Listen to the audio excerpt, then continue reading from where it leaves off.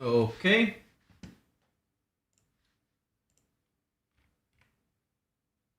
Let me just get this out over here. We already have a few people submitting.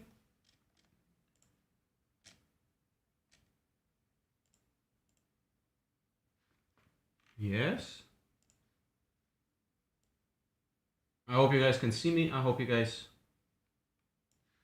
can hear me. I hope everything is okay. I did fix an issue, I think, at least now. I fixed an issue with OBS. Hello, Greedo, Notwas, Victor. Nice to see that the live stream is working. So, for the longest time, I had both a microphone in here as well as the camera that I use, which is this thing over here. And so this is my do not use full cam, right? So this is a full cam that I have down below here that is like chopped up like that on the side. And then I have another one which is moved a little bit the other way around, right? And I use these for the Ableton cam so that the camera itself is a little bit smaller, as well as the Reaper cam over here. Yeah, that scene doesn't have a microphone. But what ended up happening is I had a microphone in here, and then this do not use full cam over here uses the normal full cam, which is this one, which also has a microphone. And I didn't know, but if you nest a scene into another scene, those audios sum together. So if you have a microphone scene in here, so if you have a microphone entity in here, and you have a scene that has a microphone entity somewhere nested inside it, even if that is like 1 layer, 2 layers deep, here's the microphone, right? So if I have this entity in here, you guys cannot see it because I'm switching screens so much. You guys cannot see if I go to full cam what I'm actually pointing at. This is I cannot explain what is happening here, because if I go to that scene, you guys cannot see the desktop. Anyway, yeah, so the full cam had an entity of the microphone in it, as well as the stream Ableton scene. And then the full cam is used in this don't use full cam.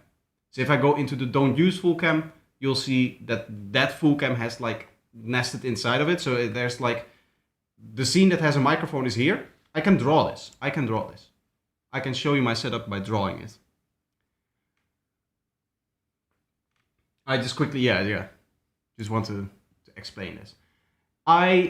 What I wanted to have is I wanted to have everything in one place for the camera, so that I only ever needed to make one instance.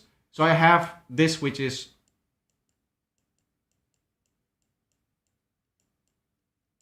full cam. I'm like a budget Thor that doesn't know how to write and space things. But this is the full cam. That then goes to the second full cam and the third, which is over here. And this one has a microphone in it, right? So there used to be like a, how do you draw a microphone? That's this thing, right? Just do I have a nicer icon that I can draw off the microphone?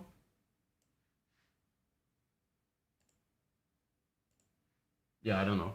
Anyway, this is, so this is the microphone, and this then goes into full cam, and then this is full 2 and full 3. When I was in full cam or on any scene made out of the full cam, right? Because this has a microphone, that microphone would link to this scene. So that would continue down into here. But you wouldn't see, it's not like you have the way that I have mic over here and then the mic from whatever scene that you're using. They just sum together both into the same channel. So if you have another microphone over here, right? So let's say that you have another microphone over here. You essentially have 2 microphones in this scene. And what happened for me is I would have a full cam over here, which or another scene over here, which is the Ableton scene. And I would like,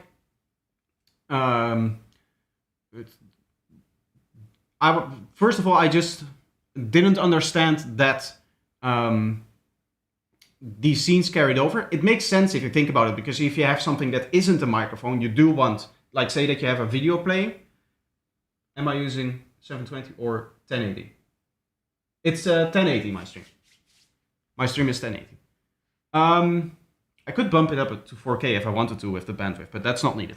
Anyway, so whenever I was using a scene that had just like one microphone in it, right? I was like, oh, there's gonna be the one microphone, and I believe there was like a break scene that didn't use any of the camera stuff, but this, or which was it?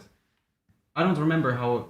I think it's the Reaper ones that were different, because the Reaper ones didn't have a microphone in it, and they were made from another scene, but that doesn't really matter, because of course both of these kind of inherent, like the microphone from there, and then this one goes around, goes through here, and goes through there. So any scene that had a microphone in it, which would be logical because you need the scene to have a microphone, at least that is what I thought, they would have technically two microphones in them, but those two microphones would only ever show up on one channel, meaning that it looks like you have one microphone when essentially there's two microphones. So if you then switch to a different scene that doesn't have a microphone in it, like this one has over here, it will still look like you have the same microphone, the same audio setup, but your volume halves, because instead of having two signals, you just get one signal.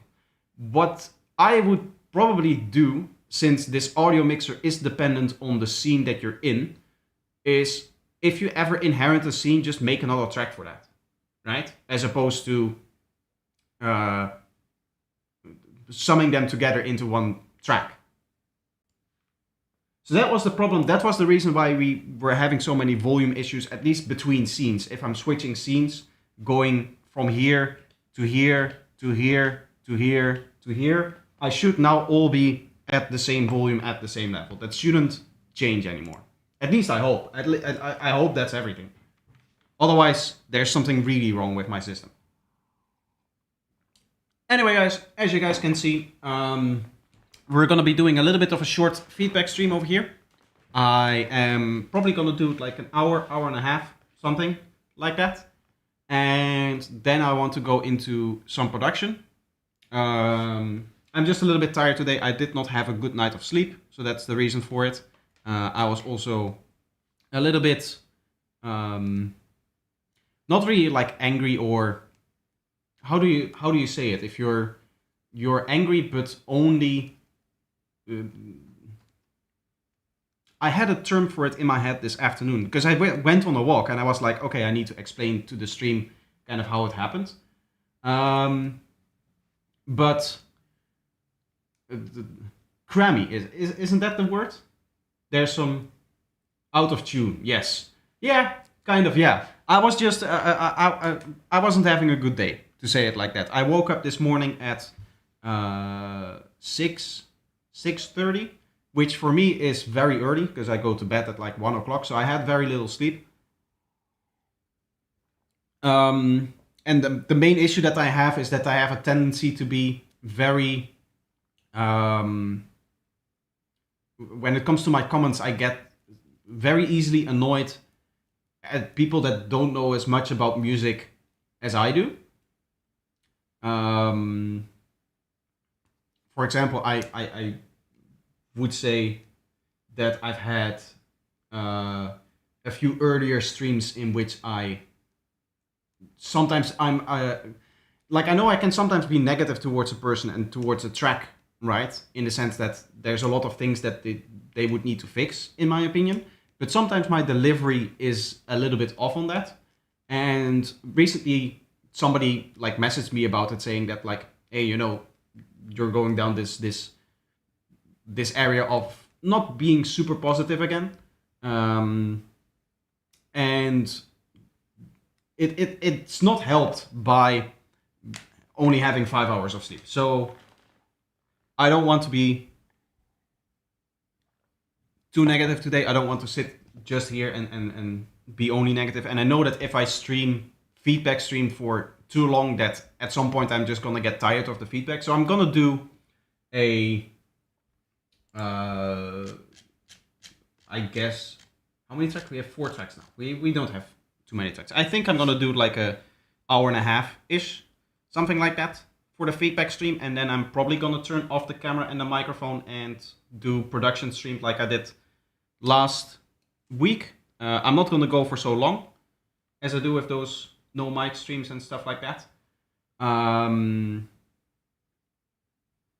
But yeah, I'll see. Because I also technically need to edit some shorts, which yeah, I'll see. I come here for the criticism, but I understand what you're saying. A lack of sleep can definitely exacerbate moodiness. Yeah, it's not about the criticism per se, because at the end of the day, I understand that people are here for the criticism. It's that sometimes my way of delivering that criticism can be very brutal, especially if somebody is a beginner. Right? Because for anybody that has been making music for, I guess, a prolonged amount of time, it's that you can tell somebody like, hey, this sucks, you need to look at it. And then they immediately have in mind, okay, that means that I have to go into that track. That means that I have to go and change that and that and that thing. And then I can fix that, right? If I get feedback, say that I'm working on a mix down for one of the tracks for the album, let's say, and I go into the Eclipse Discord and I ask the guys like, hey, can you listen to this track? Can you give me some feedback? Somebody will say it like, oh, the kick needs a little bit of extra punchiness. I immediately know I can go in there and I can EQ the kick drum however I need to and get that little bit of extra punchiness out of it, and I'll be fine, right? That is 5 minutes work for me. But if I say to a beginner, like, oh, this part of the mix, you need to rebalance this. You need to, for example, set the priorities of the elements differently, as in the element that you now have at the center of your track shouldn't really be the main element. You should choose another element for that. They might not necessarily know exactly how to tackle a situation like that. So for them, even if I say the exact same thing to them, in terms of feedback, it may feel like a much bigger task for them because they don't know how to execute on the feedback that I give them. You know what I mean?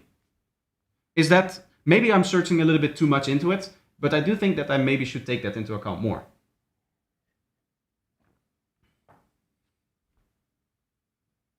Yeah, tough love is good, but it can also discourage novice from continuing. It can be fine line depending on their emotional makeup. Exactly. At the end of the day, you guys are just some profile pictures, names, and a few extra messages in the chat for me. So I can also not exactly see how everybody is doing. It's fairly easy for some people to gauge how somebody is doing if you're just talking to them and what you can get away with in terms of just saying. But for a situation like this where you're just a username on the screen and you cannot get somebody's facial expression and take that into account when you're talking to them, which is essentially what I'm doing here, it becomes a little bit harder to adapt to see hey, can I be a little bit more negative and try to give them a little bit more information that can be useful for them, or should I dial it down a little bit with my feedback and should I give them less feedback but have them more happy, essentially. Having a thick skin for critical feedback is better than being overly sensitive, in my opinion. Yeah, that's true. That's true.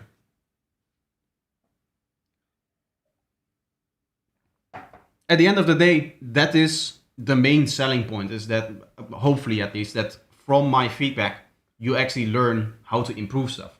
And that should be the main goal, but there is a side goal of just entertaining people and making people feel good with these streams. That is why people tend to come back. So I have to take that into account. Anyway, that's probably enough talking. I said I would do 1.5 hours of feedback and we've wasted the first 15 minutes of that.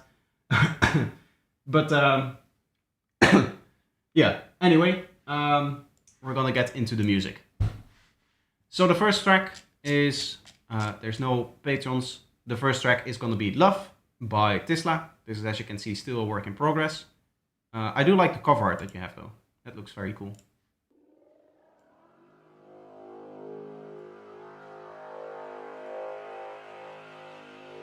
Please let me know if my audio is different or messed up, or if the volume balance is still good. I'll try to balance the track once the kick and bass plays to fill up the space here, which we always do. But if it's then too loud, let me know, please.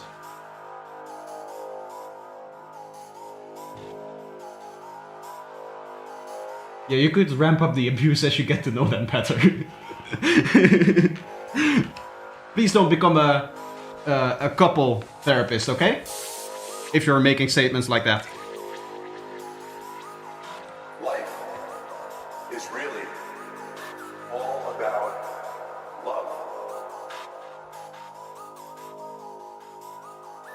I'm saying that because I've seen people basically choose between two things: love or something else. And what I've witnessed and experienced is this: when people choose love, they always... Honestly, I'm not too much a fan of just the individual FM synth there.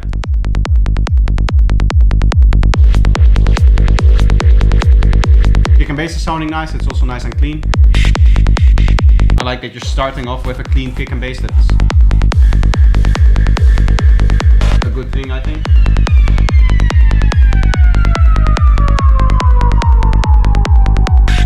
It's now slightly distorting for me, so I think I turn it down 1 more dB or something.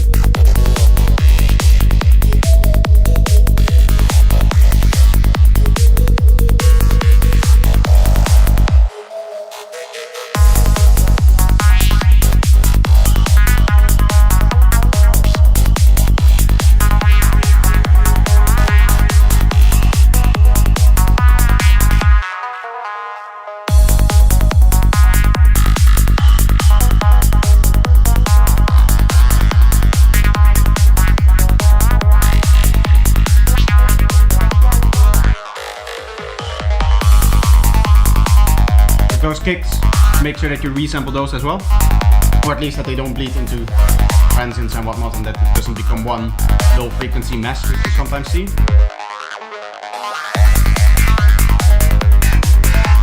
Also, I would consider a little bit more exciting stereo field on the synths here.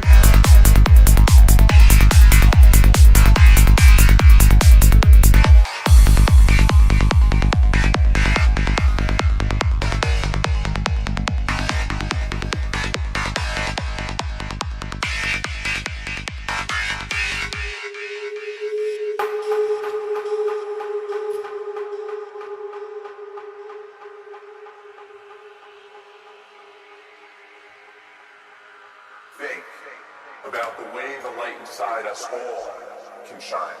And my favorite way is through our love, which can illuminate in our relationships. The most important relationship that we'll ever have is the relationship that we have with ourselves.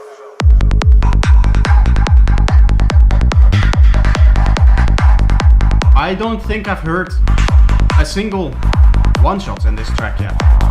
Even here at the start, where that would be a prime spot for some one-shots, it's just like a synth playing very sparsely, but still playing like a sequence through it.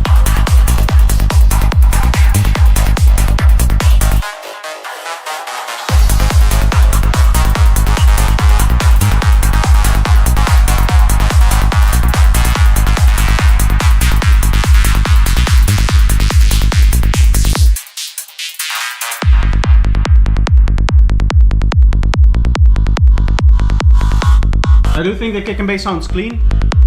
Spectrally wise, I do think it is a little bit too pushed towards the low frequencies. This doesn't feel like a track that is like Dark Side-ish, where you sometimes see that very strong low frequency hum. So I feel like you can definitely focus a little bit more on the first, second harmonic, that kind of area. And maybe boost up around, what is that, like 400 hertz-ish? This area a little bit more? Because here the drop-off kind of continues too far for those lowest frequencies, in my opinion. The stuff that you can see kind of sitting there that is still going down. Generally your bass does roll off a little bit in these frequencies, but or the kick and bass rolls off a little bit in these frequencies, but it stays a little bit flatter than you have it right now. There is some distortion on the kick. That can be because I am boosting it in volume. Right? I'm boosting it in volume into the point where it becomes this loud so that we are able to see it better. By the way, there's no processing on this bass. There's no phasing whatsoever, which is interesting.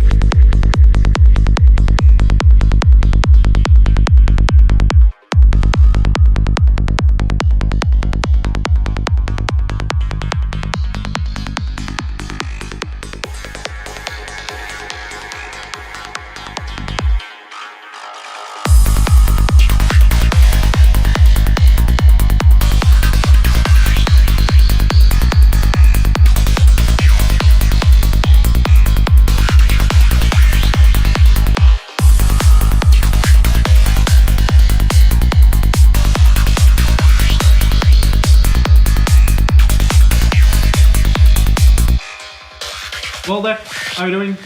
Welcome, welcome. I didn't say welcome to anybody. Victor, Electric, Tisla, Enroll, Infoshell, MindB, Ben, Ansel, Sahel, Rito. Welcome everybody. I'm sorry.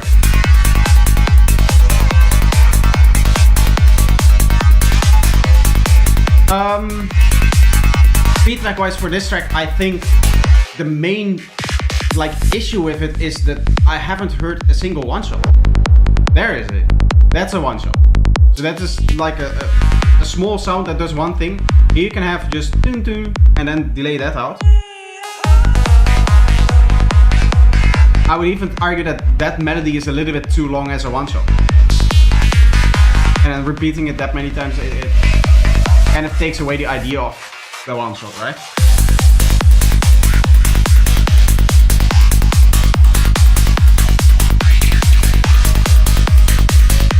What plugin is this? This is Signalizer. It's 4 different instances of Signalizer. If you want to get the presets for this Signalizer, they're up in the resources channel on my Discord. You can just look for the pin messages.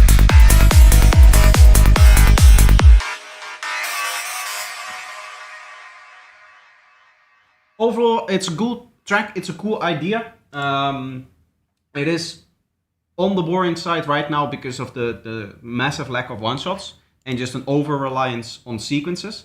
One of the things that becomes a little bit of a problem if you use sequences throughout even the parts where the kick and bass is the lowest is that your energy level kind of closes more together, right? You can imagine that 4 or 5 one-shots in a drop is much less energetic because you have all of those delay tails kind of fading out, right? So that there is the space where there's less energy in the mid-range, there's less stuff happening overall. So that is one of the things that I would worry about. But also, if we go back to my last production stream, and I try to find an area where it just shows the one-shot group. I mean, you can even see it here. If I go into this, and it is in the highest quality here, you can see for the one-shots group, which is the green stuff over here, for one, it's the biggest group, so there's the most stuff happening out of all of the different sounds that I have. And you can see how sparse it is. There are sounds in here that play such a small fraction of the track that it's you hear them maybe for half a second or something like that, and then they're never played again in the track. So there's a lot of stuff in here that is details that really makes one section its own. It is also partially true for the synths in that you can see that there's sequences, for example, in here. This sequence over here is only used there. These sequences over here are only used in this little section over here. But the same thing is happening for the one shot. We're going to go into this project, by the way, at the end of the feedback. This is where we're going to produce as well. So I'll guide you guys more through it. but the one-shots are one of the more important parts of your track in terms of keeping it interesting and keeping it constantly new, constantly evolving. Just because there are small snippets of sound that you can place into a very small part of the track and just specifically design around that part of the track, so that that part of the track becomes more interesting.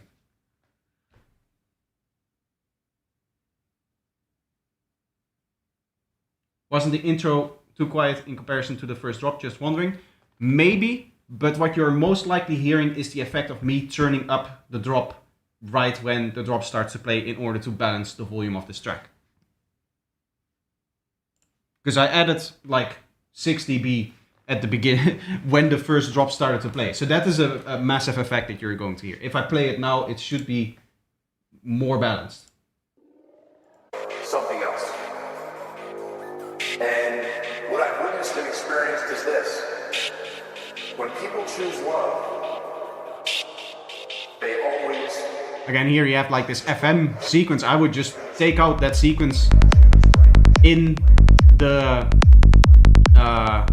intro, and even here, this should just be like one-shot stuff.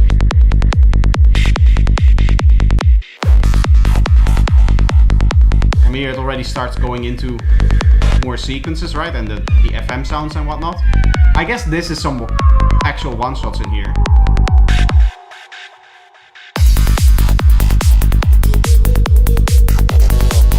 But already here in the second drop, it is just relying on the sequences.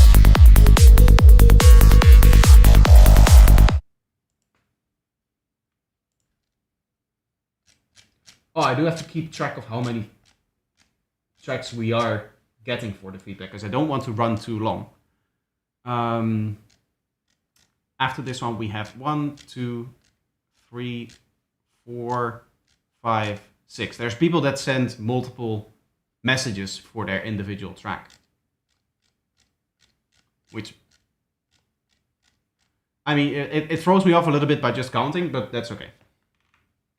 Good evening, Apocalisse Musicale. Davey, welcome to the stream as well. Nice to see you here.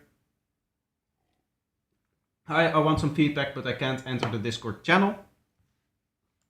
There should be a link right here. Is the bot not? Yeah, the bot is working. There's the link. You just join. You'll probably join over here somewhere, where add my music to your playlist and increase the emotes over here as well, because I find it very funny that we have so many emotes here. I didn't actually know that people were doing that, but that's funny. But yeah, you should land over here and then you just scroll down. For me, it's the very lowest portion of the feedback stuff if I leave out all of the stuff that doesn't really matter for you guys. But you should probably see it at the bottom, because you guys probably aren't going to see Patreon section. Maybe global community you guys see, but not moderator and archive and stuff. So you just scroll down and then it's this feedback on stream. You post here and you read this before posting. It says invalid invitation. But people are joining right now with it. Right? I assume that there's other people that have joined. Okay, salted onion. Okay, nice. Perfect. Okay, that means that we're moving on with Shmukas Lieds with Peace Joa. Interesting title. I'm gonna turn this volume down to start off with.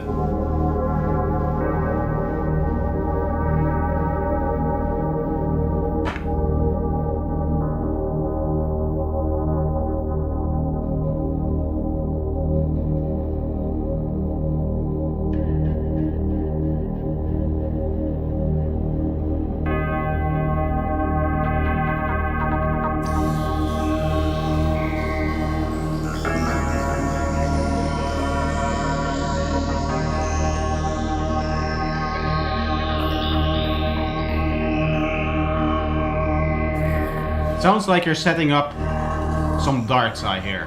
That is what I'm going to guess. Just by the theme that we're hearing here.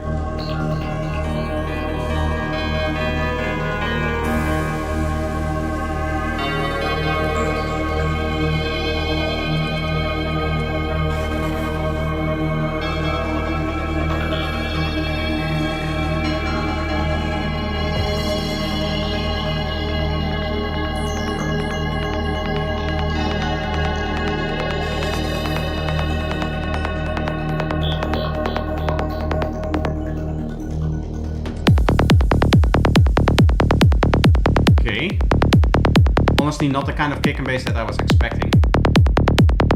Overall, I don't really like the tonality of this kick and bass too much. I do like to see that there's no significant bleeding into transients, although this transient is like pointing down a little bit more than this one over here, so that is definitely something to fix. I can see that you're LFO tooling it and then not resampling your baseline, I guess. Drop and intro feels disconnected. I agree with that, yes. I also feel like the BPM is too low for what you're trying to go for in terms of idea. This is very dark. This is very like 148 BPM. This should be in my opinion, right? Maybe 150, 155-ish. This feels like it's 140. Ooh, that's very loud.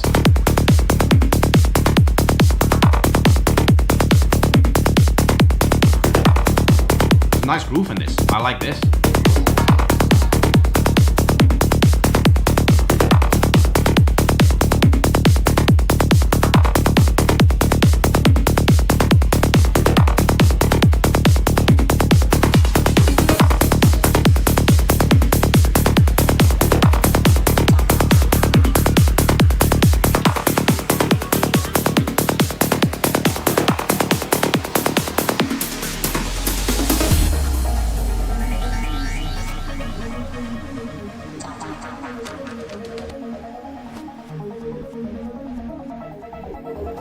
Sounds too clean but too sharp.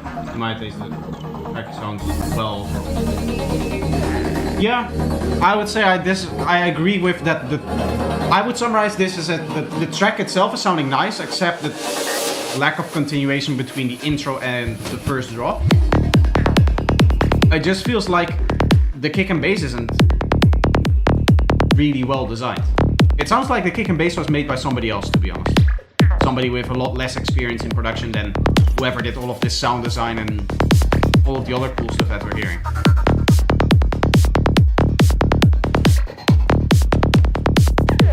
Like, this isn't even a traditional sidetrance kick in the shape that it has, right? Like, you would expect a much more heavy load on the sub bass for a sidetrance kick than this.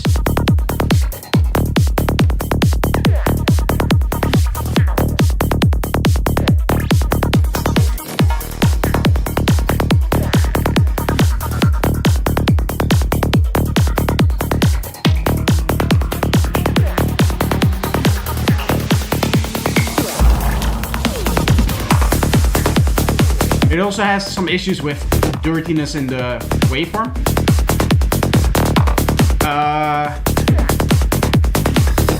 The main thing I would say is that when it comes to dirtiness in the waveform is that you have areas where, for example, you're doing like a little fill thing, we saw it before with the kick, and there the volume just spikes up. That is something that you definitely want to take care of, because right now both of the fills that I've heard where that happens, where you're doing something quick, even here, it feels like the fill is more louder than the drop, which is musically doesn't really make sense, because the drop that we're dancing to, that is the thing that should excite us, and therefore it makes sense for that part to be louder.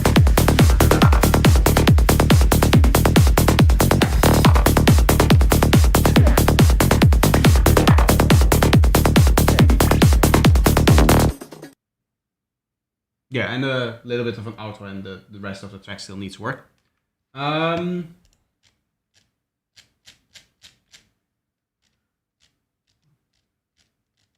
We have 4 more submissions right now. Okay. I just need to keep track of it because I don't want to go over it too much over the time. I think it has a lot of transient to the bass compared to the body. I think, yes, I agree with that. You can definitely compress it a little bit more, or just design it differently so that you have a little bit less dynamics. I think the kick has the bigger issue in the sense that it's not providing enough sub bass. Generally speaking, you can get away with a little bit too little sub bass on your bass line, because it's the sub bass of the kick that is hitting you in the chest, right? That is hitting you in the body, and that is the thing that moves you. So that sub bass needs to be there. And in my opinion, the kick drum here is really lacking that sub bass. That is the bigger issue here. But I would say, yeah, redesign this kick and bass. The kick and bass can be a lot better. I don't know what kind of processing you were doing. It feels like it can be done simpler as well. I don't know how you got to this point. But it feels like you were... One thing that sometimes happens is that people like overproduce their bassline a little bit, and then they try to fix the negativities that they hear in their bassline by adding onto it. And this is something that I still to this day struggle with as well. I sometimes can get to a project and at the end of the project the bassline has like 7 EQs on it. That should never ever really have to happen, right? 1, 2 EQs, that's okay. It also makes sense that if you're doing some processing that you have a different EQ in front of it and behind it to maybe balance the way that the signal goes into and out of the processing and whatnot. But like at the point where you are loading 7, 8 EQs, you're probably at the point where you can get better results just redoing the bassline and simplifying and trying from scratch to get the sound that you're actually after with the bassline from scratch, as opposed to trying to adapt the bassline to get the sound that you want. Overall though, cool idea, cool track. Just some one main big thing to work on and a few smaller details I would say as well. Like that intro not really working. Plus using 7 different EQs, big no-no. I mean, the type of EQ or the plugin of EQ that you use is really going to depend on its functionality. There's a reason why I have so many EQs, right? And this is probably right now half the EQs that I have on my system. Like if I really go searching for it, I can probably find maybe not this many more. Maybe another like 10 different EQs I can find on my system. It is good to have choice in terms of EQ. It is also not... It's not about like having different EQs and even, as I said, if you have one EQ that takes the sub bass and it boosts it by dB, and then you have another EQ that takes the sub bass and cuts it by dB, that isn't necessarily a bad idea. Even what I sometimes find on my own basslines is that I do something like this, where I have 2 EQs. So I immediately load 2 EQs, and then this is going to be the EQ where I'm doing like the bigger tonal shaping. So this is going to be an EQ that is going to look somewhat like this. And then I like that, and I think that's sounding okay, but I want to do a little bit more here. I want to take this individual frequency and just cut it out a little bit. And then there's this other one over here that I want to cut as well a little bit, maybe a little bit less. And then, I need to boost it here. I need to cut that one over there. And you can see that this EQ that is happening here is kind of the opposite as what is happening with this 6, right? The frequency area, or I guess more in the middle between the 4 and the 6. I could probably adapt this part of the curve in order to not need these 2 EQ boosts and cut. But because EQ is completely linear, this doesn't matter. Having an extra effect in there doesn't really matter. It's about how you use them. If at the end of your production you find yourself in a situation where your bassline is starting to look more like this, where you're saying like, but now I'm only EQing because of the EQ that is in front of it, then at that point you might as well just delete the 2 and simplify. But just the amount of EQs and the different types of EQs that you're using isn't necessarily a guarantee that you're doing something good or bad. It's more a guarantee that with 7 EQs you can probably simplify what you're doing into something a little bit easier to work with and easier to understand, which means that you're probably going to get a better result. Is that another track? Yes. Okay. 1, 2, 3, 4, 5, 6, 7, 8, 9, 10. Okay, that is 10 tracks, meaning that is already more than an hour, meaning I'm going to close the queue.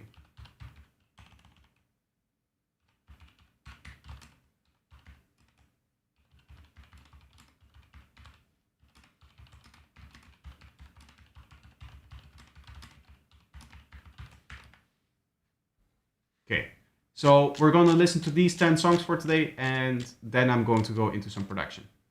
Meaning that the next one is Loris Dorman. Hey projector, thank you so much for your professional feedback. I always implement your ideas, thoughts, and critiques to the song, and the tracks are always sounding much better after I inserted your feedback ideas. Thank you so much, Brojuicer. P.S. I own all the vocals used. Nice. That's great that you give me the heads up. That way I don't have to be scared about that. Can boost this a little bit, I think.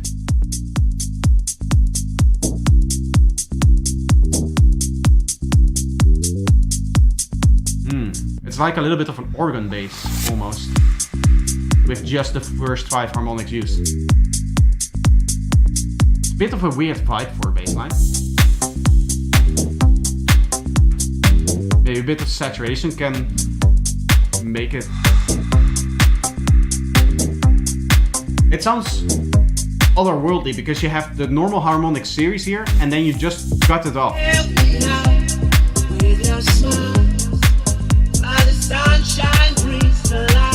Now that the track is fuller though, you start to notice it less and less. Which of course with like detail sounds like that.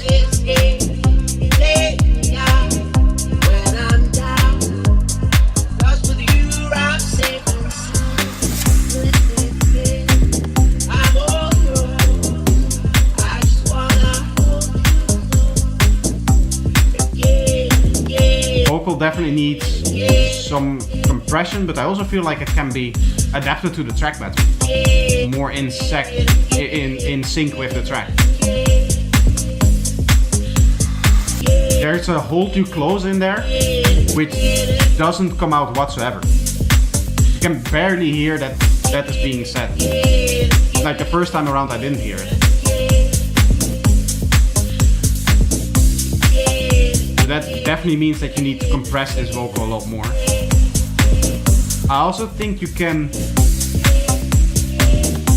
I don't know what your access is to the vocalist that you use or if you record this yourself, but when it comes to stuff like reverb and delay on sung vocals, what you'll find is that it's almost never placed on the main vocal. You almost always have a double for the left channel, a double for the right channel, and those are providing the reverb and delay, as opposed to your main vocal, which tends, like you put a little bit of reverb on it, like a very small room. Take a setting like this, where you go into any reverb, and you just turn this down to the minimum, like 200 milliseconds or something, and then just focus on the earlier fluctions, focus on low, dry, wet. You do a little bit of that on the vocal, but your main reverb and the main delay of the vocal usually come, especially if you want to have these kind of big, luscious reverbs, then they come more from the overdubs and everything that you put behind the main vocal to kind of make it fuller sounding, as opposed to your main vocal line itself.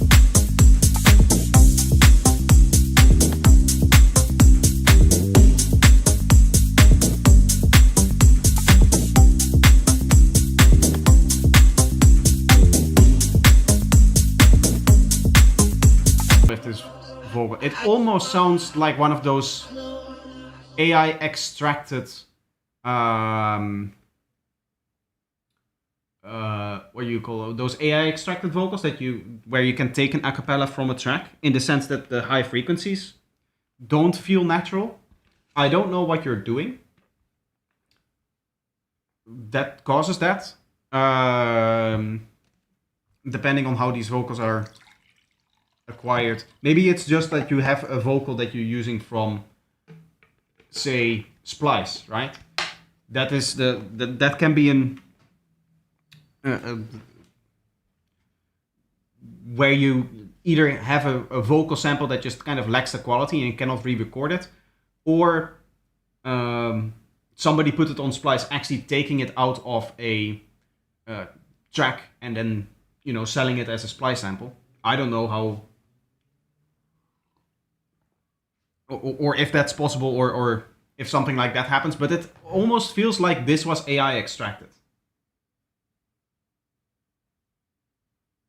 I hear those artifacts that stem extraction usually introduces. Yeah, that slightly undefined high frequency whoosh into any high frequency sound that tends to be like in normal speech you can have high frequency material just appearing with a start, whereas with those AI things it always feels like it has a little fade into it.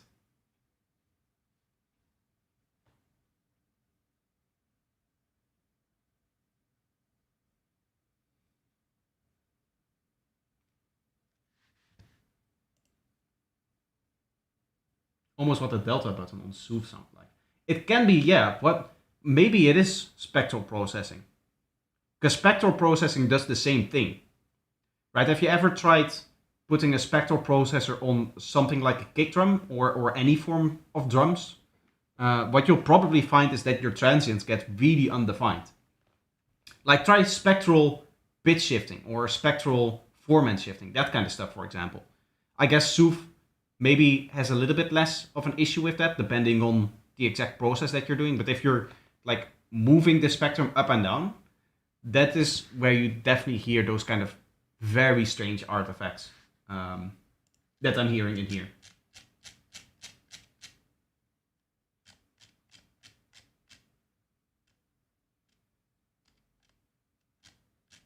Either way, let's move on to the next track, which is going to be Mind B. Hello, here's the track that I post every Sunday, but now it's 99% finished, or maybe 98.5%. I'm not totally satisfied with the mix, but I think I never will be, exactly.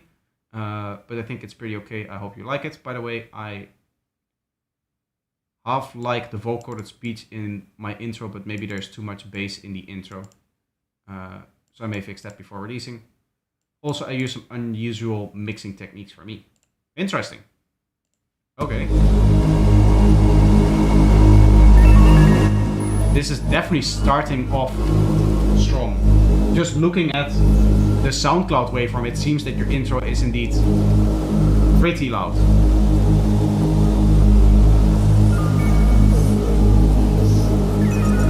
Yeah, I feel like even just as from a musical idea, not even the mix idea, but from a musical idea, having this bass line come in. Digital revelation could be a breakthrough in artificial intelligence that enables machines to understand and respond to human emotions. It could also involve a new technology that revolutionizes the way we interact with computers, such as mind-controlled interfaces or immersive virtual reality experiences. This is the area where the vocal becomes really hard to understand. When it comes to those vocoder vocals, it is nice to have the very high end, say like 8K and above, be the dry signal. Because also with the vocoding, you kind of get that smearing issue in the higher frequencies.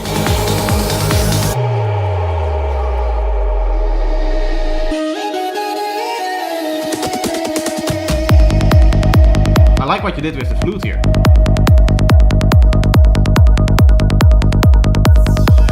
I am hearing a little bit of limiter distortion, I think. If there is limited distortion in this area, we're gonna hear more of it later.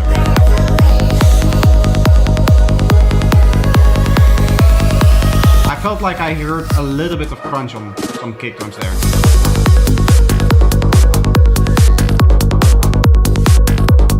It's gonna be much harder to hear now.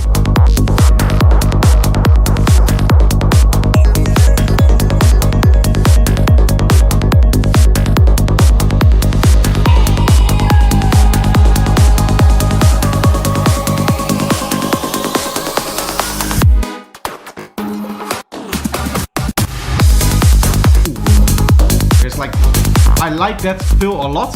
There's one hit that had a little bit of like a click to it.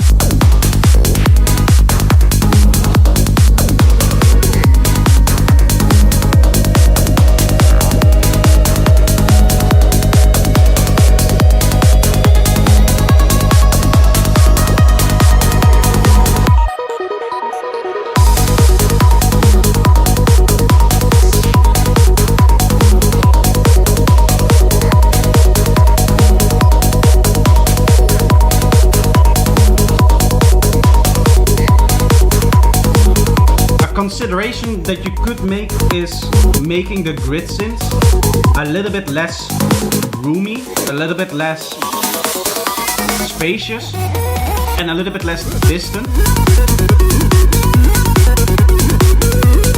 Because all of your melodic leads and all of that stuff is also like big and distant and nice and huge sounding. So having the grid synths a little bit more in your face and dry can build a nicer contrast there.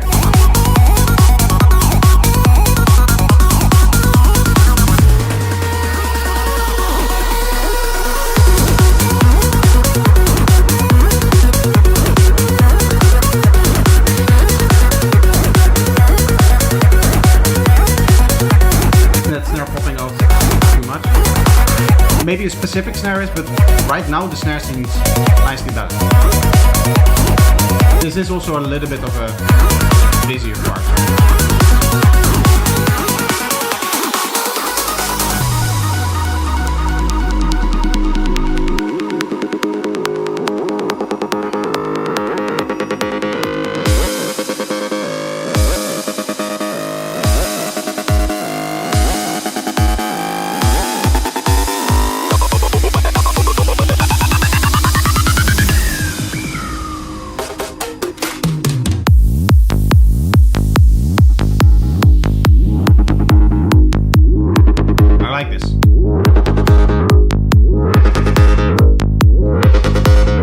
Heard any limiter distortion anymore, so I think it's sounding good here in terms of the limiter that you're using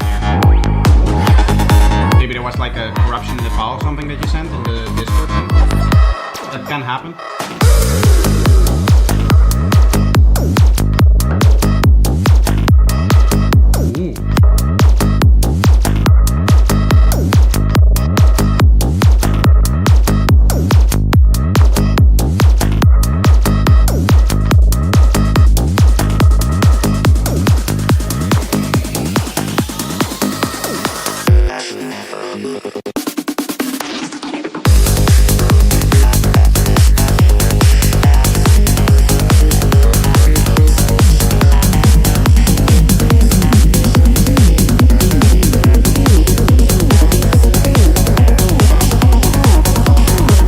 Comes to lead like these, it is probably nice when you're already having such a busy mid-range to take a filter and to like set up your high-pass filter that you tend to use to remove lowest frequencies of whatever lead you have, right? And then just taking the Q factor and then automating it in like this. Maybe works better with a little bit of a shallower filter.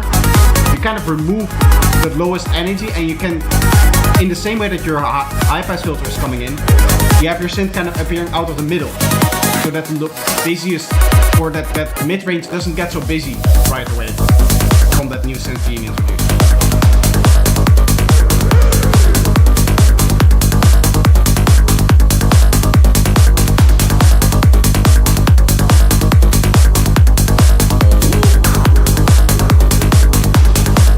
Overall, this is really well done. Mind B is probably one of the best artists that I know. That I think I would say he is the best artist that I regularly speak to in terms of just the quality of his music. The final thing I do want to say is that that open hat sounded very reverberated.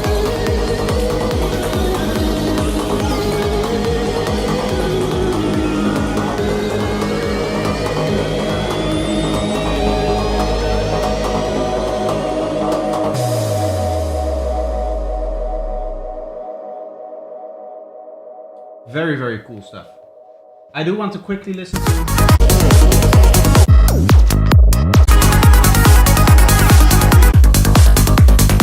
here. This open hat, the reverb sounds like it lasts the entire beat.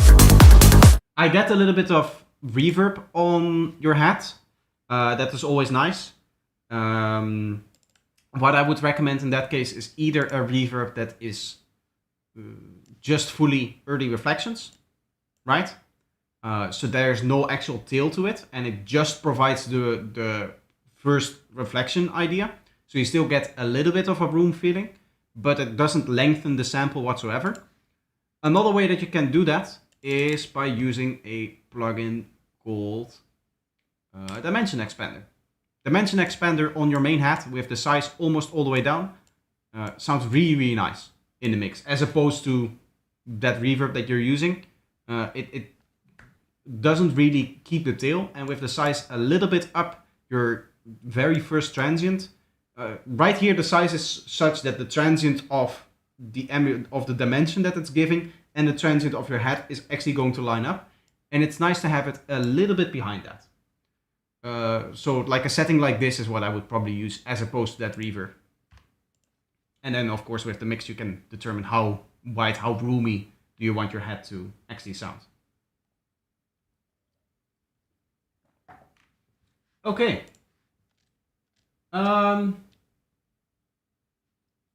Next up we have, I'm not going to be able to pronounce any of that. Selemene 0710 in Curcio, no name, 1644 Master 1. Okay. This is one I'm finishing and sending it to records. It's like 95% finished. The overall track is pretty harsh. It sounds like you definitely know what you're doing sound design wise, structuring wise, just the writing wise. The mix is a little bit all over the place. I'm gonna be honest here. It feels, the mix just doesn't do this track a very good service. I also think some areas are just a little bit too full, and then your way of trying to indicate the flow of the energy with your top drums was really a little bit confusing, to be honest. Your open hat being the first element that you hear, while normally it is used to message to the listener like, hey, this is the highest energy part of the track. That really threw me off.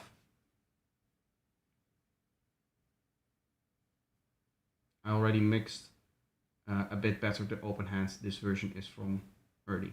Yeah, it's not really about the mixing here in terms of the open hat. My issue with the open hat, at least, is just its placement within the track. It doesn't really make sense for it, the thing that says like, okay, this is the part where we are at the highest energy, to come in as the first drum, right? Because that is a conflicting message. All of the other drums still have to come, so all of that is going to raise the energy a little bit more. So maybe changing the open hat with the snare makes more sense with energy flow. Kind of. Generally speaking, you start your first section with just kick and bass, your second section with your closed hats, which are the smaller, choppier, faster ones, or your closed hat and your snare, and some like extra drum loops and whatnot. And then your third section, which at that point you're at the high energy, then you add the open hat to whatever else you already had, right? It's usually the sections where you go from medium energy to high energy where the open hat just gets added, and not much more, to be honest. I guess it's a little bit counterintuitive that something that plays 16 notes is lower energy than something that plays only on the offbeat 8 notes, right? Because the open hat that plays an 8 note only on the offbeat, so that you would imagine that would be slower, but because of its synergy with the kick drum and its synergy with the other hats, you can almost think of it as what the open hat is really doing is it extending that third closed hat and kind of washing that into the fourth one in the beat. And that is what gives overall the high end more energy, as opposed to just the speed at which it plays.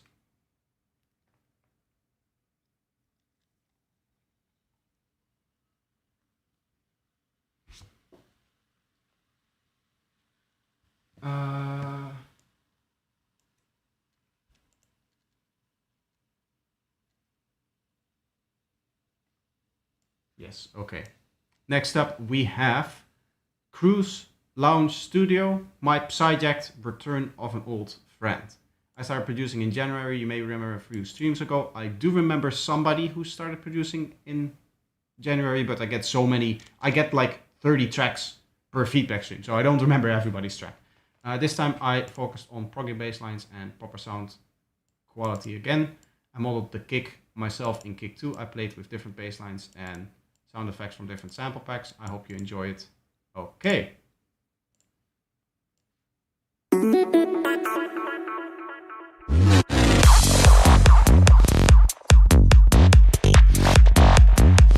Bit of a strange start.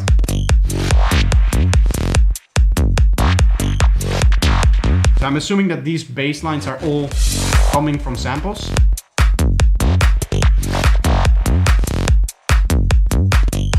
The kick is lacking a little bit of punch, I would say. A little bit more would be nice out of the kick.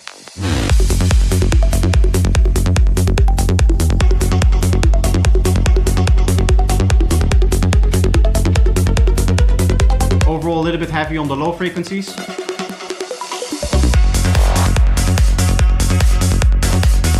Strange that even though your bass lines are samples, they're still bleeding into like each other. Okay, this doesn't really make a lot of sense musically, going from all of these grooves one into the next like that. Generally speaking, you separate that a little bit more.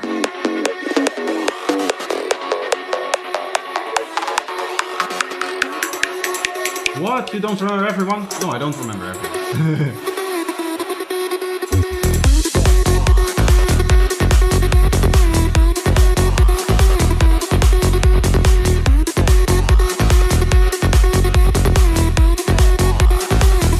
Yeah, you can see there this.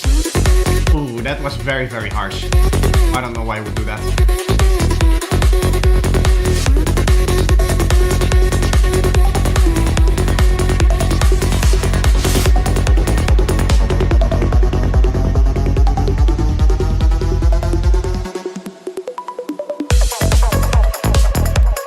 Not a fan of the constant groove changes.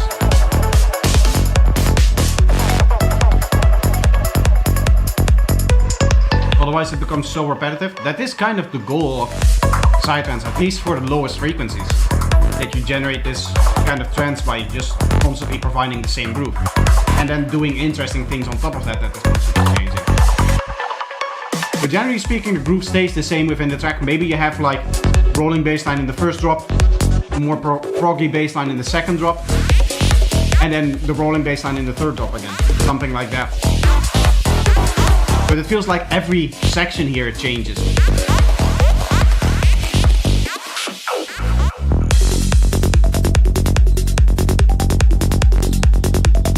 I don't think we've had two different sections with the same bassline in this part.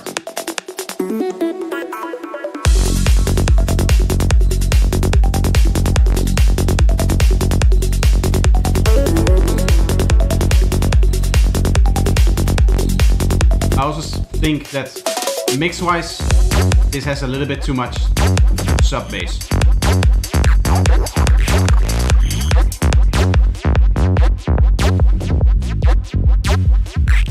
I like the little rainbows that you're generating there.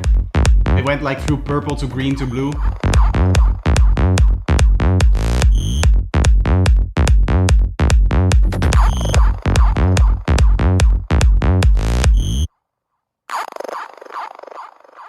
Overall, I can definitely hear that you have been producing for a short amount of time, I would say.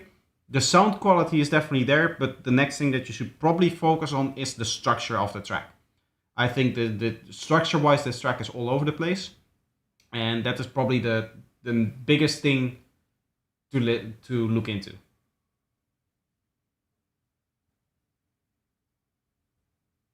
I don't understand listening. I don't usually listen to Psy because of the bassline being very repetitive. I respect it, but I never understood it. I mean, that's the point of the genre. It's in the same way that for heavy metal, the guitars are very distorted, right? That is kind of the idea behind the genre. I guess it makes a little bit more sense if you actually go to a festival.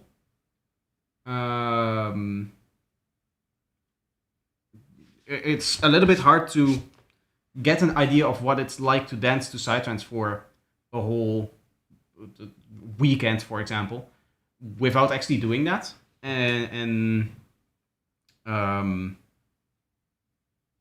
you can imagine that if you're dancing at a festival and you're finding your groove after 16 bars, and then the groove changes and you have to find your groove again, that becomes very annoying in that sense. The fun thing about something like a rolling bass line is that there's deliberately almost no groove in it a lot of the times, so that you can dance to it however you want. But the bass line doing a certain thing influences the way that you dance to it, influences the way that you kind of move your body when the pitch of the bass line or the filter cutoff of the bass line is moving in a certain way. You kind of move along with that kind of deal.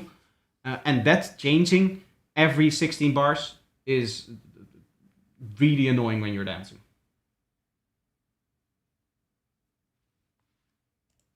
Is people still submitting? Oh, yes.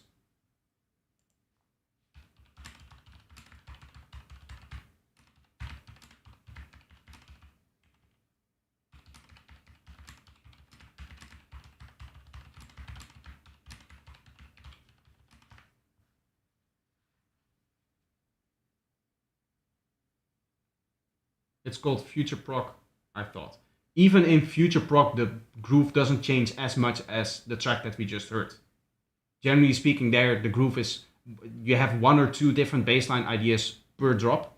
And then even then, what you'll find is that throughout the track, the main groove is kind of still the same.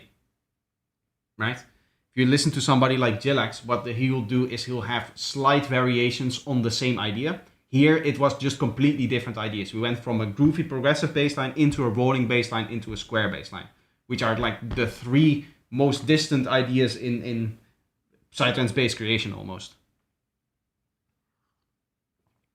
I guess maybe like a sliding bassline would.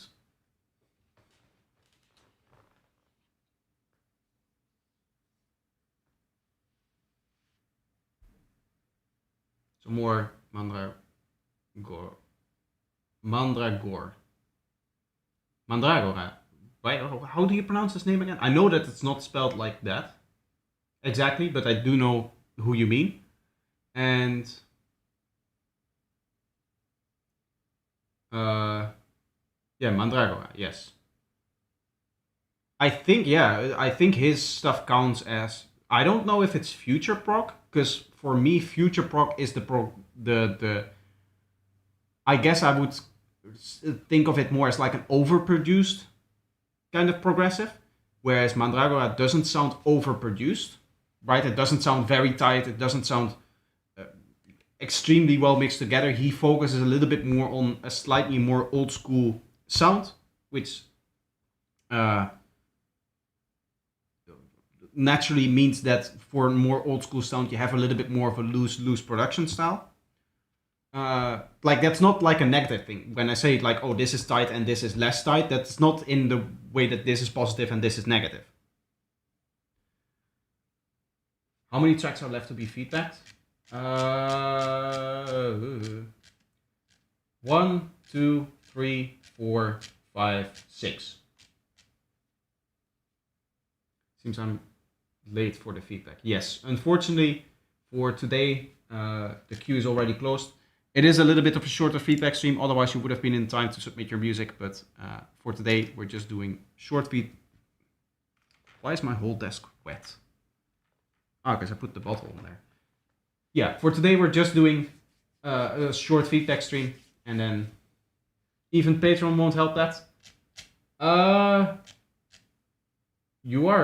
Somebody is indeed a Patreon, but who submitted late. Technically they could skip the queue, right? But the queue was already closed when they submitted. And they submitted way late for that. Like this was already in, it's not like they were a second after after I posted this message over here. They're like way late. I'm not gonna feed them into the queue just because they're Patreon. I don't think that's a good idea.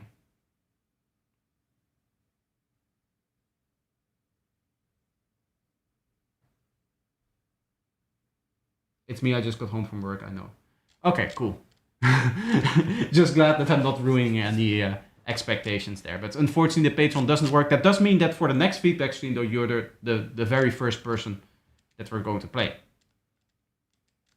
But we're now going to play Apostle here, a projector. This is the first song of an upcoming EP that I'm currently working on. Would love to hear your feedback on the arrangement and the overall sound. There's an issue with clipping due to SoundCloud compression, but I don't really know how to fix that. You can pre-clip your own master. And yeah. if you don't want to get into the compression level, you just keep it under where the compression is going to have an effect. I believe on SoundCloud it is 1.5 decibels, but it might also be 2 decibels like it is for MP3. Now we're getting into the deeper legal issues of surrounding the jumping of submission queue lines. Yeah, let's not do that. Let's just keep it simple, yeah. But in regards to the SoundCloud compression, you can probably find online what the actual limit is of your true peaks, that your true peaks need to stay under. I believe that it's minus 1.5 dB. So if you want to master for SoundCloud without causing any clipping on SoundCloud itself due to its compression, you can stay below that. But that's not a good idea. I wouldn't really care too much about the compression of what any single platform is doing, because it's going to differ between platforms, right? Something that may work for SoundCloud really well isn't going to work for Spotify really well, and making all of those individual masters is going to probably take more time than you're going to get benefit from, I would say.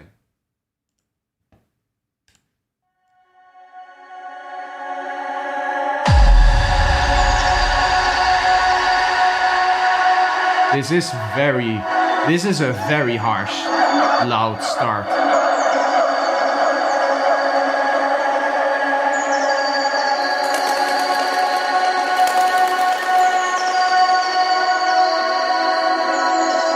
Oh, please add a Reese bass to this. It is so loud, so harsh.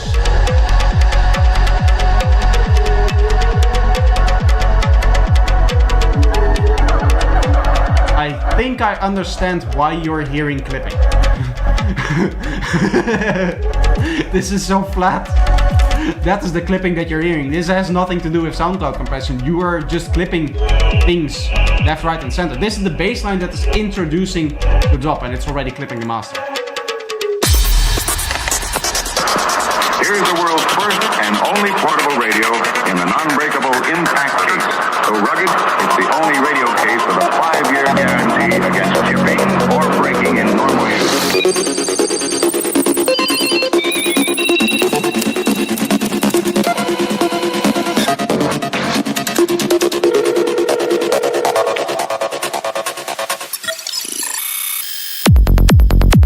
Some great sound design, I like that.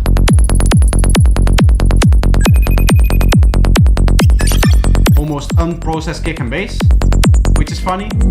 It is still bleeding into your transient, and in this case the transient is actually suffering because it sounds like the transient exists out of 2 things, which you can even almost see here. Like this is the part where it's bleeding into the transient, this part over here, and then this part is the sound that we actually hear as the transient. It almost sounds like there's 2 right after each other.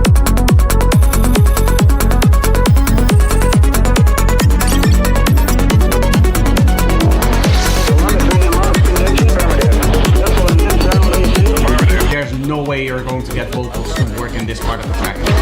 There's never going to be enough space, even if you fix just the loudness issue here.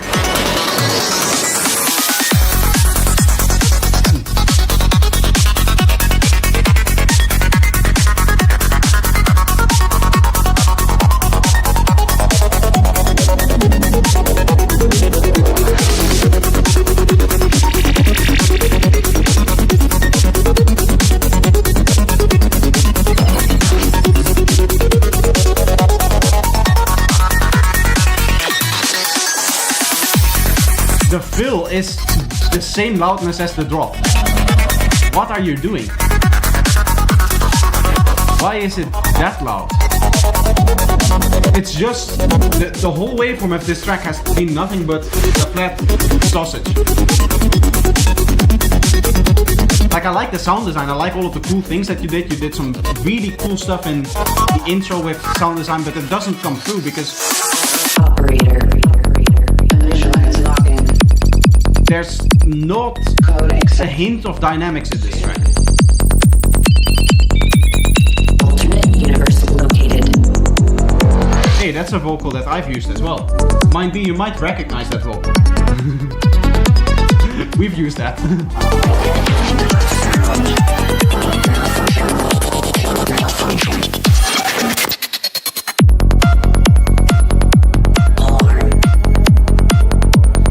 Catastrophic failure alert. Initiate emergency program. Yeah, mastering is still an issue for me. I'm at the very beginning of music production. I don't believe that. Survive. I definitely can hear that you have been doing this stuff for quite a while. At least I would say maybe like a full year, maybe 2 years, depending on how intense you're learning. But the sound design, I can definitely hear that this is somebody who has been doing this for quite a while. It's just the mastering that you're not really getting right, I would say.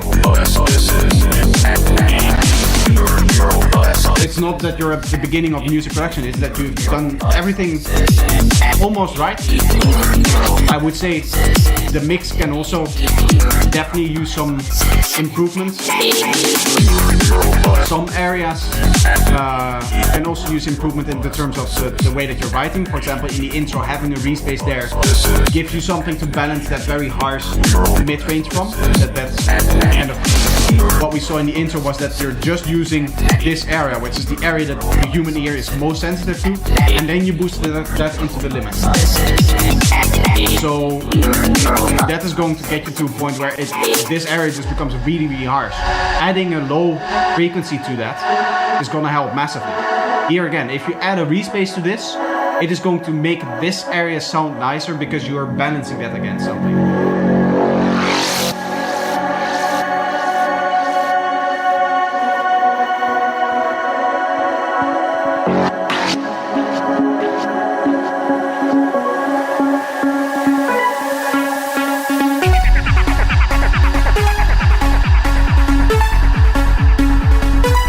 Also, when it comes to the kick and bass that you're using to introduce the kick and bass, turn that down by like 5 dB. So that when you get to the drop, you get some extra impact. With your current mastering, that's not gonna work, because there's no impact in this track whatsoever. But if you were to master this normally, then you would get a little bit of extra impact from this part of the kick and bass literally being quieter than the part that you're going into. Right now, it doesn't really excite me because everything before it was equally loud.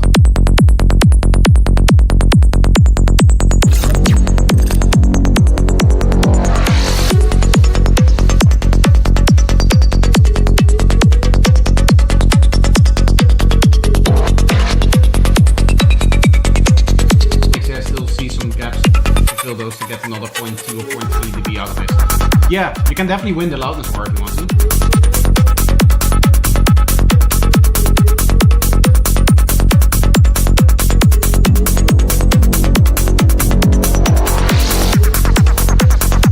F-sharp minor, please don't ask me those kind of questions. Somebody in the chat, please take care of that question, because I don't know how to answer that.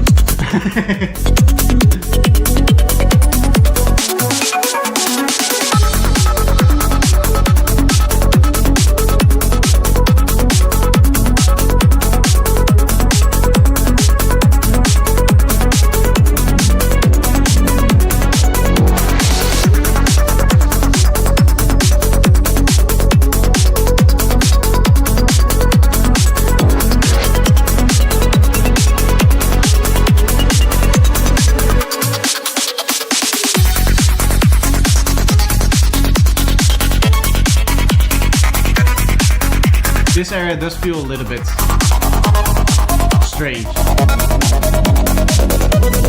It's like a backing melody for some reason. Why would the melody be the background element?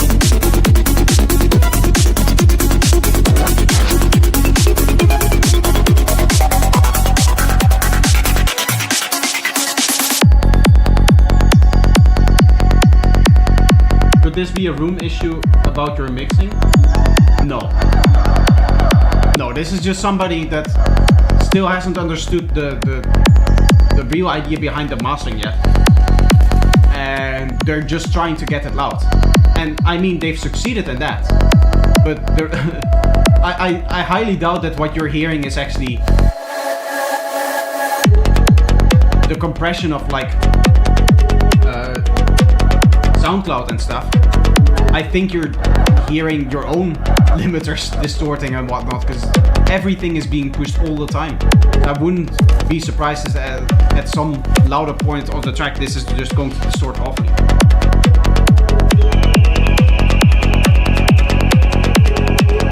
Like, listen to the harshness of this screech here.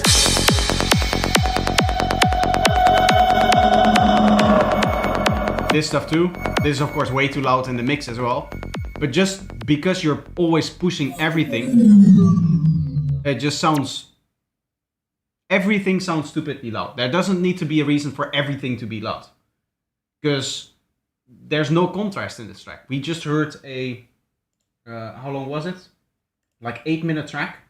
And it never felt like the track was flowing me or taking me somewhere, because it always was at this like same level here. That's what I would say.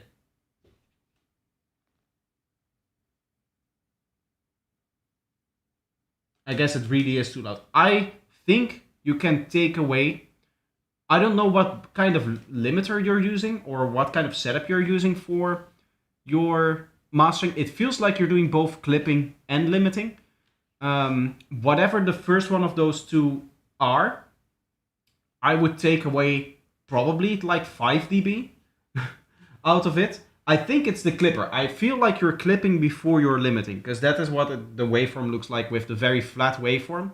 And then sometimes a spike kind of coming out of that. It feels like that is where the limiter was supposed to clamp down, but I feel like you have the ceiling of your clipper set to -1 and then the ceiling of your limiter to 0. First of all, you should probably match those ceilings, because the goal of the clipper is going to be to catch those small peaks before the limiter so that the limiter doesn't have to work as hard. That clipper should catch peaks that are at maximum 30 samples long. So that is less than a millisecond. Exactly, I'm using a hard clipper going into limiter. I'm assuming that your clipper is working all the time. Right? Or almost all the time.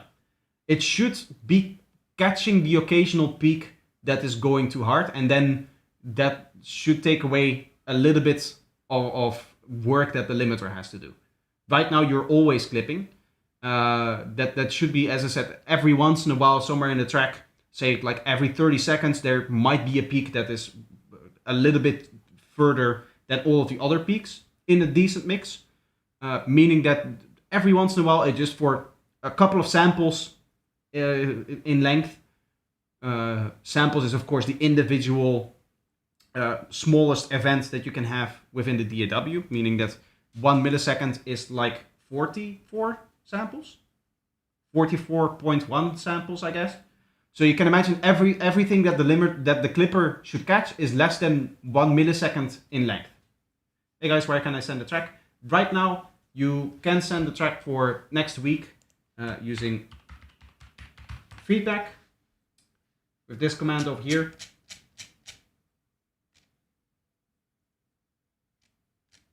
You have another person submitting already. Yeah, but you would be submitting into the queue. There's another Patreon trying to get through here. Yeah, but for everybody submitting, the feedback queue is already closed for this week. But for next week, you can already start to submit. And then you will be one of the first that we're going to listen to. Next one is Waldeck with Twilight Rituals.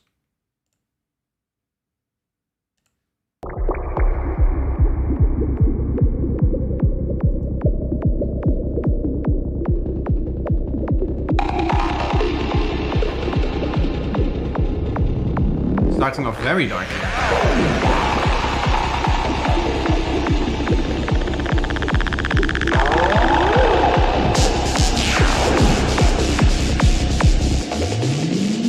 Dear Victor, thank you for stopping by.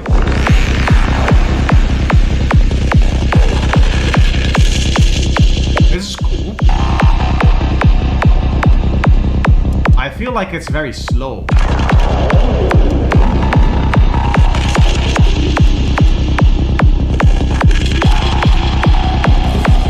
I feel like for such a dark idea, it's very slow. It's like 138 BPM or something.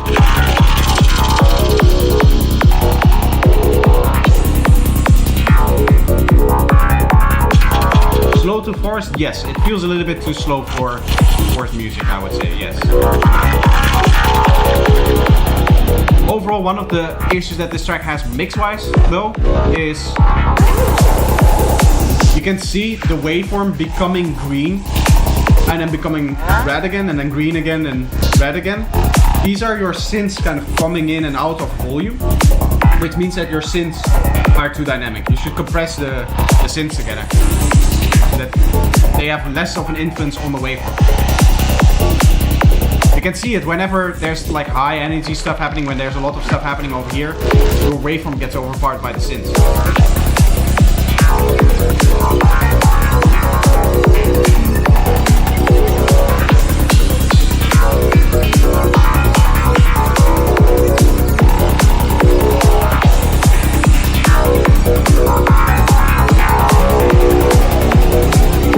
There's a lot happening here.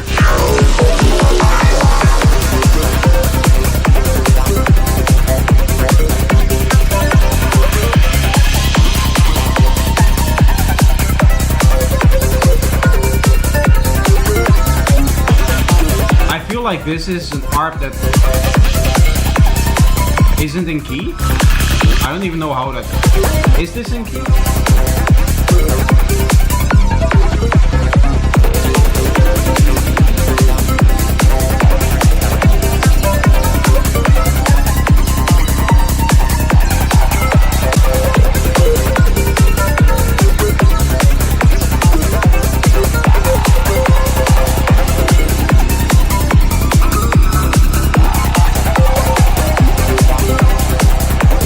I don't know what's happening.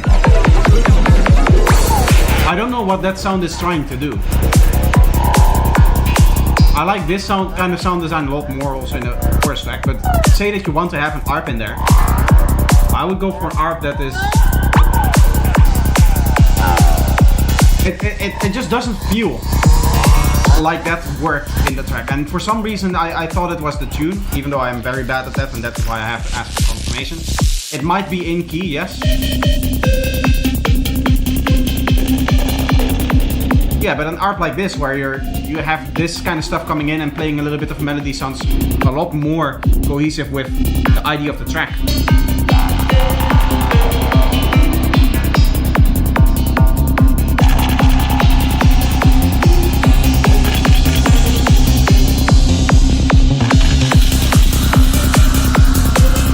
Trying to escape the stereoscope.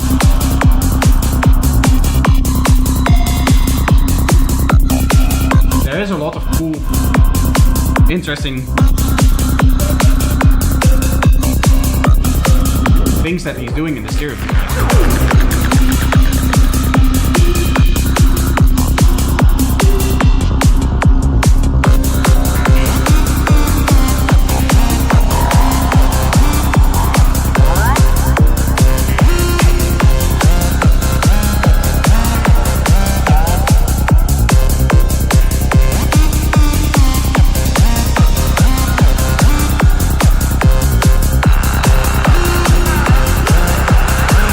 I don't think this melody really works for a forest track. Just melody in general.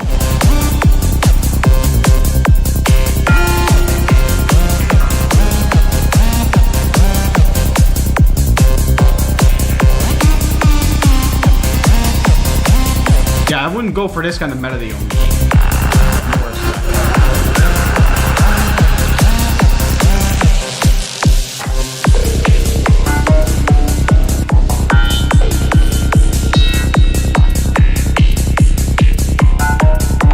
I know Moonshroom is probably joking about the stereo bass, but I stereonize all of my bass lines. just not in the lowest few harmonics, like the lowest 3 harmonics. In this case, that is pretty much the whole bass line. There's not really a click, there's not really a strong mid-range sustained sound to it either. That's kind of the style that you're going for as well, so that's not like an issue or anything. But that means that there's not really much for you left to stereonize in this case. So in this case, I would say probably a mono bass is gonna be good enough. But if you're doing the kind of music that I like to do, the kind of sidetracks that I like to do, then you're going to end up with bass lines that's in general are going to sound better when they have a little bit of stereo information in them. That was, thank you for stopping by. Hope you enjoyed the stream.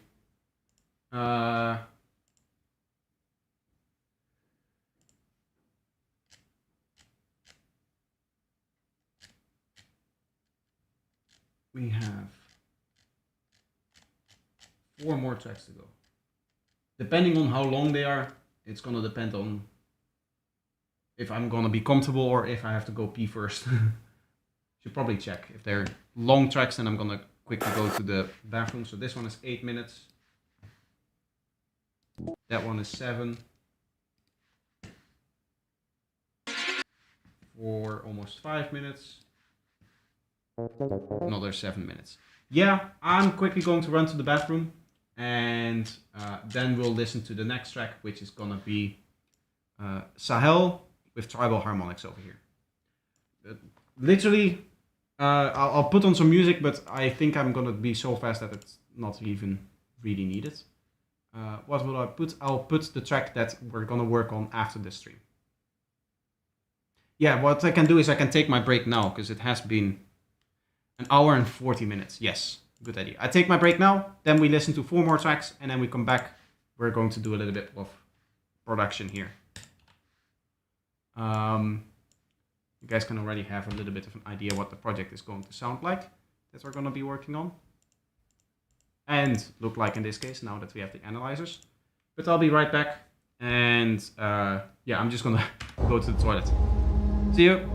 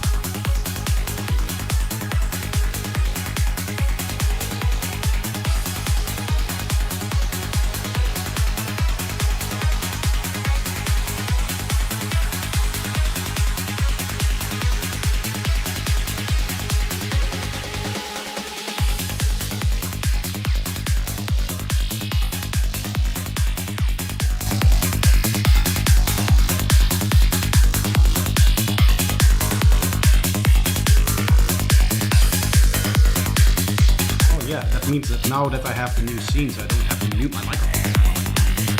I need to remember that. I practically remove the button for it.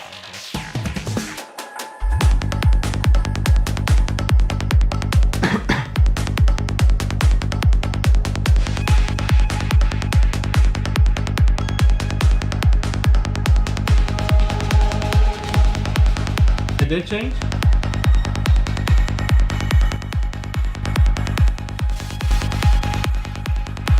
Just going between these changes the volume.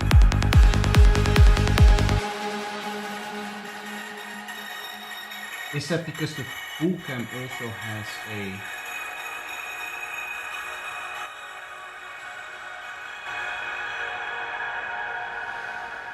Oh my god, oh wait.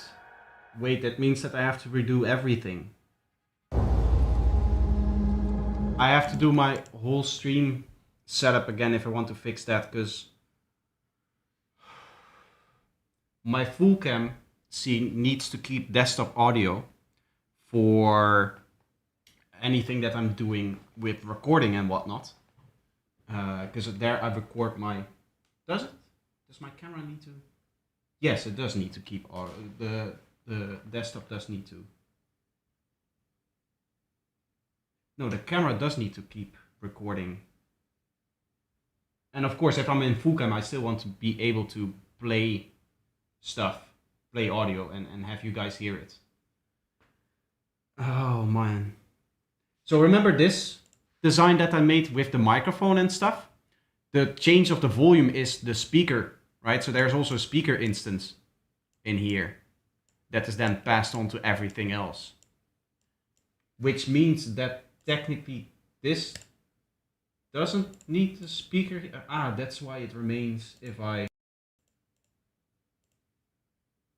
Okay, so wait. If I do this and play, you guys still hear that, right? You still hear, because it's still showing for me in the mixer. Oh, this is so confusing that... Oh man, it's so confusing that multiple sound sources from multiple different things in here can share the same mixer instance in here. So what is happening right now is that the desktop is coming from both the scene over here, which is the full cam thing, which I cannot click on because then you guys won't see OBS anymore because I then go in full cam mode, of course. But there's also desktop audio in here, which means that I can remove this thing and you guys will still be able to hear it. Which I then have to do here.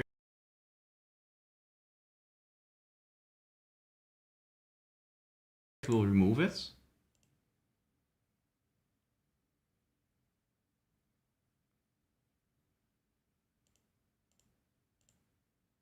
Okay, I think now it should no longer change volume then.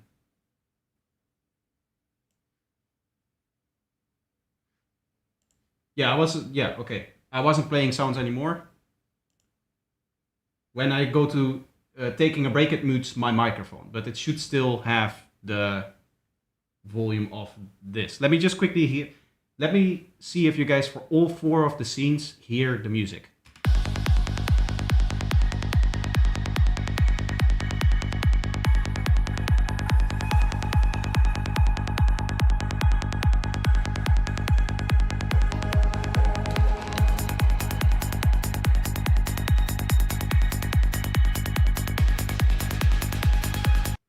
Oh, good. Perfect. Okay. Nice. Then that should probably fix a lot of the issues that I have with the volume thing. I need to find out how this is going to impact my recording, though, which is going to be fun. But yeah, I'll figure that out later. For now, we'll just listen to more music. There's still more people submitting. But I guess I hope they all know that that's for next week and not for this week.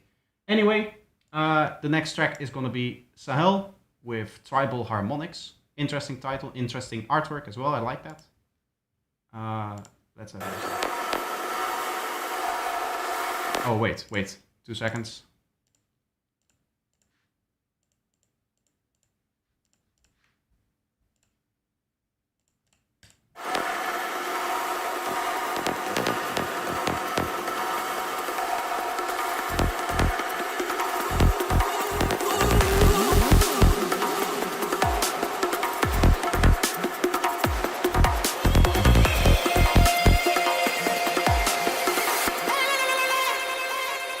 I would probably lower volume of the bass line in the intro a little bit. I would consider resampling and fading out a little bit more, like this little bit over here doesn't really need to be there. It does seem to be bleeding into your kick drum. You can see this trend in being different than this one. You want to avoid that by removing the bleeding from the bass. So that's where resampling comes in.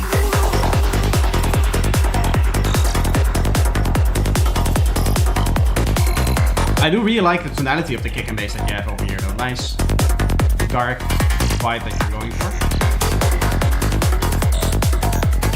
Sounds like you have a serious case of first world problems, Ron. Yes. Yes, I do.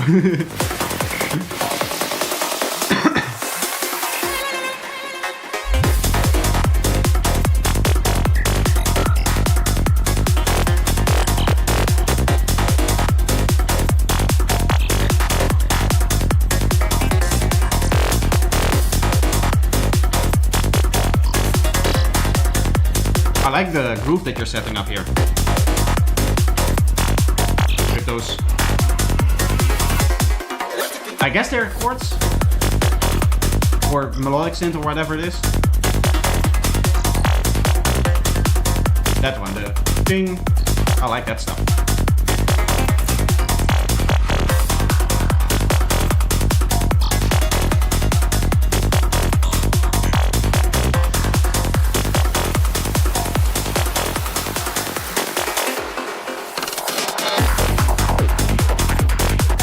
I really like the idea that you're going for. Mix-wise, there's a few improvements to make.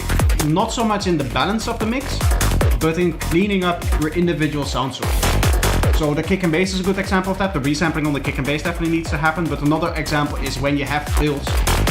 That last fill we heard some sound kind of going into the transient. What is nice is to cut that slightly before the transient. I do like that you cut your reverse kick so that the reverse kick doesn't go up all the way. That's nice. And that is kind of the way you would go about all of the other sounds in like fills and whatnot.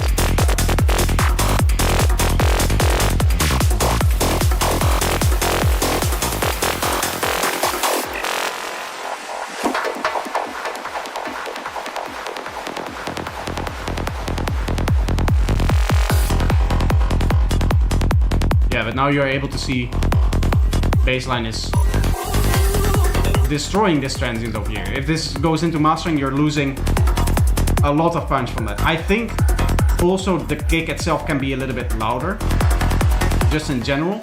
But I think a lot of the punch that you're not hearing in this kick drum is because of what the bassline is doing right before it. But this is like one of the worst case scenarios with the bassline going all the way up to like the highest point over here when the kick plays. So you definitely want to fix it. Yeah, trying to get rid of the bleeding there.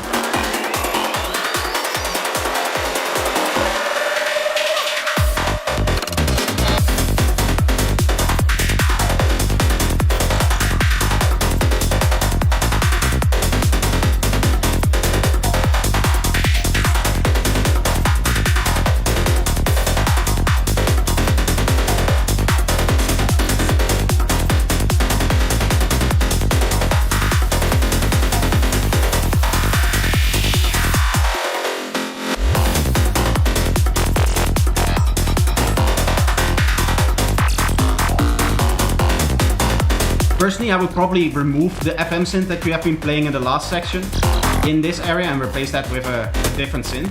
I noticed somebody else was also saying like the FM synth is overused. But it tends to be the case that when you use the same sound in different ways, it becomes boring because the sound design doesn't really change. Which is kind of what is happening here, right? The sound is staying the same.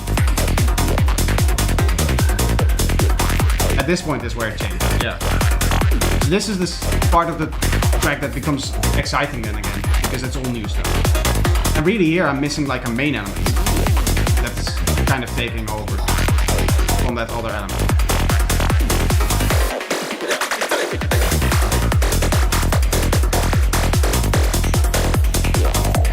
I've never seen so many people submit after. It's because I'm still live streaming. And I closed the queue so early.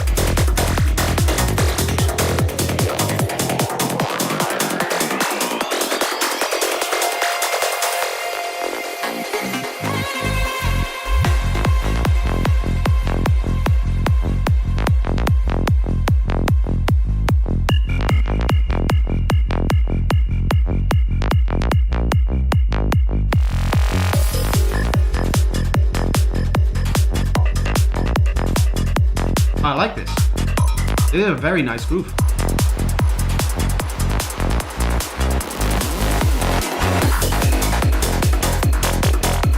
Again, kick feels a little bit quiet in comparison to the bass. Feels like you're trying to keep the kick and the bass at the same level, but generally speaking, the kick is a little bit louder than the bass line because the kick is the thing that we dance to. That's the most important thing, right?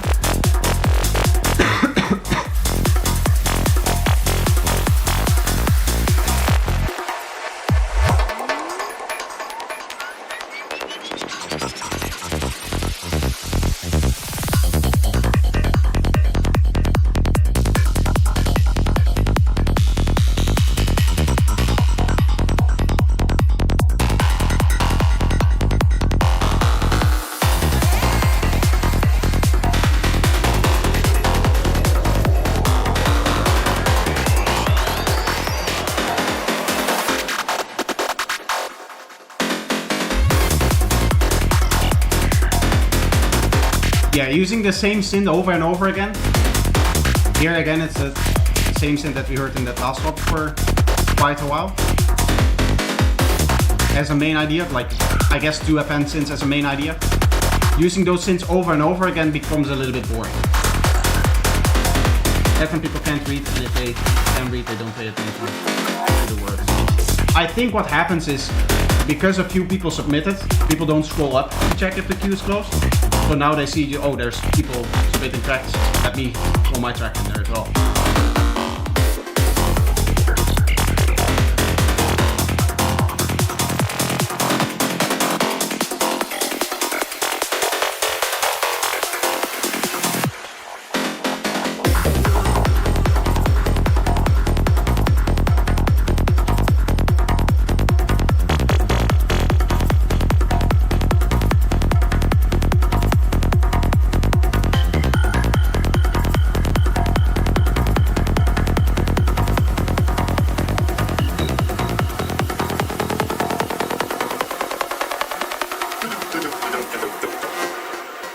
Little vocal line there, I like that. That's kind of interesting. That's fun stuff. That is the kind of stuff that I would try to put a little bit more into this track to make it a bit more interesting, I guess.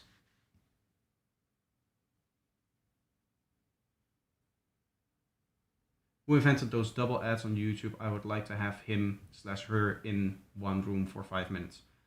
I think you have the guy from product development to thank for that. May I recommend uBlock Origin? I haven't seen an ad in many, many years. Thanks to hear that I don't get any money from you watching my videos. No, I don't care. If people use ad blocks, I really don't. I can't be bothered. I use ad blocks myself. I know technically it is against the terms of service of YouTube and I shouldn't do it. I should probably just get YouTube Premium, but it doesn't feel like it's worth it. Especially because I have a different account on my phone. So I would probably first buy YouTube Premium for that.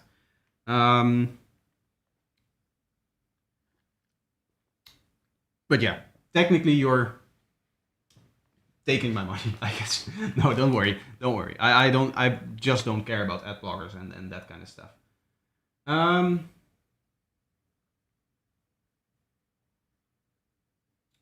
One of the musical functions of the FM is to saturate certain parts of the spectrum to give them to give space by using another FM with different shape or silence. And then the secret to bring it back in time. I don't know what you mean with that last one. I do agree with that first one in that FM generally results in sounds that have a lot of energy in a particular part of the spectrum. And changing where that energy is in the spectrum is what makes them interesting. That is usually why you can also use like band passes, because that is where essentially that is just a filter that highlights a small piece of the spectrum, right? I don't really know what you mean with the last bit about the secret to bringing it back in time. I don't know what that means. But I agree with using multiple FM synths can make it a bit more interesting because of the way that even if you put a bandpass on it, the different parts of the spectrums are like highlighted, I guess, by the bandpass. But yeah, that would be a good tip. I would agree with that part. Yeah, but YouTube is asshole. They don't adhere to their own rules. I much rather buy your products than watch ads for products I'll never buy. Yeah, to be honest, I think as a YouTuber, I've come to realize that a lot of the criticism for YouTube that you get with their rules and especially their copyright stuff, since I'm now also a label owner, so I get a little bit more of the copyright argument, but a lot of that stuff is just because YouTube is as big as it is. It is not YouTube's fault, I guess, that it is as big. I mean, of course, they did what they did in order to get this big, but you cannot really blame them for abiding by stuff like DMCA law, which is just an annoying way to do it, right? Honestly, DMCA is an annoying but necessary way of maintaining copyright on the internet, because there's no other way in which you can fairly get through all of the copyright issues that may be found on the website like YouTube. And the same is true with community strikes and stuff like that. There's always going to be that story of the guy that got or girl that got wrongly banned because of this or because of that. But that is, you have to imagine that is one channel getting banned or getting like a community strike or a copyright strike, while there's thousands and getting that wrongly, while there's thousands, if not tens of thousands, if not hundreds of thousands, maybe even millions of channels that every day just function fine and never really get any issues with copyright and that kind of stuff. Even my long-standing issues with copyright are only because of the feedback streams that I do. If I don't do feedback streams, I don't think I have gotten a copyright claim that I would disagree with. In the sense that a normal copyright claim is not so much them saying like, oh, I guess to a certain extent it's a label saying like, hey, give me the money that you make with your content. But all of the content that has been claimed that isn't my live stream did actually have that music in it. You know what I mean? It's so the system is kind of working fine. It's just that you only focus on the parts of the system that are causing issues. That's not what I meant, bro. What's complete bullcrap is that YouTube will keep any super chat money that hasn't been paid out that month if they terminate your channel. They've kept 12K from one guy. Yeah, monetization is always paid out afterwards. But that is just the terms that you sign up for as a YouTuber. One of the things that is explicitly stated in the YouTube contract is that things like super chats and monetization aren't paid directly to you. They're paid to YouTube, who then gets to pay you, right? So that is just the term that you agree with. It's not illegal per se, because that is the terms of the contract that you go on with it. YouTube has lawyers and they have, it's not like they're just taking the money without any reason, right? It's like, okay, whatever meant that the contract was terminated, any money that could have been paid out after the contract cannot be paid out because the contract is no longer valid. like if you, I don't know, sell a car, right? Then your car insurance, it's not like you should keep paying the insurance on that car. Once you sold it, the person that you sell it to is starting to pay the insurance of the car. So it's kind of like that, I guess. It's always weird to say something like that where it just feels natural that that person's sales should be paid, and their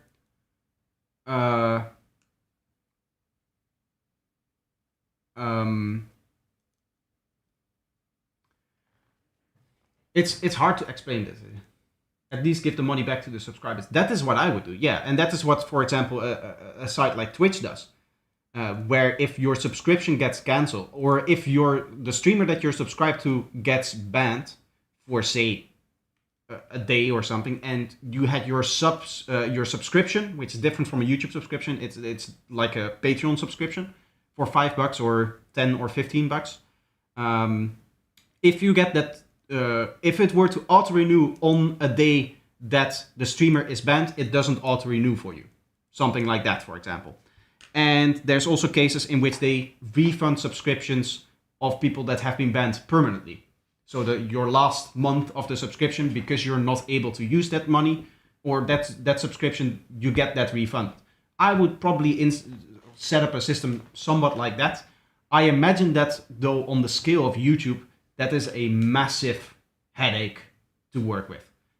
YouTube operates in like 180 different countries. So imagine the amount of different payment systems that they have to be compatible with. If they had to like refund all of that, I think that cost would be higher than any benefit that they would get out of that. Because those costs of repaying everybody need to be recouped somehow. So that is going to be taken away from the content creators themselves.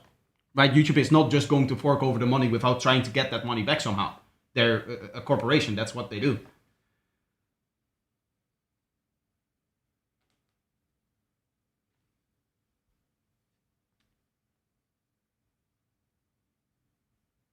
Why don't they let you promote your own stuff on their ads while you are streaming instead of seeing some Bila supermarket commercial shit? It's because the ad system is tuned to you as a person. The YouTube ad system displays different ads depending on what you're interested in. So somehow you have shown that you have some form of interest for supermarkets to YouTube, because that is why the supermarket ad is playing for you. But the ache of their head is not my concern. Yeah, and in that case, the whole point is that both you as a user and me as a content creator, we have accepted the terms of service of YouTube.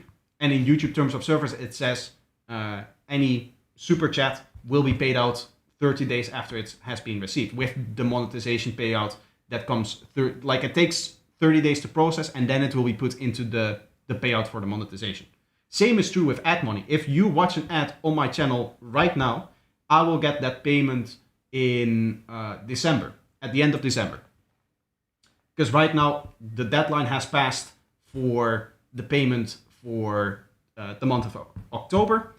So the money right now needs to be calculated. And then in November, I'm going to get the payment of the month of October. And then in December, I would get this payment over here.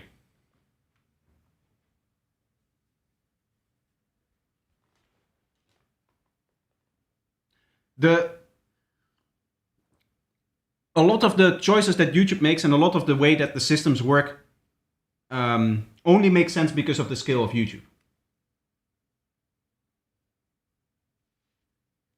The spoken words in my track are not copyrighted. That's nice. That's good. That is part of the rules of submission. But yeah, I would get into trouble with that, but that's a whole other story. It's always, I do agree with you, Infrashell, in that it seems scummy in the way that they handle certain things. But once you start to look at the idea of YouTube as a system that is serving like 2 billion people worldwide with several million active channels, you kind of get a little bit more of an understanding of why certain things are designed that way.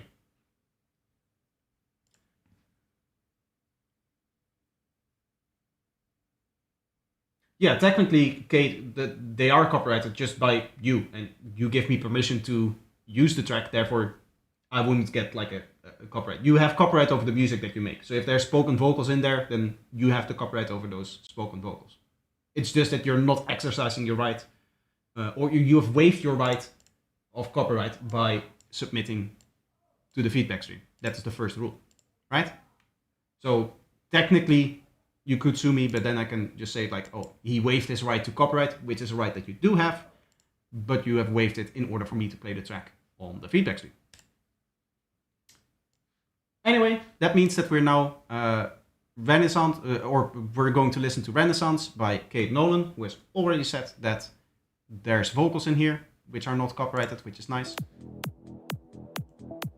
Definitely won't sue you. Nice. It's good to hear that. I think I'll need to turn this track up a little bit here.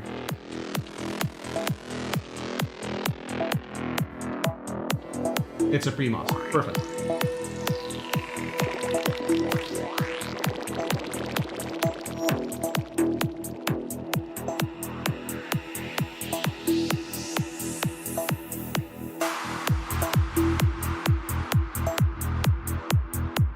Is this the main kick and bass?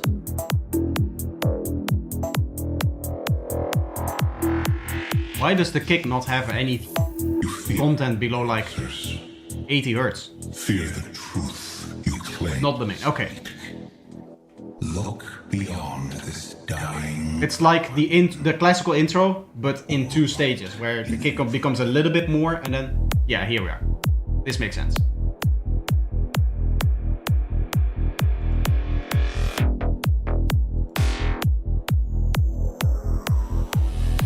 One kick drum, which is causing the issues. It's all nice, but then this last kick drum, you're bleeding into that kick drum over there.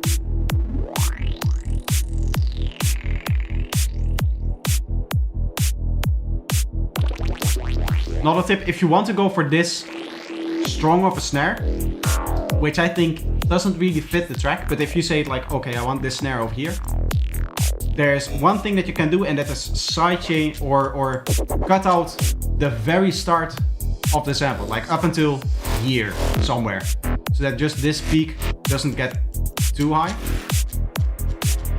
You can see what it does to the kick, the difference between a kick without a snare on it and with a snare on it, and just the size that it has. You can usually, with the snare of the transient being the loudest part, the very start of the snare being the loudest part, and with the kick, sometimes that transient of the kick drum can get too out of hand. I don't necessarily see it in this track, so it's not too bad. But that is a way that you could get, if you do find yourself having those issues where summing those 2 transients together gives you an issue, then you can cut out the transient of the snare.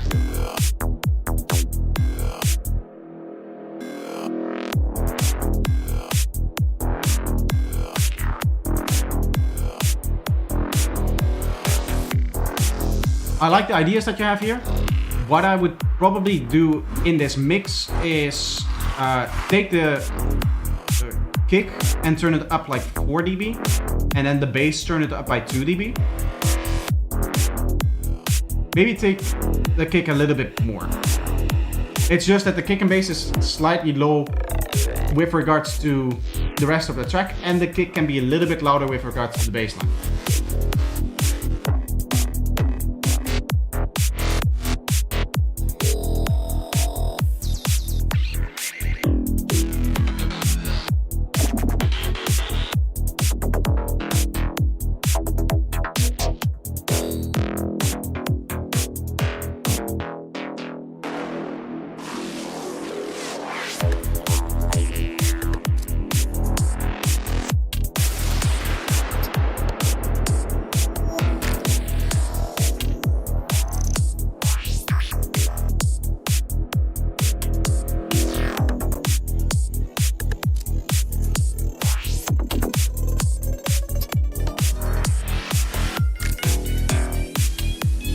I'm so not a fan of those speed up and slow down synths when you're in a groove itself, because they feel so disruptive to the groove.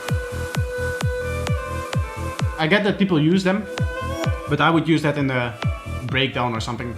something like this. Here you have it kind of like slow down or something like that, because here you're not really disturbing the rhythm that you're dancing to. But if you're dancing to something and then suddenly something comes in there and just basically doesn't sync with anything in the rhythm, it never really feels good to me. It always feels a little bit off to me. Projector, if I want to use 2-pack vocal in my track, what should I do?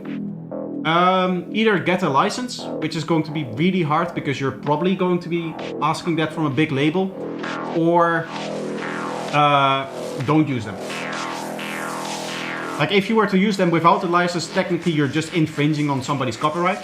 That being said, the chance that they're actually gonna do something about that is very, very small, but never zero.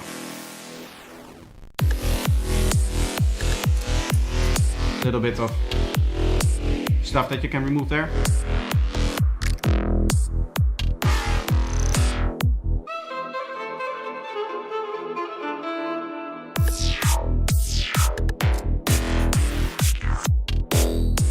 There has been a pad that has been playing throughout this whole track, which really holds the track back.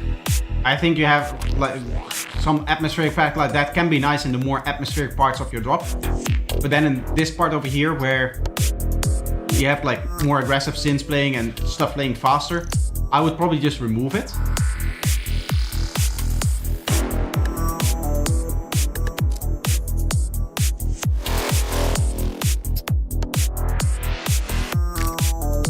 He's asking it from a dead dude. Yeah, I assume that Tupac was with a record label, right? I'm not sure if they had him keep his masters, knowing that he came from like a, how would you say, disadvantaged neighborhood, disadvantaged, yeah, disadvantaged area. They probably, he probably didn't know what he was getting into when he signed his contract with a label. If it was one of the bigger labels, so I'm assuming.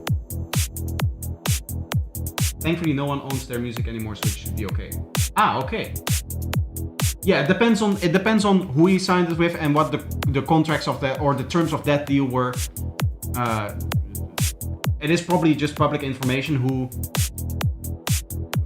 owns the copyright to somebody like that, to his music.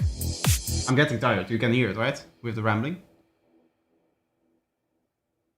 You probably, you can probably find that whoever owns his copyright, and if it's not owned by anybody anymore, then or it's owned by somebody that says like, oh, you can just use it, whatever, then it should be okay.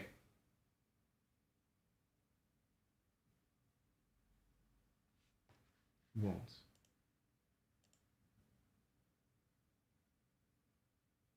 Oh yeah, this is also a thing. Now that we're speaking about stupid stuff that YouTube is doing, when it comes to the chat, there's this top chat feature, meaning that I saw this over here, and it just takes out certain messages. So the message that you were responding to wasn't, I didn't see that, because it wasn't top chat, and therefore, now I know that I should change that. But now, yeah, now I can see what you're saying here. Yeah, technically the guy that probably owns his labels or his masters is in jail. Yeah, Michael Jackson owned a lot of music. He owned like Eminem, the Beatles.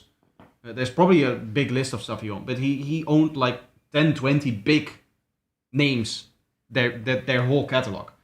But that is because he became part owner of Sony, right? Or he set up a deal with Sony somehow, because he was, I don't know the details of this. But I have heard something about it. The reason why I know about this whole idea and Michael Jackson owning so many other people's music, so many other people's licenses for their music, is because I heard about the story of Eminem insulting Michael Jackson, or talking about how Michael Jackson was supposedly touching kids, and in revenge Michael bought Eminem's whole catalog of masters, which is a gangster move. That's wild. But yeah, he recognized the value of owning the music, as you say, because there is a lot of value in that. Anytime Eminem was performing his own music, Michael Jackson was getting a cut of that, meaning that Michael Jackson was getting incredibly rich of other people's music, apart from getting incredibly rich of his own music as well. But I think he has probably made more money with other people's music than his own, because knowing the labels, Michael Jackson probably also had to push a lot of the money that he was making with his music to the labels that were actually holding his licenses. I am assuming that, just like many other artists, Michael Jackson only really got the money to buy the licenses to his own music after a while. Right? You hear it a lot with, for example, Taylor Swift had bought the licenses for her catalog like a few years ago, even though she has been doing it for and been in the limelight for like 15 years by that point, maybe 10, 15 years or whatever, and been a massive artist for that whole time, right? So you can imagine how much money you need to make in order to buy your own licenses and whatnot. He earns a lot on Eminem. Yeah, that is. If you want to make money in the music industry, start buying licenses for bands that are about to blow up. That's the best way to do it. Don't bother with this whole music creation stuff, whatever that means. So many people have. I think we almost have more submissions after I close the queue than before it. 1, 2, 3, 4, 5, 6. It's not that bad, but what just happens is that somebody submitted and then anybody else coming into the channel doesn't even look at this message and they just submit over it, and by 2 messages it is gone. So I've put it in there a few times, but I hope people realize that I won't get to their music, to all of their music.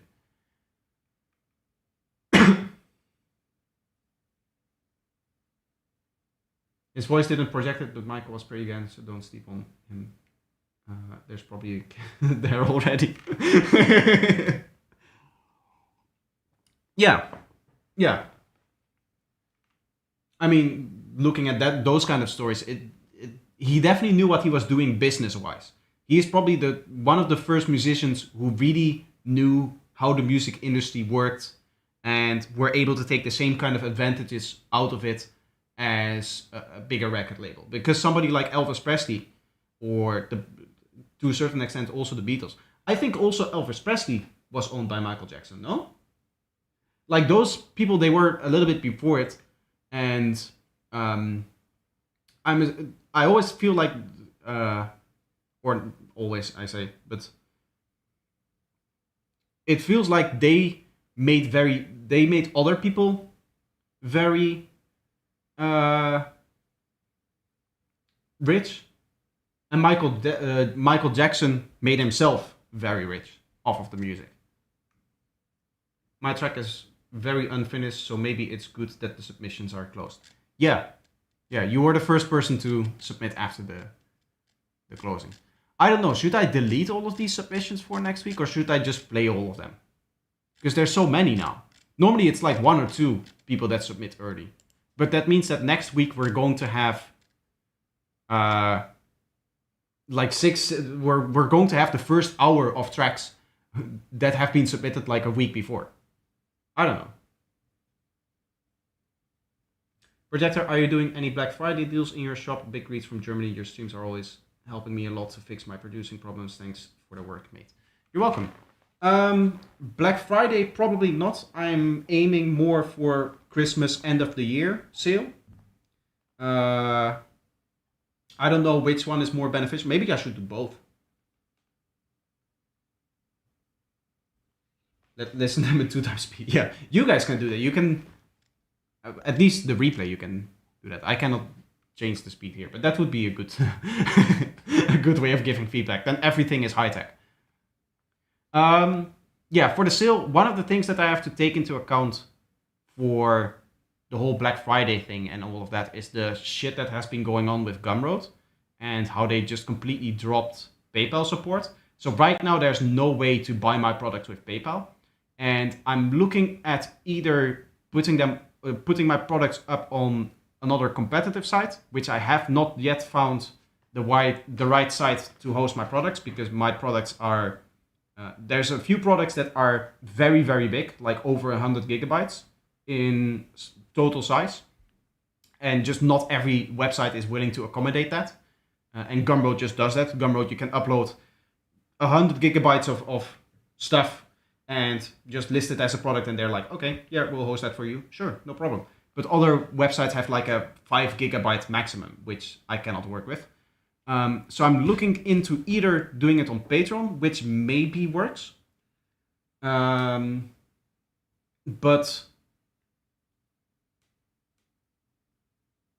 another site, I haven't found another site that could be a bit better. Yeah. The Gumroad situation, yes, they handled that like absolute shit. They gave us conflicting statements. It is still a mess. We still don't know what the actual what is like actually going on. Is it PayPal that is dropping their support, or is Gumroad dropping PayPal? You know what I mean? It's either or, and they have given us both things as an explanation, so we don't know what is going on. They talked about that they wanted to simplify before going open source. They said that PayPal themselves were having issues. There were all kinds of things like that. I can host you on my OneDrive. Yes, but then the problem with that, and that is also something that I thought about, is like I could just get another hosting service and then just sell access to the hosting service, but there's no way that I can keep all of the information or say keep a link like that behind the paywall, right? Because the link is public. What could happen is somebody buys the masterclass, they get to the OneDrive, and they just copy the link from the OneDrive, and then they send that to everybody they know, and everybody downloads that.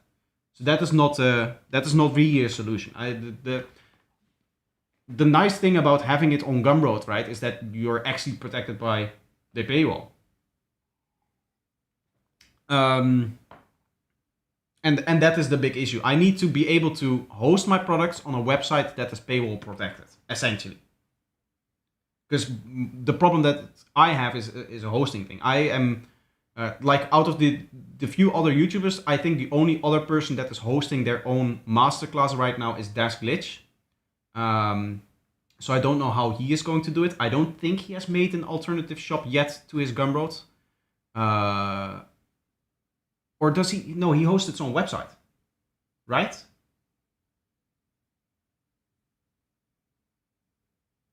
Those two have been the source for a lot of trouble as it pertains to payment processors. I am personally of the opinion that there's a conspiracy going on with the Stripe versus PayPal stuff, in that I believe Stripe either partnered with Gumroad or they are part owners of Gumroad. So that could be an answer to the question. And then they were being vague about it because they don't want to say it like, oh, there's an obvious connection here. We're owned by Stripe, or we have a license with Stripe and therefore there's no PayPal. Which is super annoying.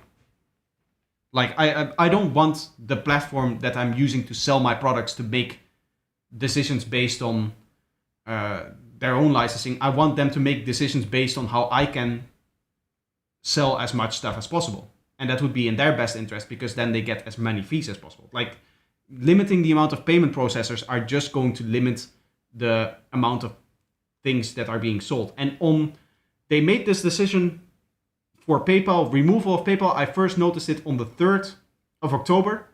And by the 7th of October, their statement already said, like, we have measured no significant loss in revenue for sellers, which you cannot measure in 4 days.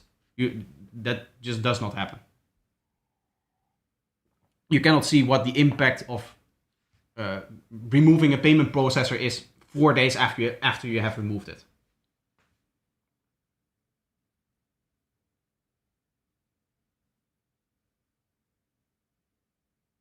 Question like that is some serious ask you. Yes, they were. The situation is one big mess. It is a massive mess. Still drinking the same syrup. Right now, I'm just drinking regular Pepsi Shadow Rage. It has been a while since I've seen you. Yes. Nice to see you back.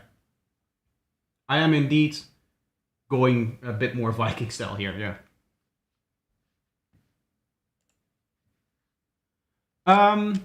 Two more tracks before we're ending with the feedback segment. And that is going to be Apocalisse Musicale with Fate. The sound is always very questionable. I still can't create clean sounds. My technique is very poor, but in any case, I sent a track produced and published last night. Thanks for the opportunity. I think I already see a problem. You produced and published a track in one night. Yeah, I think that is one of the reasons why maybe you are not progressing as much.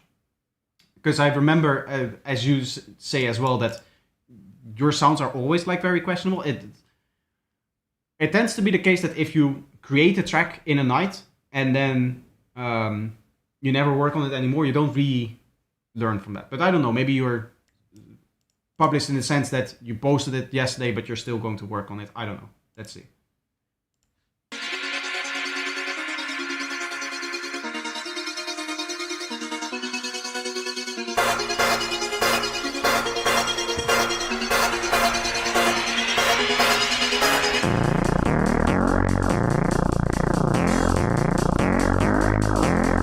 I should turn this down probably.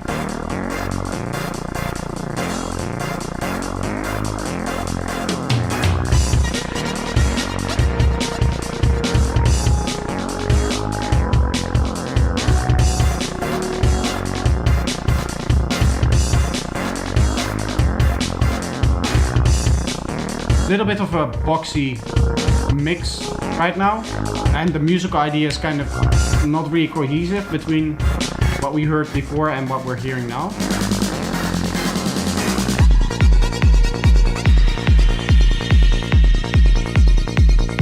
Yeah, I don't like what's happening here. The kick is way too loud for the bass line.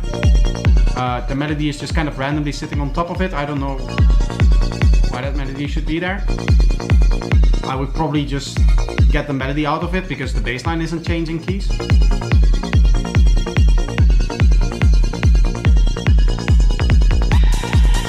That's a big mess. Anytime you're playing multiple kicks, you need to make sure that they fade out before the next transient.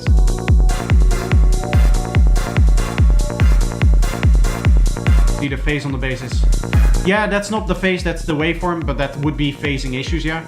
That's not your biggest issue, even with this bass line, I would say. For example, this bass line doesn't seem to have any bass.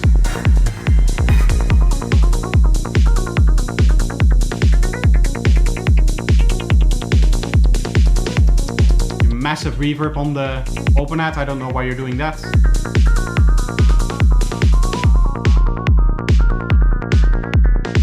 The whole track sounds...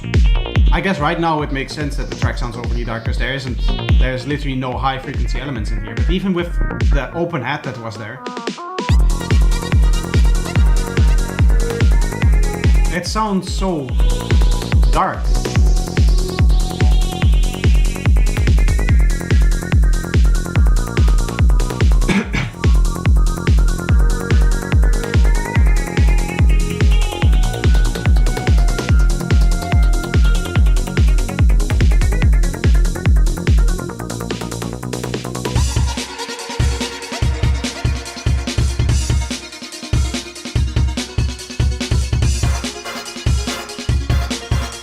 Even the drum sounds here, they don't bite like a normal drum set would do. Like the snare doesn't really come through, the hats don't stick out as an actual drum.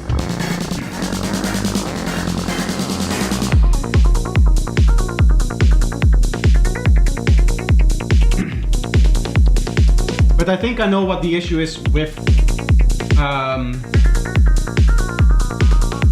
your way of producing.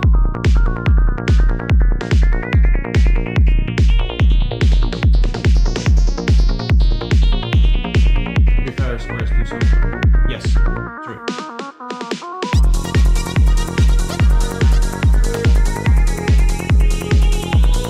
They sound almost acoustic. They are acoustic drums in that breakbeat, but they don't have the bite. Right? The mix is completely off here. And I think I know what is happening is you're producing a track in one night and then you're calling it finished.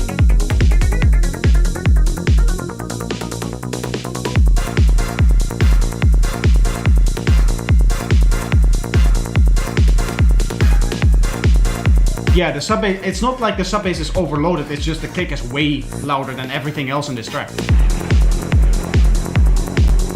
I guess to a certain extent, I mean, the transient of the kick is as loud as the sub bass, but the whole kick is just loud and squashed and in your face, and it's a long sub bass as well.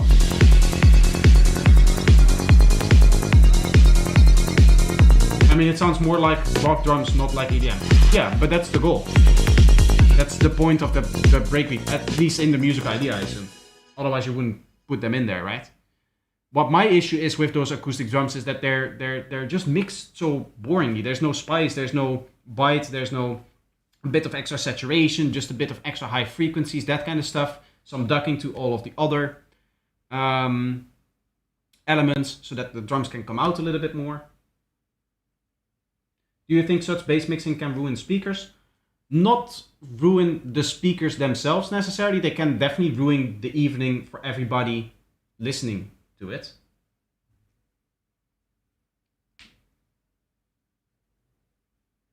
You need a downloading service which involves one-time links. In regards to selling the product, no, I cannot use that because then I would need to upload it every time I sell a product or recreate a link every time I sell a product. I don't want to have to do anything in order to sell stuff. I want that to go all automatic like it is going on Gumroad. What kind of bass can rip speakers? The bass that is specifically kind of like designed for it. Anything that you're overdriving into a speaker can generally mess up a speaker. This is not being overdriven into the speaker, right? It is limited at 0 dB. Generally speaking, speakers are designed to handle that kind of limit. Up until like a speaker is going to have like a maximum input that you can give it in voltage. Anything that you go over that voltage is going to probably cause issues with the speaker. Yeah, and stuff that you throw into the speaker like bricks and guitars, guitar headstocks and that kind of stuff, yes. I don't think there is a audio signal that you can pump out of a speaker at a voltage that the speaker is designed for. Just like any other electronic circuit, if you put more voltage in than the system can handle, then of course you're gonna mess up the circuit and whatnot.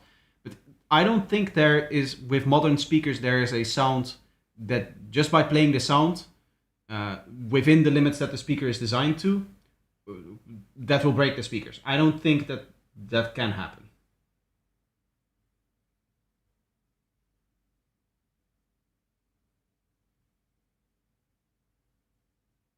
Digital distortion will not rip it, only the peak in the analog signal. Yes, if the analog signal goes over the maximum, that will destroy it.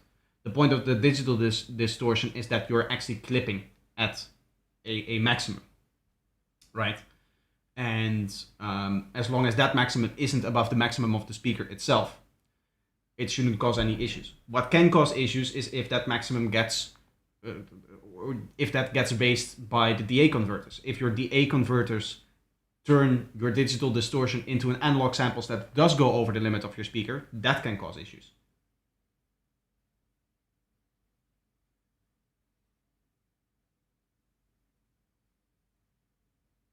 Mixing for clubs and TV speakers need different approach? Yes. Yes. The target audience for your music should always be a consideration of the way that you approach the music. Because if I make a track for video game, is it a different approach? Yes. Yeah, a track for a video game isn't a track that you should be dancing to, for example. So you can focus less on, for example, the cleanliness of the low end. That is less important in those cases. Because the music is probably not going to be played on a system where issues in the low end become very, very apparent very quickly, like a festival system or club system.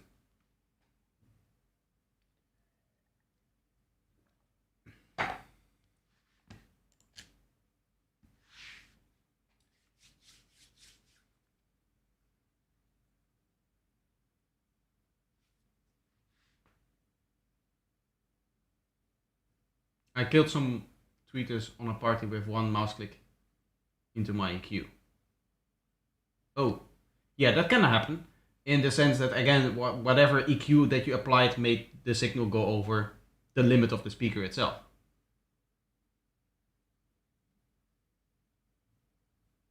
So low-end mixing is like an extremely fine sculpting. Yes, exactly.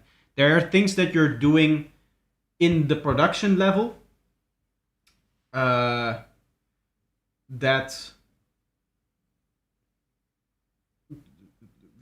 there's things that you're doing at the very start of the production in the low frequencies, and that if you carry that out properly throughout the whole process of creating a track should end up with you having a nice low end. It's not like you can, for example, fuck up the whole production, fuck up the whole mix, and then fix it in the master, right? The stuff that we look at, for example, the bleeding from low frequencies bleeding into transients, that is only something that you can fix in the production.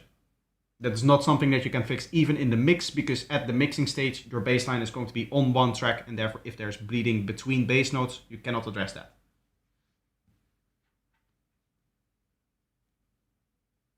As someone who never goes to clubs, I never consider low-end mixing. I mean, to a certain extent, it's also important for stuff like this, for the headphones, right?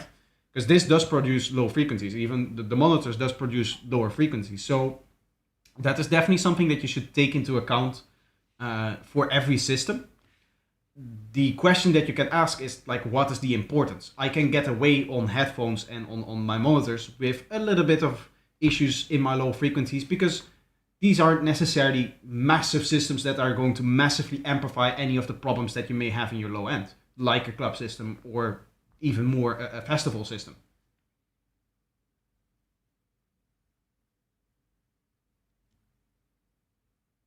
Which monitors are you using? I'm using Adam Audio T7V, right? Or the 5. I believe I have the 7. I went with the larger one. Yes. The Adam Audio T7V.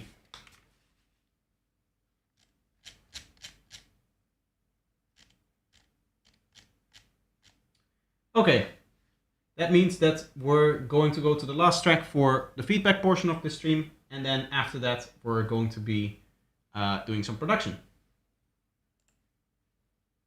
This video is age restricted and only available on YouTube. What? Is there... Should I be scared?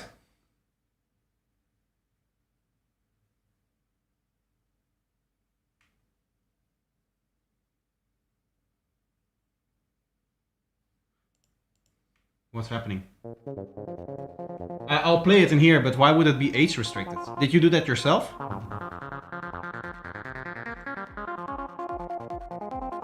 Never do that, by the way. If you're doing that yourself, never do that. It hurts your YouTube video massively.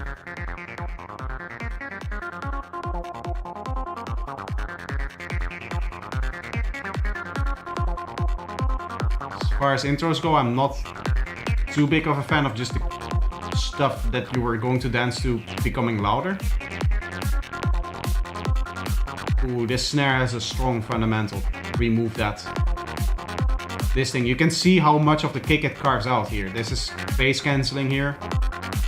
And the kick here is just nice. So this fundamental, remove that from the snare.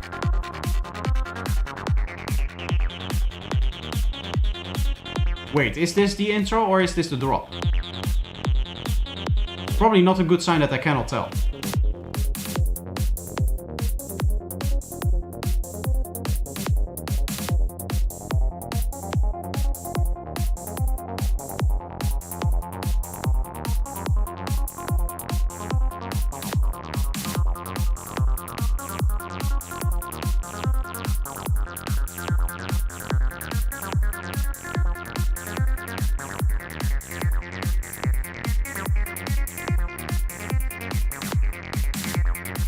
Is there a bass line?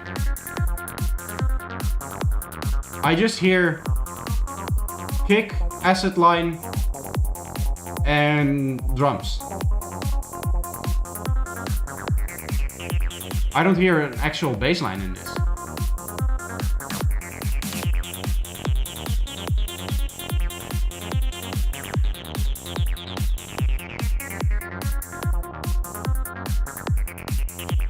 The acid is the bassline, but the acid bassline is not doing any bass. The lowest harmonic of the acid is coming over here. Where is the sub bass of the bass?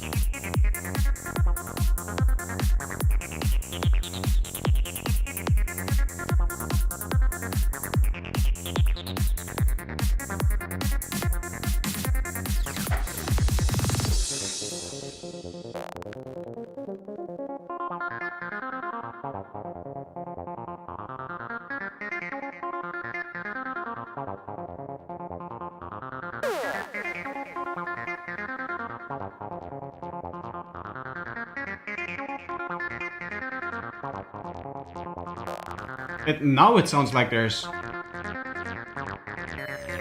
two acid sounds, and one is doing like a rolling pattern.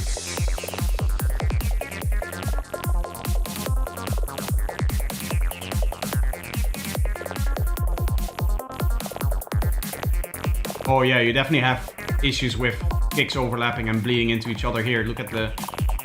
You didn't even fade this one out here. I know it's cut off right here, because that's why I paused it.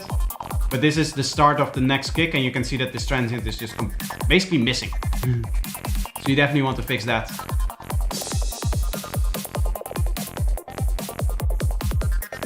I also think this track is way too mono. It could be a little bit... I can make it a little bit louder, but then still you'll probably think... Yeah, there isn't really anything going on in terms of stereo width in this track.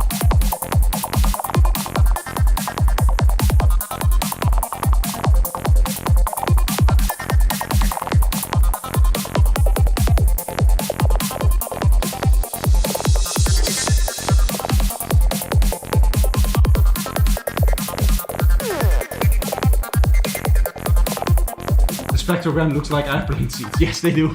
The kick drums are all of the seats, yes. It's a Ryanair thing, because sometimes they're packed very close together, as you can see. This is the Ryanair part of the plane.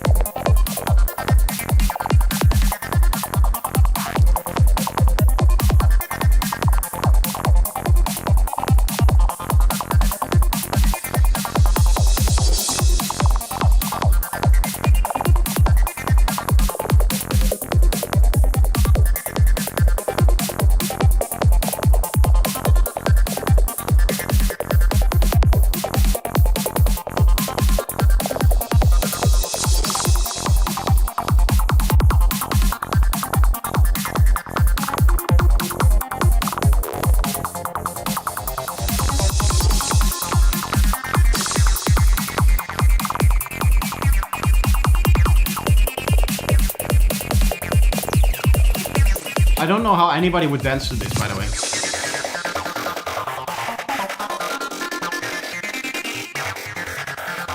With all of the kicks doing so many crazy things, it feels hard to dance to.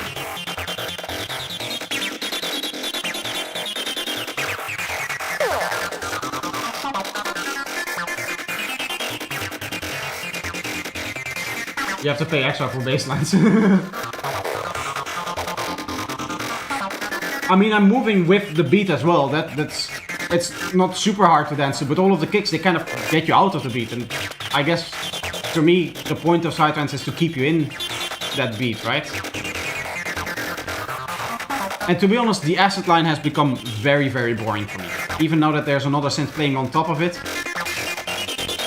it doesn't take away the boringness of the acid sound that we've been listening to for the last 6.5 minutes.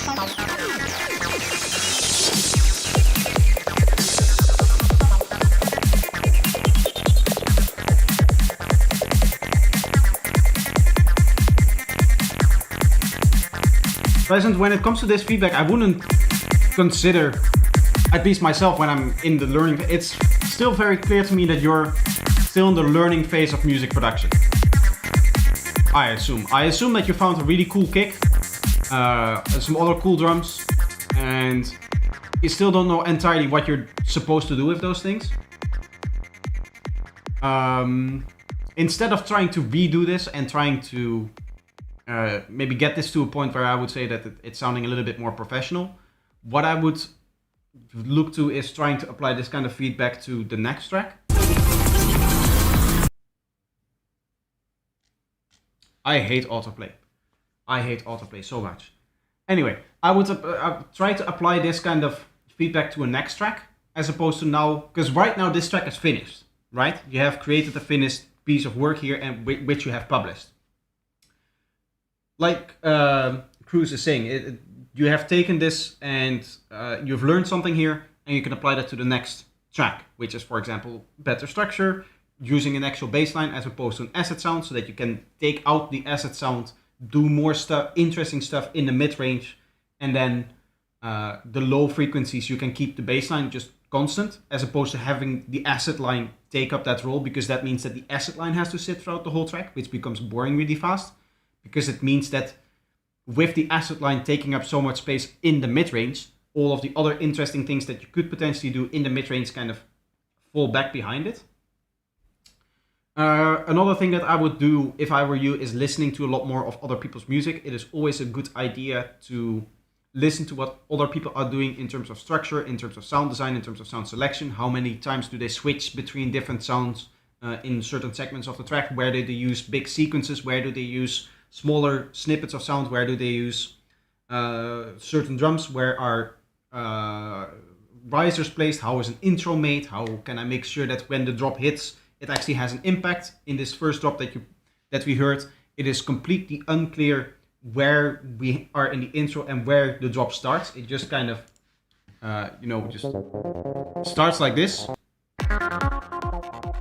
Is this already supposed to be the drop? The kick is still becoming louder, so this is still the intro in my idea. Where do we get into like the actual drop? Where is the impact of, oh, now you need to start dancing? Did it happen yet? I hear the snare already, so I'm assuming now we're in the drop, but you know what I mean? Those are the more detailed things that you start to hear when you're listening to music as a producer. You should be able to hear that structure doesn't really make sense if you compare it to a lot of other people's material. And that is why it's so amazingly important to listen to other people's music, is because it allows you to get an idea of what the music is supposed to sound like. It's not necessary that you're, a lot of people say like, oh, I don't want to take inspiration from other artists, or I don't want to be influenced by other artists. It's not about the exact music that you want to write. It's more about, okay, how does this music need to be structured? How does it need to be mixed? How does it need to be mastered? Those kind of things that are a little bit more on the technical side, a little bit more on the subjective side, as opposed to the objective stuff, which is, okay, which sounds do I like, what stuff do I want to write, that kind of thing. And even there's some parts that you could take from different artists and stuff like that. I copy something from here, I copy something from there, I copy something from everywhere, and then I make a new work of art out of all of the copying I've done, and this is the new thing that I've eventually just made by combining all of the experiences that I had before, which is purely experiences from other people, right? Like even my music, at the end of the day, the music that you hear from me now is completely inspired by all of the artists that I have listened to before. Yeah, you cannot create anything in a vacuum. So take advantage of the fact that you always need to be inspired by other people, and just listen to a lot of music. What I would recommend for people is at least half an hour a day of listening to music on the system, by the way, that you're producing on. That is very important in order to tune your ears to the actual system that you're listening to, right? To your monitors, to your headphones, whatever you end up producing on. Your house looked different, you moved? Yes, I did move. I now have a lot more space that I can occupy and that I can sit in, so that is very nice.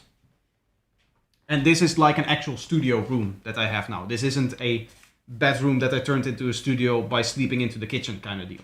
You know what I mean?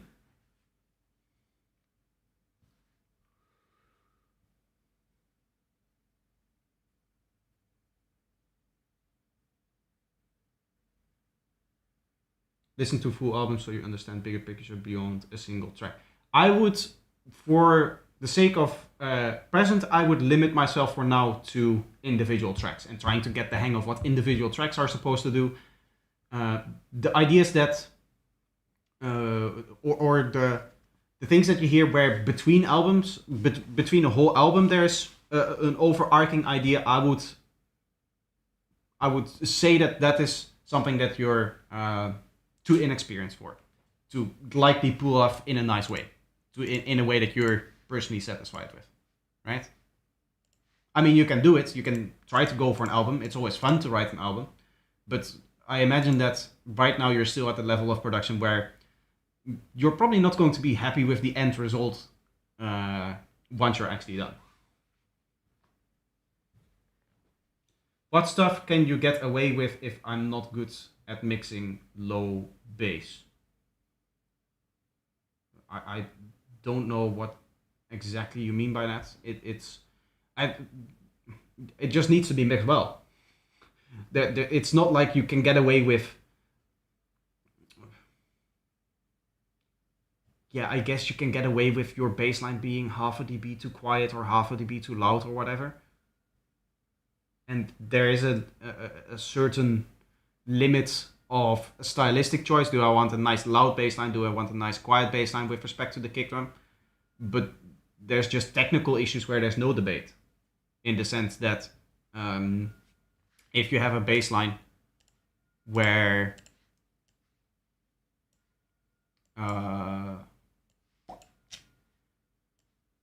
if you have a kick and bass where this bass part over here is bleeding into this transient and causing this transient to be pushed up or pushed down by a lot. In this case, you can see it is, I guess, almost being pushed down here. There's like a little thing before it, right? But even that, it's very, very minimal. That is not an issue. So to a certain extent, you can get away with a little bit of bleeding into this transient here. But my rule of thumb is don't do bleeding. Don't do it. Just don't put yourself in the area or in the situation where you get this kind of bleeding. It just doesn't need to happen. Because I assume very few have expensive club speakers. But you don't need expensive club speakers to mix lower frequencies. You just need to know what you're doing. And that just comes down to learning your system. And then making judgments on, okay, if it sounds like this on my system, then on the club system, it is probably going to sound like that. And to be honest, I have never heard my music on a club system. My music has never been played on a club system yet. I hope that changes at some point. I am looking into DJing myself. I need to get a lot more practice with the DJing part.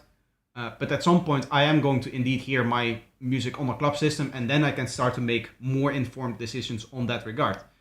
But I would argue that my kick and bass right now probably sounds fine, low-end wise, even though I don't know what my music sounds like on a club system. I know what other people's music sound like on my system, and I know that their music sounds good in the club system. So if my music sounds like their music, therefore my music also sounds good on the club system. And that's the point. You're not trying to emulate the exact listening environments that you're going to translate to. You're trying to make an informed judgment on all of the listening environments based on your own listening environment and based with your experience of how music that you do know sounds good on other listening environments sounds on your listening environment. Come to Portugal, I'll put you behind the deck. I do have some person that is actually going to help me get gigs and that kind of stuff. I actually recently met some guy at the local club that DJ'd there, and I believe I posted that somewhere on the general Discord, maybe? I posted a video of me being like behind the DJ booth and whatnot with that guy that was playing. But when was that? Oh, that was September, so I would need to look back very far then. yeah, we are going to produce something. Enough talking for right now. The stream has gone on way longer than I expected. It's been 3 hours. What I'm going to do is I am going to probably go... Am I going to go no cam? I feel like I can still chat and whatnot.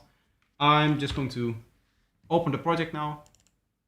And after that, I'll play through it a whole time. And I'll take a quick break in the meantime, because it's been 3 hours. And then I'll do a little bit more streaming, maybe like another hour and a half, something like that. And then maybe I'll continue doing no mic and camera. It's nicer streaming without mic and camera. It's much more chill.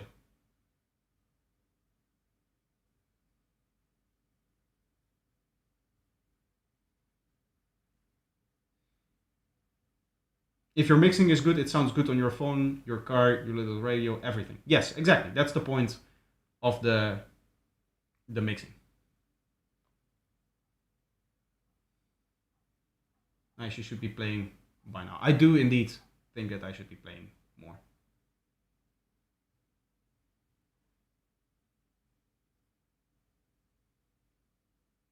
If a mixing engineer has a beard, then it means that he's the real deal.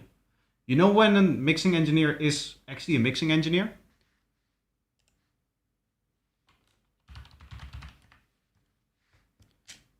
A mixing engineer actually becomes a mixing engineer when he starts offering his mixing services. Which, by the way, I'm doing. So I am technically a mixing engineer. You didn't know that, right? But that's the actual qualification. Once you do something for money, you become a professional, right? So that is kind of the dealio here.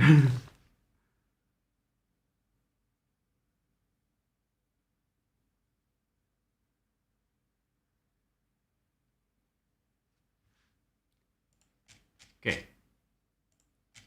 I'll close this out. I'll move this out. And then, yeah, okay, so I'm going to play this through. And we'll be right back once the track has finished playing, and then I'm going to produce. I'm probably going to do with camera and answering questions and all of that for an hour-ish, and then I might extend the stream, but with no mic and camera for even longer. We'll see how it goes.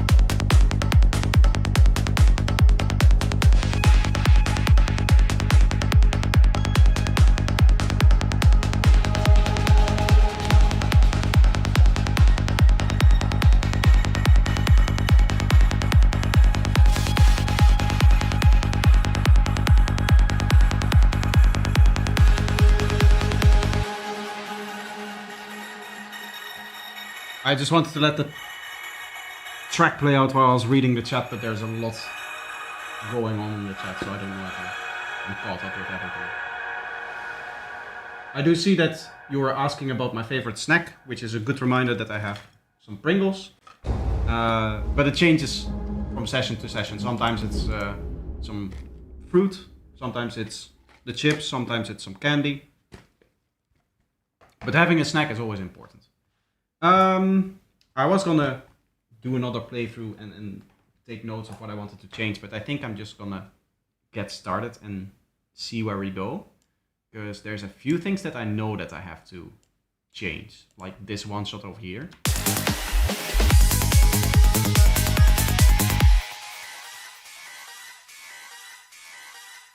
I like the sound of it. It sounds out of tune for me. Could you shut up, please? Thank you.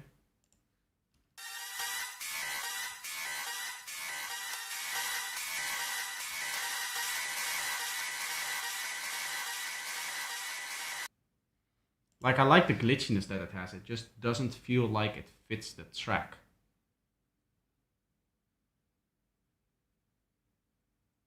How on earth do you keep track of 100 tracks? You mean 276. And how I keep track of them is I put them in groups. And that's about it. It's much easier to find the thing that you're looking for if you know it's a one shot. Then I know that I have to look here, and then if there's like one shot playing, right, then it's just going to be that one shot. Yeah, so that's how I keep track of things. I never really find myself having to actually search for stuff.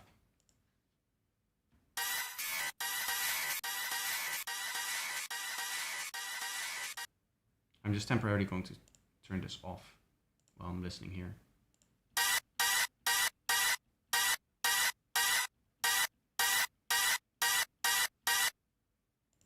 Yeah, I feel like this is... It doesn't really have a key for me. So grouping is the key. Yes, yes. It's all about kind of minimizing what you're looking for. It's not so much the groups themselves, it's just the fact that this is organized, right? I know that if I'm looking for a drum that I am going to be looking at the top of the project. I also know roughly that when it comes to my kick drum, it will always be the first track on that project. I know that my top drums are going to be very high in that group. I know that any fills and stuff like that are going to be in here. So I can just zoom out. Which fill am I looking for? Oh, there's one fill here. Oh, that's the fill. I found it. You know, that is the... I guess the limit of the organization that I'm doing.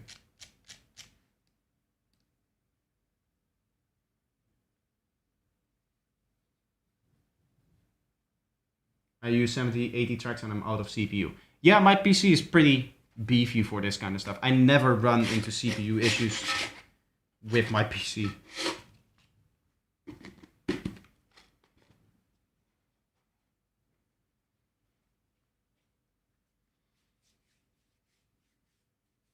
Can I send a track on normal time? You can send a track, but then I'll listen to it next week. So that's what's gonna happen. I should probably edit the title now, right?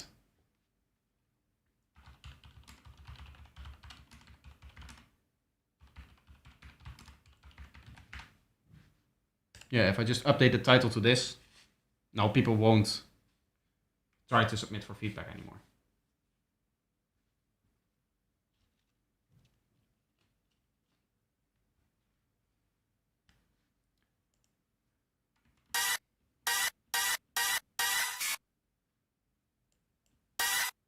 Can somebody tell me which key this stuff is in?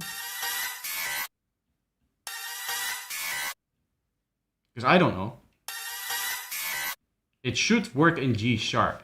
Maybe what I should just do is retune it with something like a spectral resonator.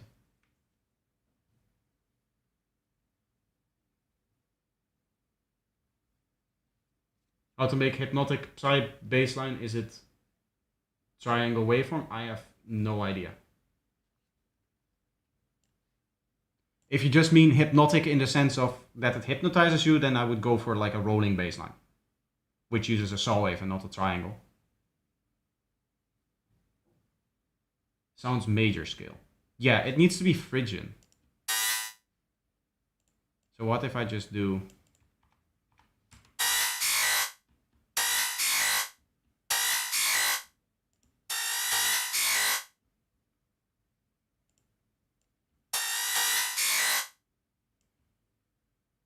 Now I don't like that it's mono. Are we stereonizing it here? Yes. Okay, then I'm putting that before it.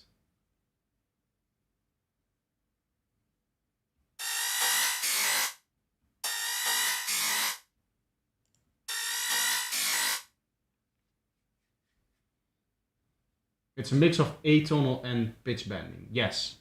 Yes. That is the whole idea behind this synth, was that I made it initially.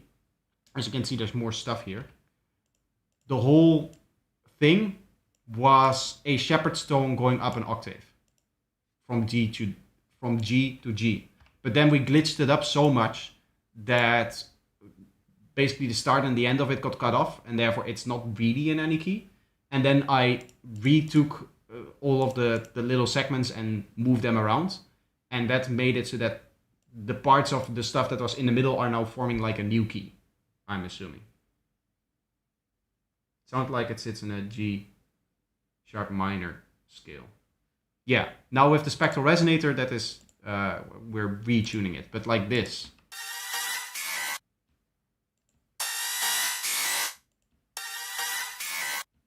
It feels like this last part is like too high.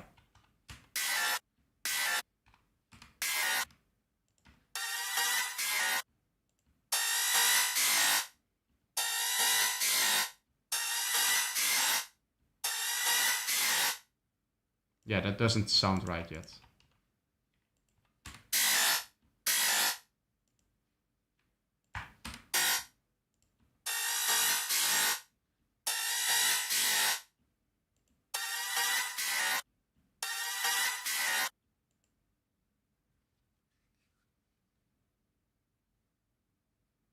Try Frisian dominant scale. Yeah, but the track is in normal Frisian. So, and also I don't know what the sound is currently in. That is the point.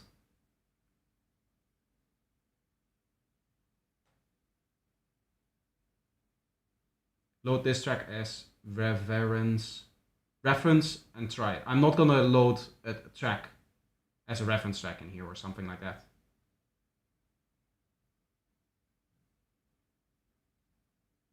Or just off tune here and there. Yeah, the problem is that I'm using this sound as a delay tail to go into the next bit, right?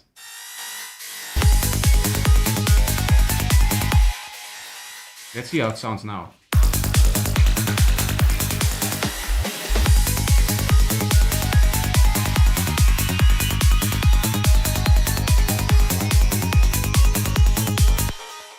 I mean, that already feels better.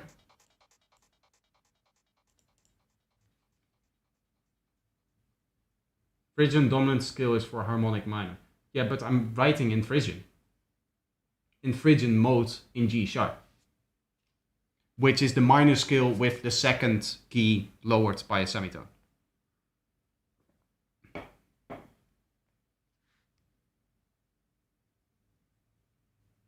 Sounds too ravey.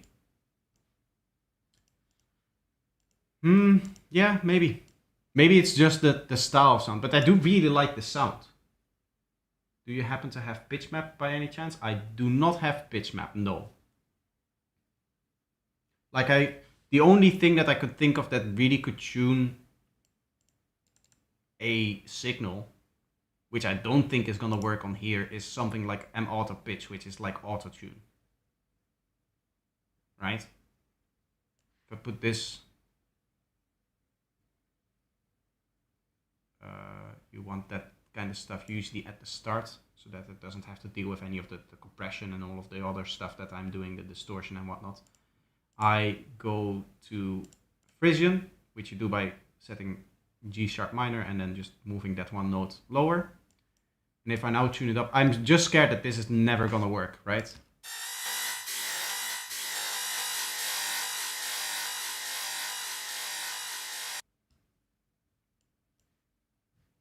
then in order to hear the effect, we would need to turn off this thing. I can close a couple of these things.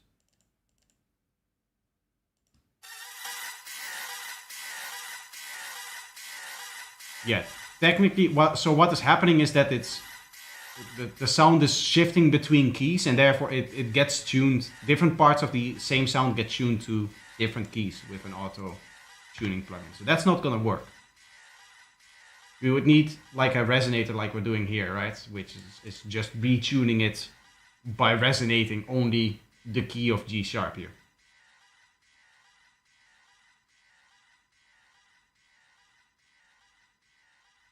And auto pitch probably works best with monophonic material. Yeah, it's designed as an auto-tune, so that's gonna work only on the monophonic stuff and vocals and that kind of stuff.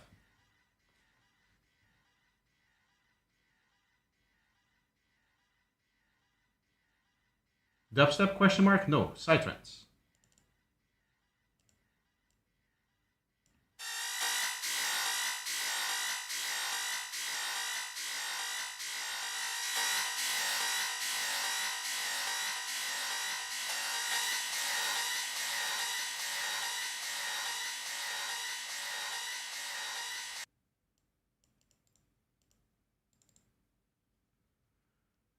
This feedback is really long for the note length, that is the reason why.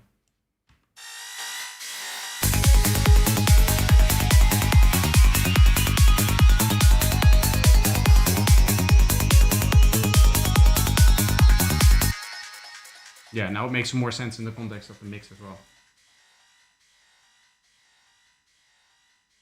Finding notes on an equalizer by frequency. I mean, I tried that, but good luck trying to find out what's happening in mess like this.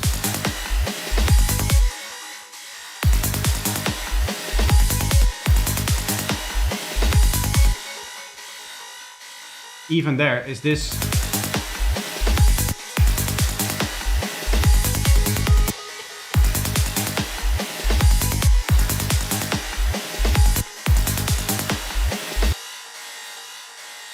I guess we do have some individual notes there.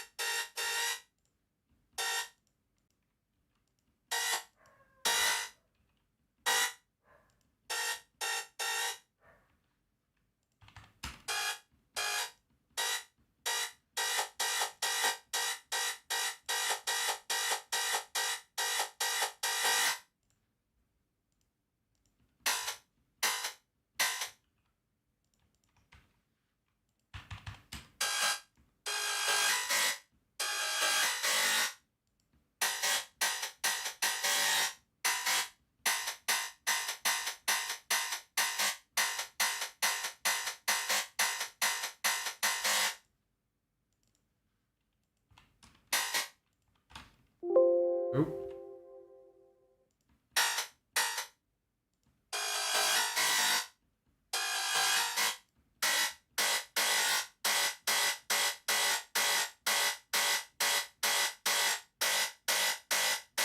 So this is then also an...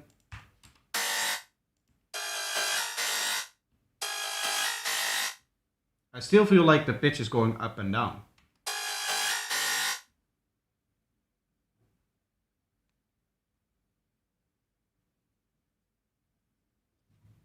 You should definitely do dubstep. I mean, I've been doing... I did dubstep for like 5 years. I produced it. I don't remember a lot of the things that I used to do, but I definitely remember writing dubstep for a very long amount of time. And I would not like to go back to that. Seems like harmonics and overtones are running wild here and there. Yes. I think I'm just going to say Spectral Resonator is going to fix it for us. I know it's like there's tonal changes in there still.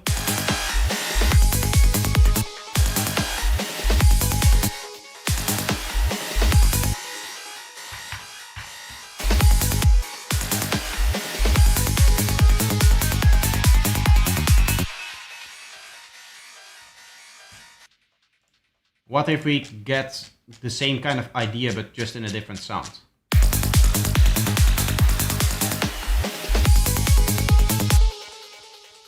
I do want a sound there, I think. And then have this.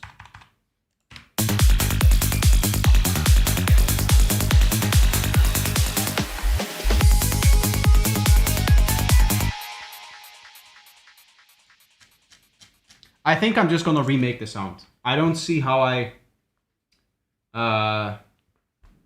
will be able to fix this sound here.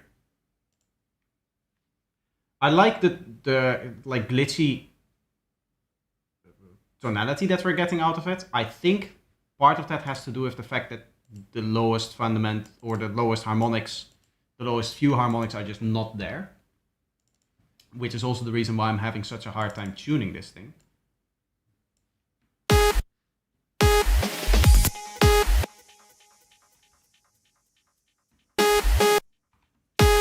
Can I recreate the melody in here?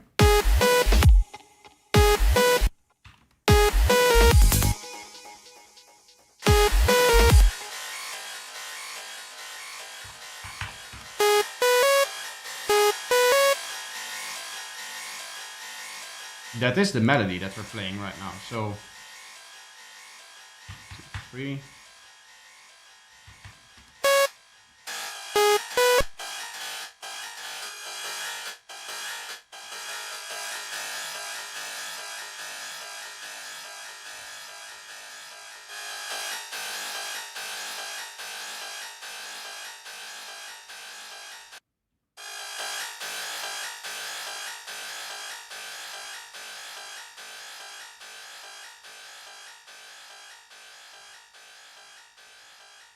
I mean, it sounds cooler like this.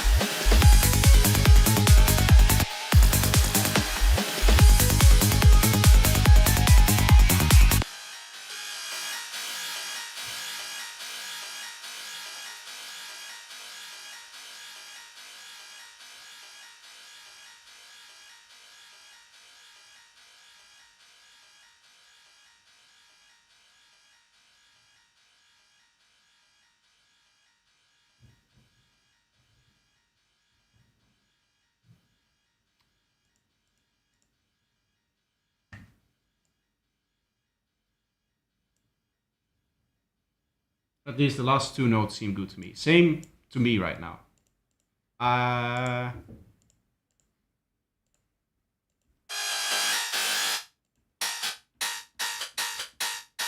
It's this note, right?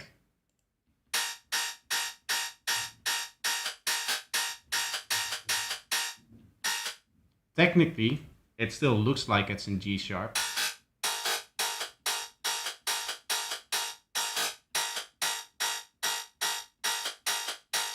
One of the problems is that we have undertones. So this should be the root note.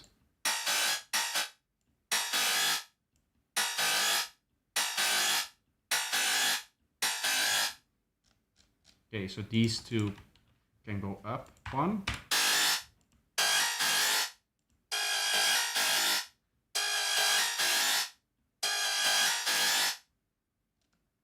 But they're going up as well, that is the problem.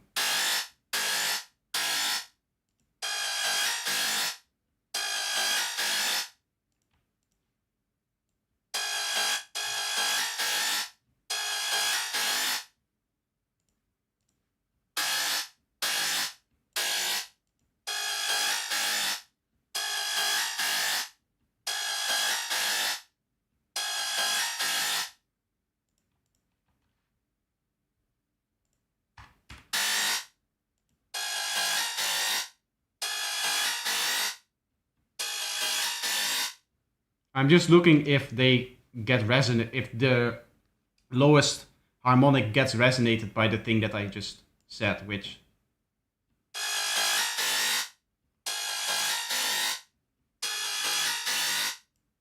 The last few doesn't seem to really get caught by this. Just a little bit. It needs to be up a little bit more, I think.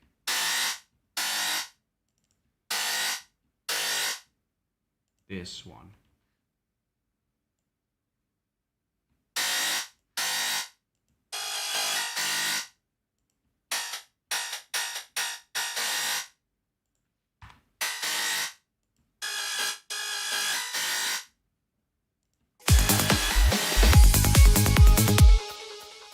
It still doesn't work. It still doesn't feel right. Audio cut.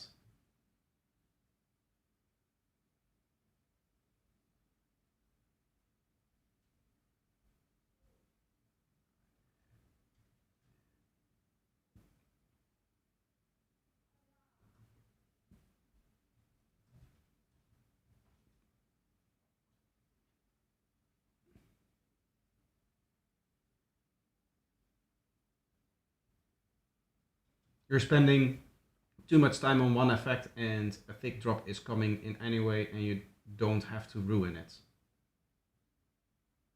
Like such a man, I don't know. It's not about like the track is basically finished, right? This is a finished piece of music. I could release this right now like this and people would dance to it. It's just that I can marginally improve this, so that is what I'm going to do.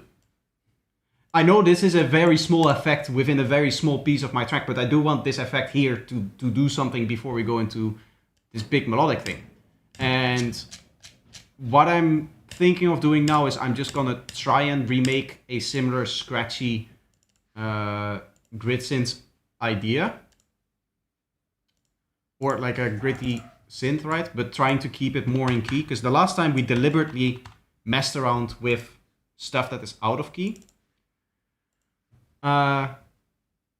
We could do a similar kind of thing technically, but resonating it afterwards so that it stays more in the actual key that we're playing.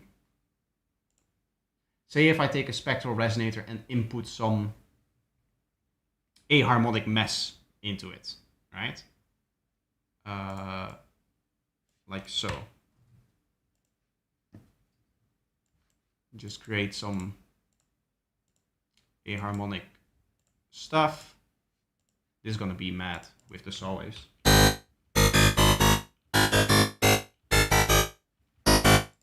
Idea-wise, this is very similar, but this is sounding more and more in key to me.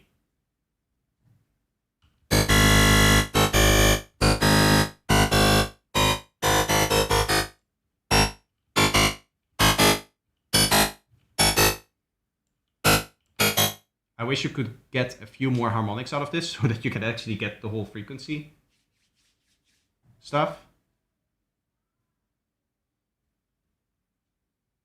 Regardless of how comfortable the DAW is, making a track is still hard and time consuming. Yeah, true. But that is true for any software that you're using. Whether that be a DAW or tracker or hardware synths or whatever it is. At the end of the day, when you're trying to make something that sounds exactly the way that you want it to, it takes a lot of time, especially if there's like 200 plus sounds involved.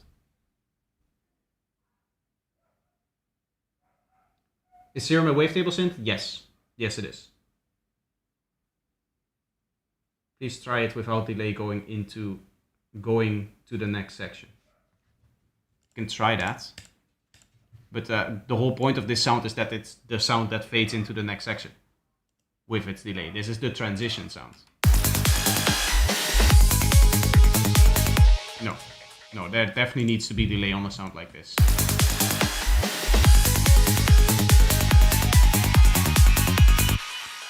It's just not this sound. We have something very similar though. What I'm gonna do is I am going to render out a bunch of these notes. We'll keep the originals so that we can go back if we need to with our experimentation. But I really think we don't have to here. Can delay pitch down as it goes? Yeah, just increase the delay time.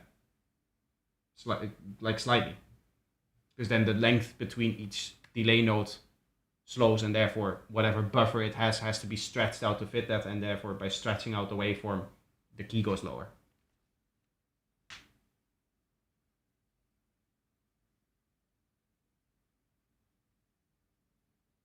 When the harmonics become prominent, they're essentially notes or overtones at least. Yeah, I think that is a little bit the problem with the last one, in that we use that atonal stuff, and therefore there's harmonics in there that don't necessarily work with the key of our track or the harmonic series that our track is supposed to follow. And I think that is the reason why it's sounding off so much to me.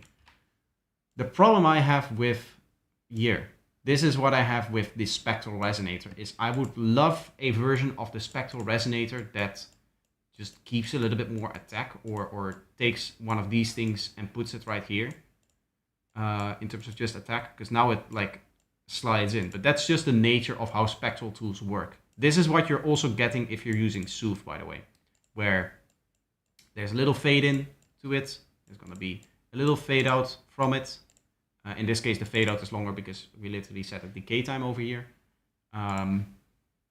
But with spectral stuff, you're always going to get a stage of windowing and convolution, which gives you this lack of attack, basically.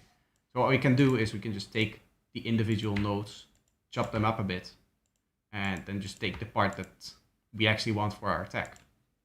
Right? Fade out is a good thing. No, it isn't. No, not when I'm sound designing. I want the thing that I want. I don't want there to be random fade outs. It's in essence, it's just what happens when you use an effect like this, but I don't want it to happen. So I'm cutting that part out. I'm cutting out the part that I don't want to happen so that I can just have the part that I want to keep, right? So we can, I'm just moving them at random. I am just trying to be careful not to take any part where there wouldn't be an attack and use that as an attack. So all of these clips that we have created should just have a nice starting transient.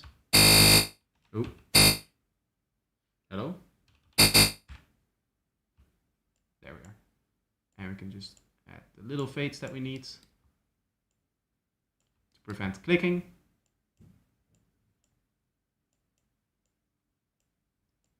And later we'll worry about like the exact groove and whatnot that it needs. Okay.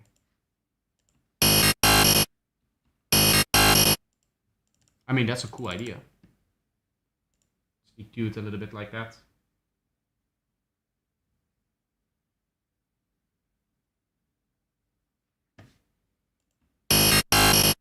But right now, this is just following the key of our track. The thing that we're hearing is that the level of the overtone changes, which is what you want.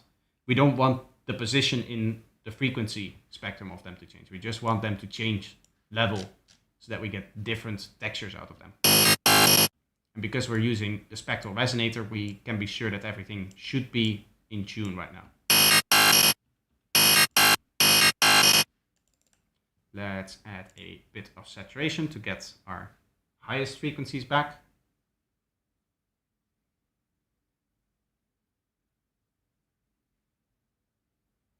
Or alternatively, they could be harmonic but not in the right notes for this scale, aka also annoying. Exactly, yes.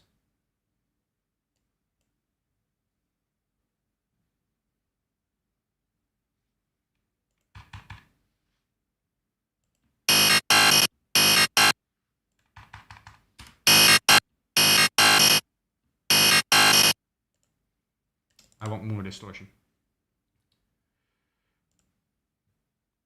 Use a little bit of pedal before that.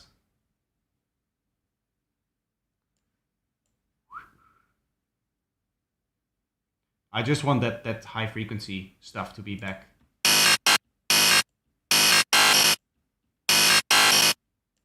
Nice. Of course, it's way too loud now.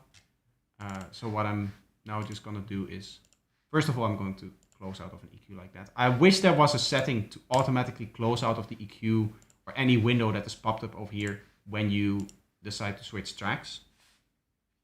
That would be really cool. Here we can take stereo processing.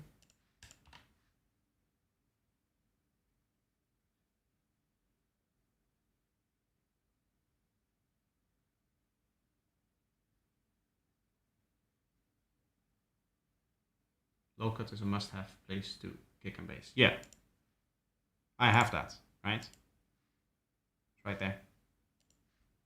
I just need to check if it's gonna hold once I do all of the other processing that I might or might not do. I believe M stereo spread is completely linear, so I can put this EQ behind it. That wouldn't cause any issues.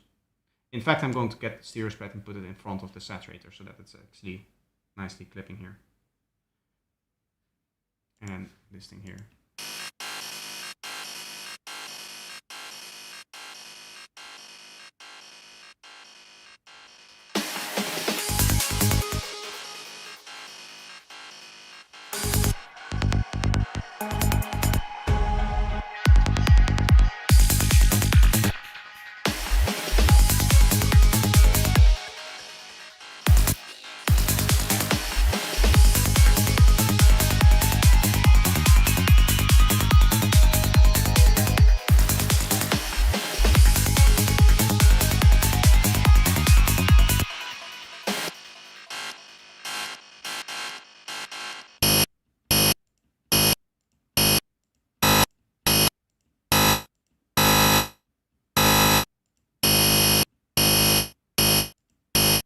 Why do we just have like 3 choices?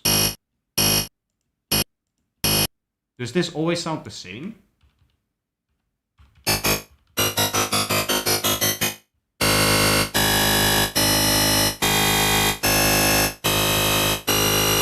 I'm sorry, why does our rendered version have like 2 sounds?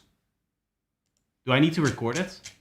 This can be the case. What might be the case is that the randomization gets reset when you're freezing it, and that is what causes it. I've noticed it before, I believe, with Vital, that I would play, or that I would render out something, and that it would always be the same randomization.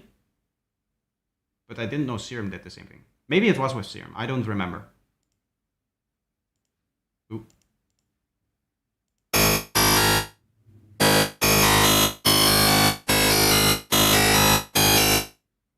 Yeah, so now we actually have different textures.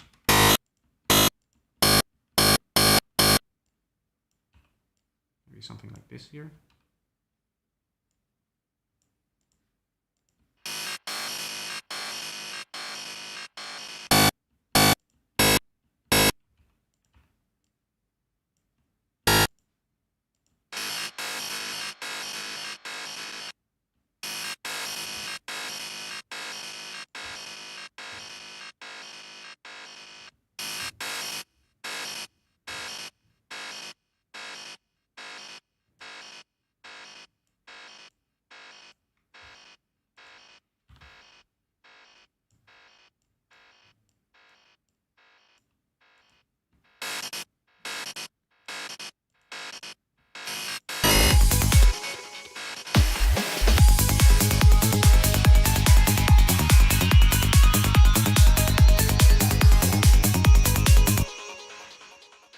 Sounds better. Can I use that sound as a sample? I prefer if you didn't take the sounds that I'm making and use them in your own tracks.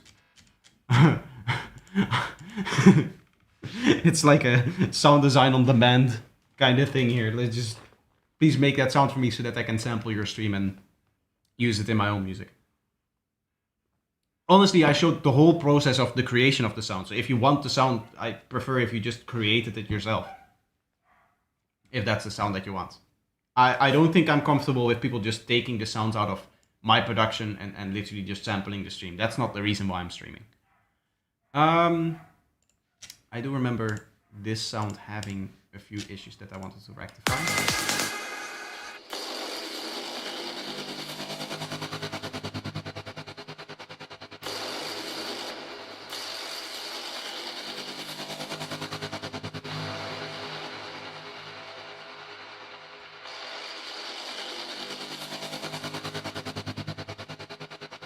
This is the only place I'm using this thing, right? Yes.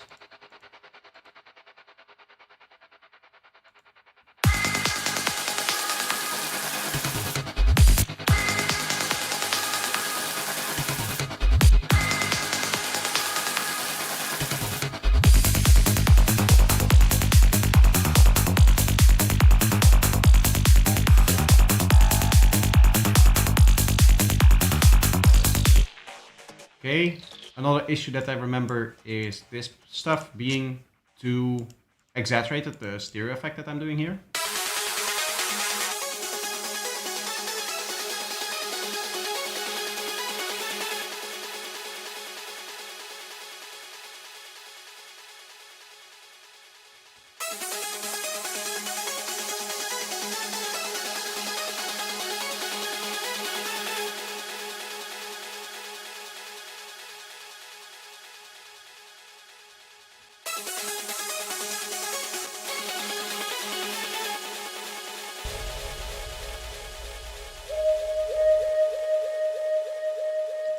What might be cool is to go more stereo over here.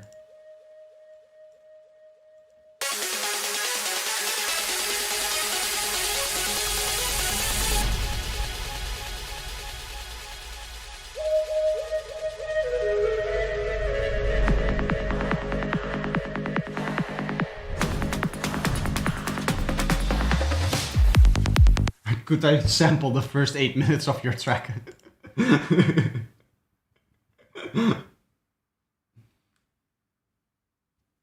You should promote your sample packs more so we're informed about them.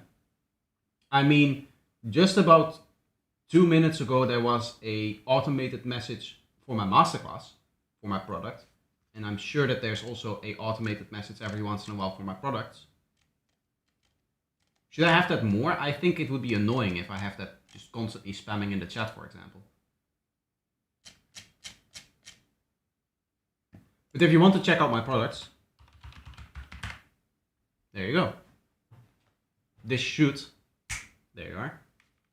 I mean, during the stream, I don't want to necessarily sit here and actually like promote my stuff. I do that sometimes in videos, right? Where in the video it pops up a little thing with a card and it shows the image of the sample pack, like over here. When my camera is down over here, or if my camera is here, it shows it down below. Streams aren't necessarily, you guys may not know this, but streams aren't for the more commercial part of what I do here on YouTube. It's not a good system of promoting stuff, because the people that watch your stream are the people who are most loyal to you as fans, and they already know about the stuff that you sell, generally speaking. Like, there might be, like you, the occasional person that doesn't know that I have sample packs or whatnot. But most of the people that are here in the stream are very familiar with my content. They are the people that like make time in their day to start watching my feedback stream. You know, when I go live with the feedback stream, I know that there's like 5-6 people already in here before the stream even starts. That is because they just know and they're just there every Sunday. So it's a little bit wasteful in trying to focus my promotion of my products here in the stream. It is much more efficient to do that in the videos, which generally speaking gets seen more by, for one, a larger audience, and second, by audiences that aren't already familiar with the fact that you have products. Because it doesn't really matter, like promoting to you guys doesn't really matter, because you guys, the more loyal fans of me, they already know that I do products. They already, some even just buy everything that I make in terms of products. Like, I sometimes have a new product coming out, and then there's always like a few email addresses that the moment the product comes out, like a few hours later, they have purchased the pack, and that's just it. And I don't even know if they really care about like the pack themselves, or if they're just doing that to support me. The more the promotion, when you're promoting, you really just want to capture the audience that isn't already familiar with your work.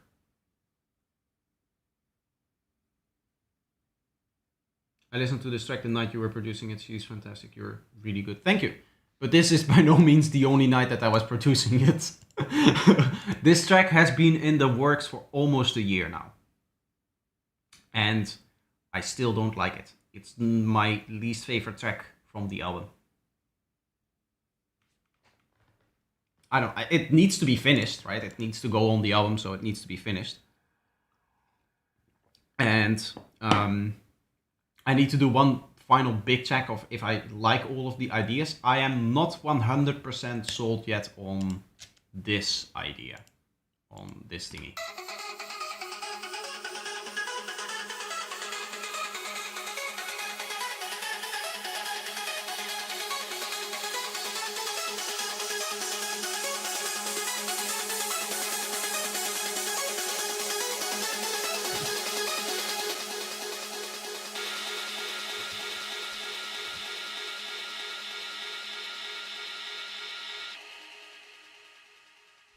Do you have this problem when once you make a sound different from what you want to? I'm sorry. Do you have this problem when what you make sounds different from what you want to make? Not really. I have gotten to the point where I am with most of the ideas that I have in terms of sound design, I can just make them. That being said, I generally get ideas that I know I'm capable of making. What I mean by like idea is that the general characteristic of the sound is there. When it comes to the details, I'm not so fussed about the exact details of a sound that I get a sound that isn't to my liking for the details, but is to my liking for the idea. What really ends up happening is that I have an idea in mind, a general like feeling of what I want the sound to do, maybe a general rhythm, maybe a general melody or something like that, and I know the functionality of the sound, and usually I nail both of them. Like 99.9% of the time I nail both of them because I've done it so many times, I get that part down. What ends up happening is that the details, the exact texture of the sound and all of that stuff is a little bit out of my control when it comes to the sound design. I just kind of go with the flow and see where I get when I'm implementing the functionality of the sound that I want. So to say that I always make the sound that I want to make, but I don't necessarily have a very specific idea of what the sound needs to do when I start making it. It's just that, like, okay, I have a general idea of, okay, this needs to be a melody thing. I want it to be very detuned. I want it to be like a little bit ravey, and this is the sound that came out of it. Right? I didn't exactly have this sound in mind. I didn't exactly have this texture in mind. I think it's a little bit of a nasally texture, which maybe is something that I'm not entirely a fan of. But the idea is there. Sometimes producing makes us crazy, like spend days, weeks searching for the good kick and bass, the good ideas. Sometimes can make us lose our minds. And don't worry, this track is good. I know that it's a good track, but it's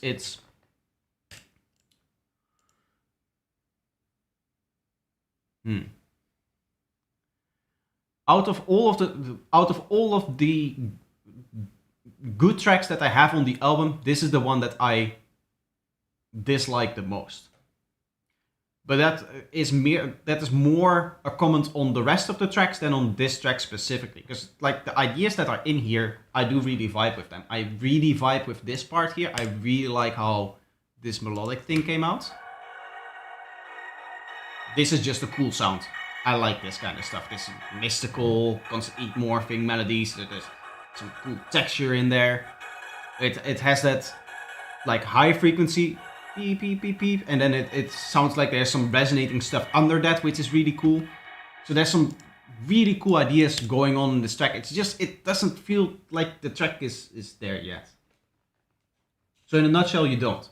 It's hard to say exactly what you mean and exactly what you want me to respond, because the idea that I have in my head is about functionality, which I get all of the time. But there's parts of the sound that I don't necessarily predict beforehand. Aren't you afraid of the perfectionist rabbit hole?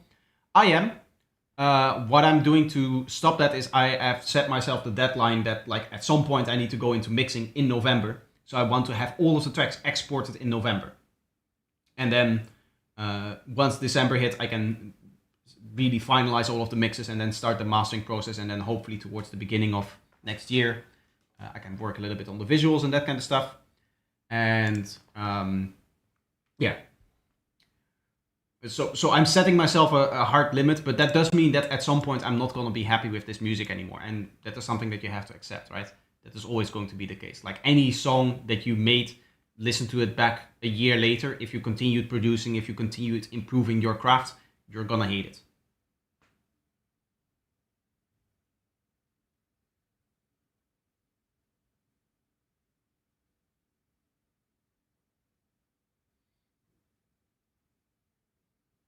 Example, I want to make an explosive big beat and end up doing some ambient trip hop. Yeah, no, I always create side. I've never had a moment where I don't even think when I started out where I started trying to produce one genre and didn't finish in that genre. There may have been like experiments and whatnot, but like a full track where I finished the track and it became a different genre than that I started out with never happened. No, I've always been at least confident enough in what I was trying to write that I was like at the end of the production I was still going with that idea. Like for example, what I could do is change the bass line to a offbeat bass to get a completely different vibe for the track. But that's not the way that I want to write this track, right? I can turn this into a different type of psytrance by changing, for example, the bass line, or by taking parts of the bass line and maybe turning that into a groovy bass line or something like that. But this whole track, the whole idea behind the way that this is written is that we have rolling bass throughout the whole track and then 3 different bass melodies that are doing different interesting things in terms of groove, and then building grooves around that with different synths and whatnot. So that is the whole idea. That is what I started out doing with this track, and that is how I plan on finishing this track.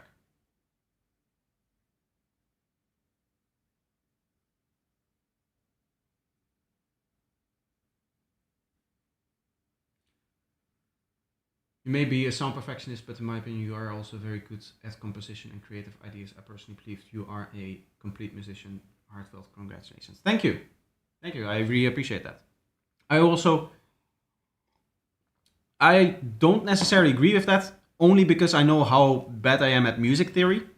That being said, I have realized that I don't need to really learn music theory for the music that I'm writing.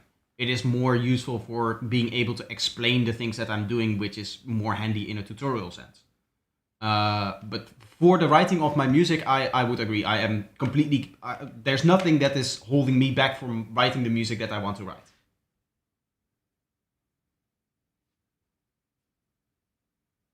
Maybe I'm too driven by samples available, like samples hold me on a leash.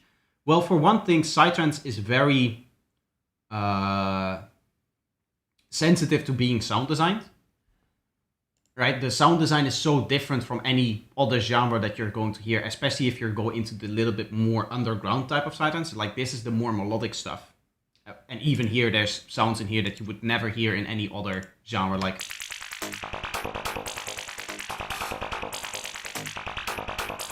Like, what is that stuff? That is not something that you're gonna hear in another genre, right? So there's probably not going to be a sample that you're going to find of that. It is always good that you're able to sound design yourself, right? That just enhances your capability as an artist very much. But you shouldn't need it, depending on the genre that you want to make. I would say for psytrance, you need to learn sound design. You need to be able to make your own synths. I don't think you're gonna get there with presets if you want to make professionally sounding music. I have a student that is really hell-bent on trying to do everything with samples and presets, and I'm trying to get him off of that. I'm just trying to get him to write music, because he's been chatting to me about which sample packs he needs to buy in order to start writing music for the last 3 months now, and I've just had the conversation with him a couple of times of like, it doesn't matter how many sample packs you buy, just start making stuff. Literally just start making stuff.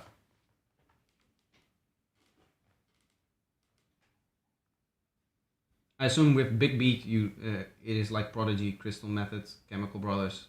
You must have heard of it. I assume you know. To be honest, I don't. I don't listen to a lot of music outside of Psytrance. I've never really been interested in listening to music that isn't in the genre that I'm producing. And for now, I've found my footing so much with Psytrance that I'll probably never change in that regard, and that I will find myself listening to a lot of other genres outside of Psytrance. I just like being busy with the music, and listening to the music that you're busy with really helps by that, because it just, enforces what you want to do more, I guess. Does it make sense when I'm rambling like this? I can go no mic and then there's just no rambling. And then I'll just do the production. To be honest, I'm not entirely sure what I should work on. Maybe I should just do a listen through and write down some notes in here. It's 90 stuff, rather 2000. I have heard of it. It's not like I'm completely ignorant. I've heard a few tracks from the Prodigy. I used to have a Nintendo DS game with Need for Speed, which was Need for Speed, which had a lot of their music in it. So I've definitely heard of the Prodigy and those kind of guys and that type of music, but it's not something that I've like actively listened to, I would say.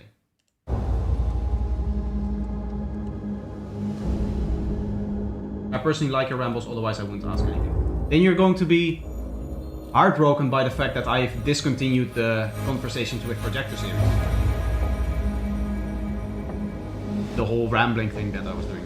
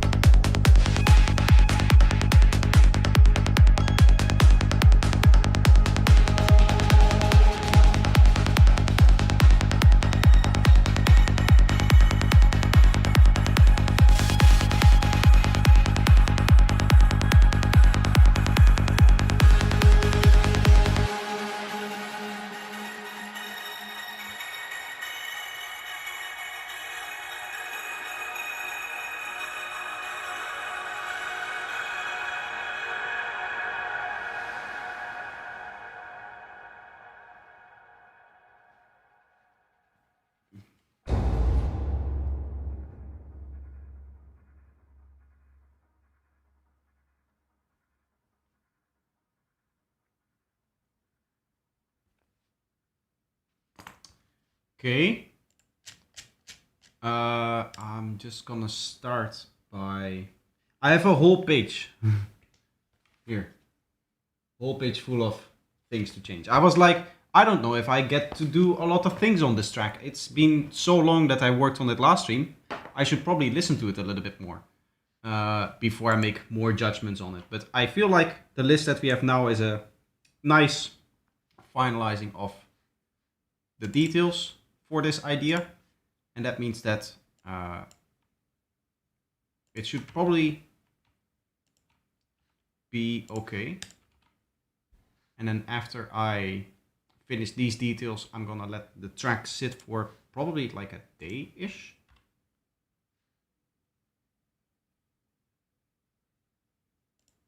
And then, okay, wait. Can I now do this is the question. Just freeze the noise.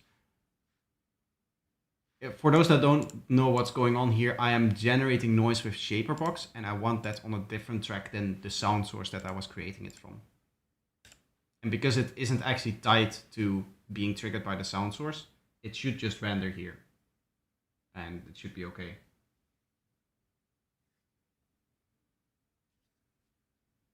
Do you usually record your master like that, or do you export out the song in a regular way at the end? When I am listening to the track, I might as well record the waveform. So anytime I am planning on doing like a long listening session of the whole track, or I'm planning to come to a conclusion about a certain idea in a small part of the track, I usually record that part, and it is just so that I can check the waveform. That waveform never leaves the DAW. Because at the end of the day, though, that's like a recording, right? So it can loop back around. It can be just a small part of the track that I'm recording, that kind of thing. So I always, when it comes to the export of the actual track that you're going to hear, it's gonna be from the DAW. Well, realistically, okay, so that doesn't work. What I try to do here. Okay, then I have to do it with MIDI clips. But anyway, when it comes to the exportation of the track, first of all, you're never gonna hear this project because I export all of the individual sounds, then import them into Reaper, I mix them there, and then export that as the actual track that you're listening to. So even if this were like the final track, I wouldn't use this as my export or anything like that. And even if I'm exporting it just to listen to it on my phone or whatnot, I could just use the normal export function. Also because that's faster than recording it, right? Why Reaper? Because I really like Reaper for mixing. First of all, Reaper is really good at being a DAW for mixing. But it's also just, it's a nice workflow to get out of the production project and get into something, into a different project to do your mix. That is always beneficial because that just, it helps with setting up your mindset in a way that allows you to make good decisions for the mix, essentially.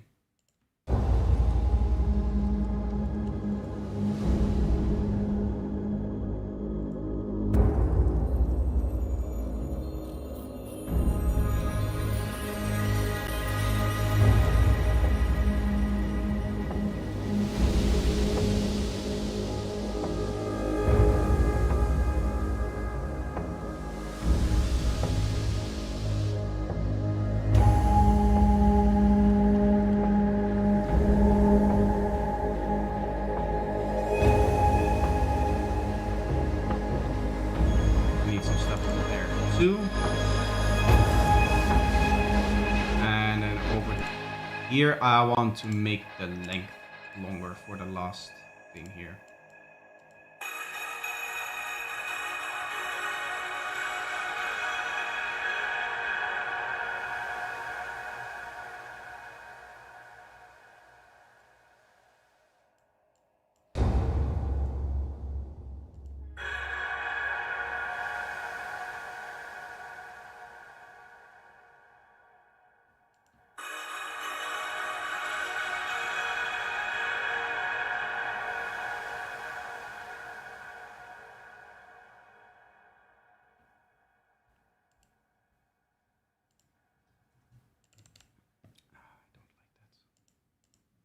want you to be longer. Reaper from, is it like Pro Tools? It is, yeah. It's a DAW designed mainly with recording and mixing in mind, like Pro Tools, yes. I think I can just...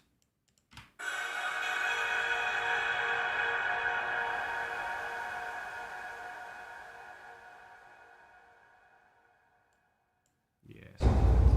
Right.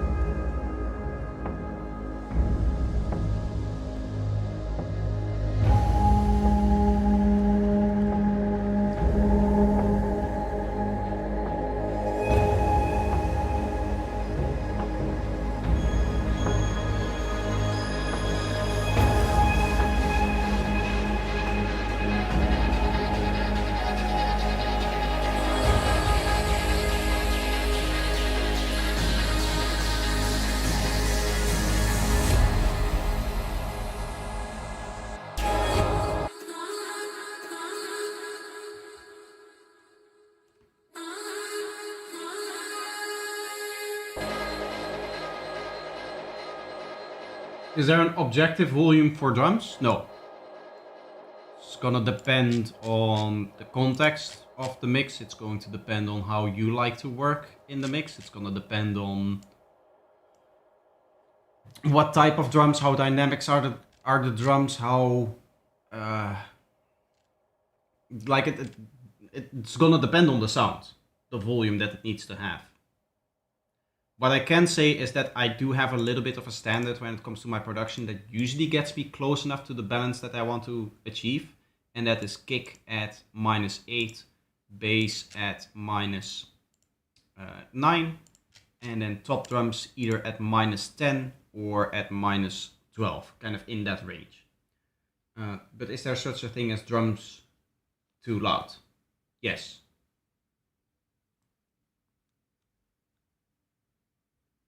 Yes. What you could, for example, do is this, which sets it up to +6 decibels, which is too loud.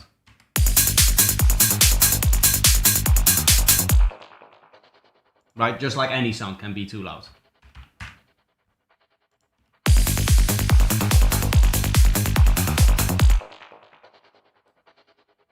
I mean, yeah, of course there's such a thing as sound being too loud. If you make the sound too loud, then it's gonna be too loud.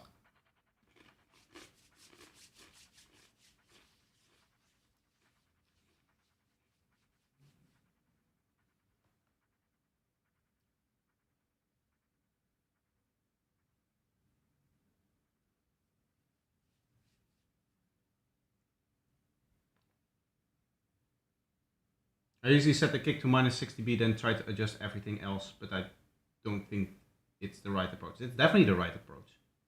Are those barbecue flavored Pringles? Texas barbecue sauce. Yes, sir. my favorite Pringles, and honestly the only Pringles that I like.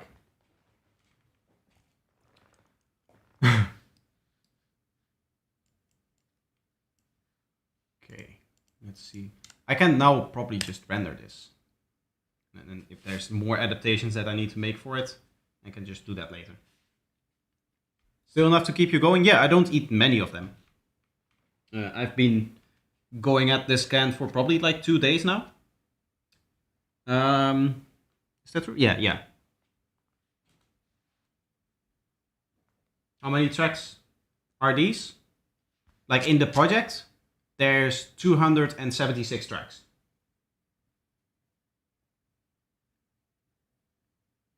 Which, by the way, isn't the amount of sounds that are in the project, because there's, of course, like a lot of extra tracks in here. There's groups, and within the groups you have many more groups and whatnot. So in the ballpark, I think there's in total 200 like sounds in here.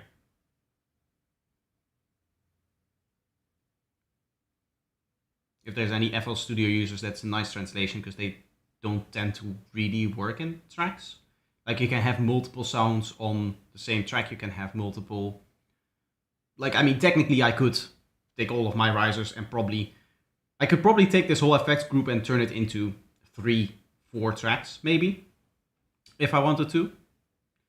Or just render out all the effects that I have on them now and then just stack audio to make it nicer. But it's nicer to just work in individual audio tracks. Like the number of tracks doesn't really matter in a project. It's more... I guess it's just what you do with the tracks. It doesn't really have much to do with the actual count or anything. Is this now going to get rendered with that? Because I don't see a... Oh yeah, because I turn it down there. I'm not really a sidetrans producer, but is that like a common genre for... a common amount for that genre?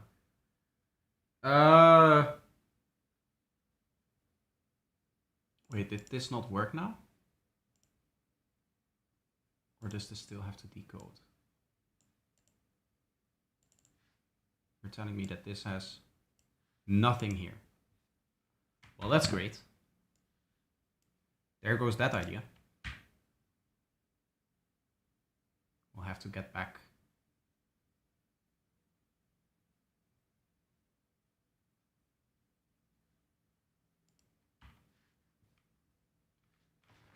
When it comes to like track amount for sidetrans, I definitely think that I'm on the high end of the amount of tracks that people use, but sidetrans is definitely one of the more complex electronic music genres out there. I'll have to render it out like this then, if I want to have that whole idea in there. I think. I sound like an 8-year-old, but what do you mean by minus 6 dB? Like a track threshold? No, it's just like peak volume or... You know, like everything in music is relative, right? So minus 6 dB is just relative to something else.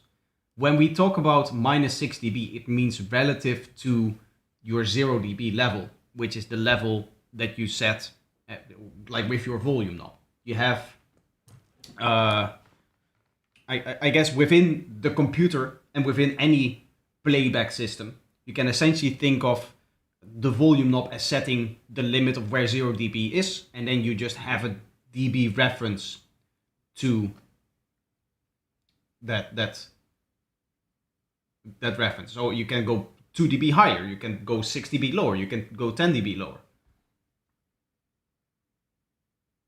I never thought of sounds as minus 10 dB, minus 6 dB. I just slide volume sliders. What do you think happens when you slide a volume slider? Like internally inside of the computer. What do you think it's doing? It is changing the relative level, right? The relative volume. It's just because everything is relative. What you're essentially doing is you're saying, I want this 10.1 dB quieter than what my speaker is calibrated at as 0 dB. That's all that's happening. So when you're talking about minus 6 dB, it's always relative to something. Usually we don't say relative to the volume of my speaker. because that is implied, but that is always behind it in terms of like what you're talking about when you say something like minus 6 dB.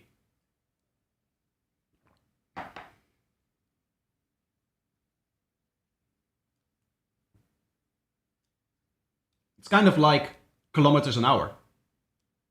We don't think of kilometers and why is this not working now? Why is that not? Ah, it took so long to write. Okay. Now I can cut this part out and just delete from here.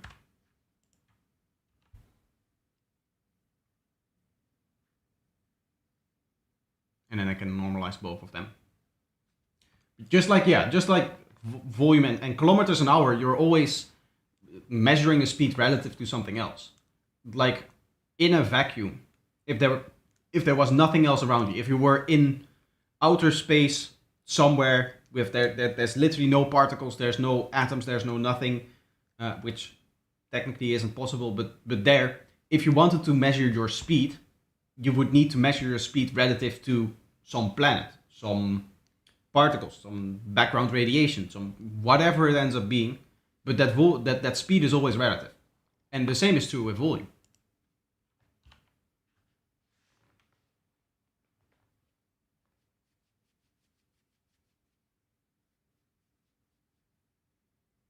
Do you think you'll ever get tired of Ableton? Not really. The reason why I wouldn't think I would get tired of Ableton is every other DAW I've tried seems to be slower in getting me into or getting my music ideas out there. So this is 25 and this can be.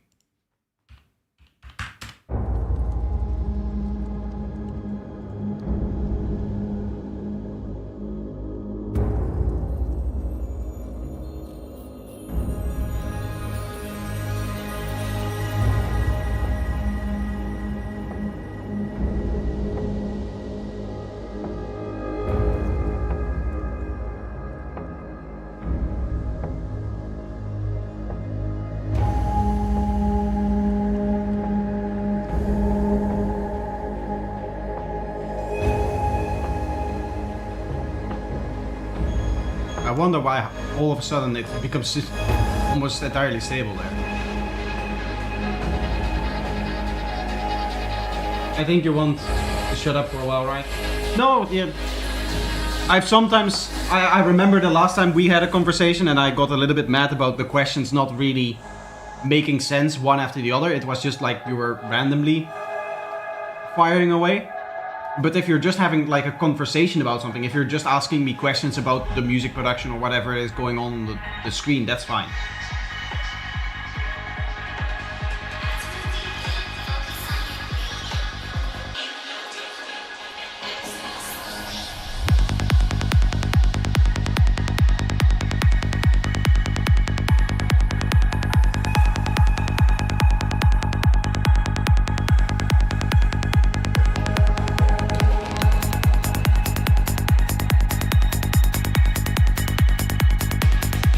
Subs, nice. Yes, I was always sure that I was gonna get my goal of 20k this year, but looking at it now, it is the first time that I'm doubting that, because I'm projected right now. I am just under 20k before the end of the year.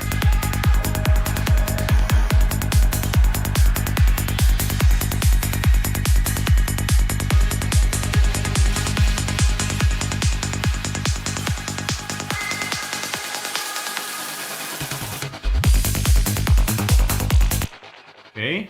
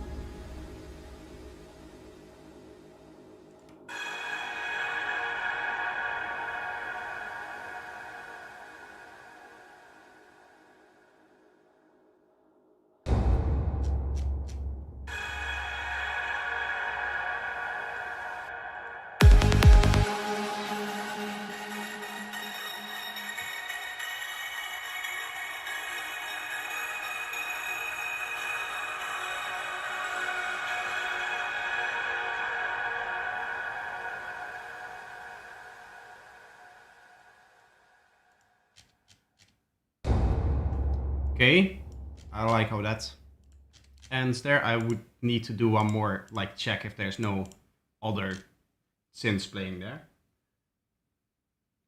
Did you create those ambient soundscapes? Define create, because all of this ambient stuff I technically laid down the note and played the sound, but most of these are just straight out of Omnisphere. Right, so I technically created the sound out of the synth, but it's literally just plays down one note in the MIDI clip and then loads Omnisphere on top of that, and then render that out, fade in the start, do a little bit of EQing, that kind of stuff. So, not really. Like, I don't really call that creating. And that is true for a lot of these. Like, a lot of these pads are, yeah, just probably Omnisphere, Omnisphere, Omnisphere. So this is presets that come with Omnisphere. So I wouldn't really call it creating that. That's just using a preset / sample. Which isn't an issue or anything like that. It's not like you need to create all of the sounds yourself. You need to create the music that you want to make. That is important. I want to try a little bit of delay and reverb on this group though. Mainly the reverb is important because I feel like oftentimes the atmospheres, they just are a little bit too slow. And they fade out like immediately. I want them to linger around a little bit. Nice, like 10 seconds. Why not? And then delay probably very low.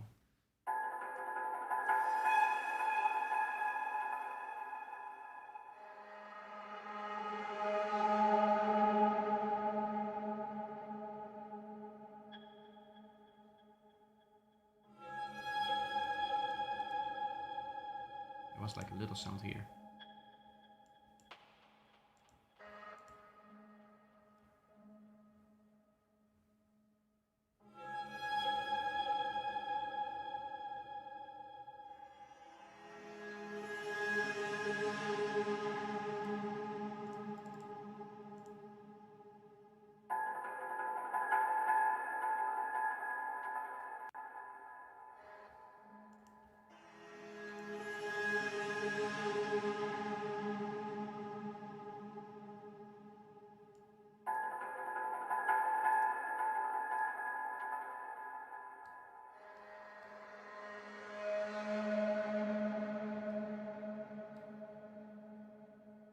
Nice, it just lingers a little bit more around now.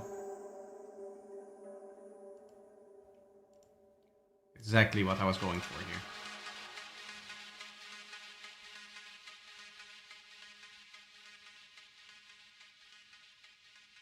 Basically, you Omnisphere those sounds. Yes, yes. They are just, as I said, they are just an export from an Omnisphere sound. And honestly, probably, like if I scroll through what is happening over here, you can see there's a lot of Serum going on, but there's also a lot of Omnisphere going on. I love myself some Omnisphere.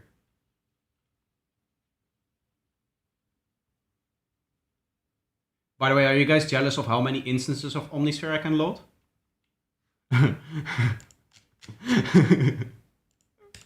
I think also stuff like this sequence over here, this bad boy, is like an export out of Omnisphere, right? Like this sounds very Omnispherean out of all of the synths that I have.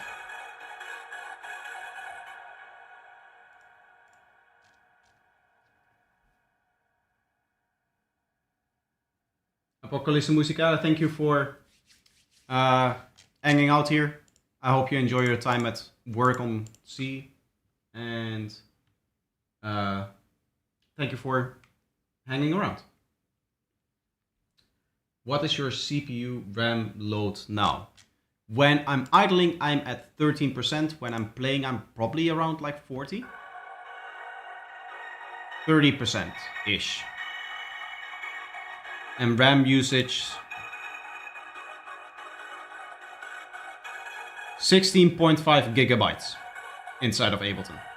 That's Ableton alone. The total usage of my RAM is 32.7 gigabytes out of 63.9. Did you steal your PC from NASA? No, I built it myself. That's the cool thing. Some components in this PC are over a decade old. That's the cool thing about building it yourself and not like with a laptop or something like that.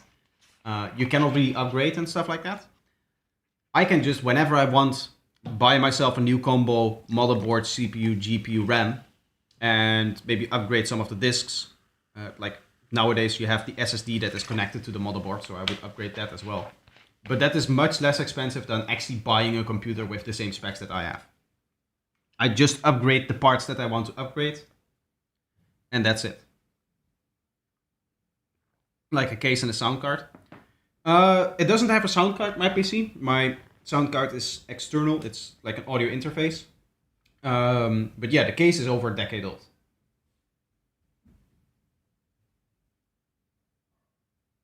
I'm not jealous of how many tracks your CPU can run. I'm jealous of how many tracks your brain can run. I don't like keep track of all of the sounds in this project. It's not like I remember every sound that is in this project. And I know that because whenever I go into mixing, there's always, for every project, there's like 5 sounds that I don't even know that were in there, right? And then I import them in the project and I was like, hey, wait a second, what is this? And to be honest, that is expected when you have now 282 tracks in a project. There's going to be some stuff that you're mentally like blocking out. And part of that is the goal, right? You're going to have some background sounds. You're going to have some sounds that are doing smaller things that aren't the main idea. So that makes sense that you're not exactly keeping track of that. Because it's supposed to be almost like subliminal, almost like in the background kind of thing. I'm going to put on some.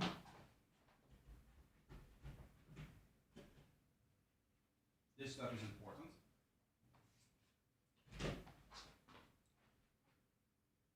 Incense.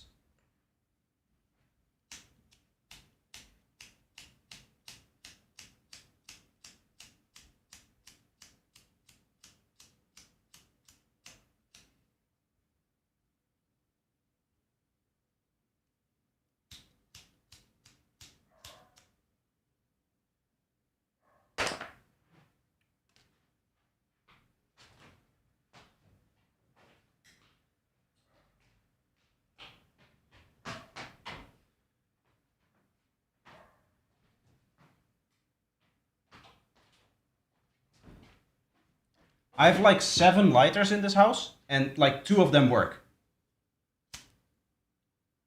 What smell / flavor? I'll get the packaging for you.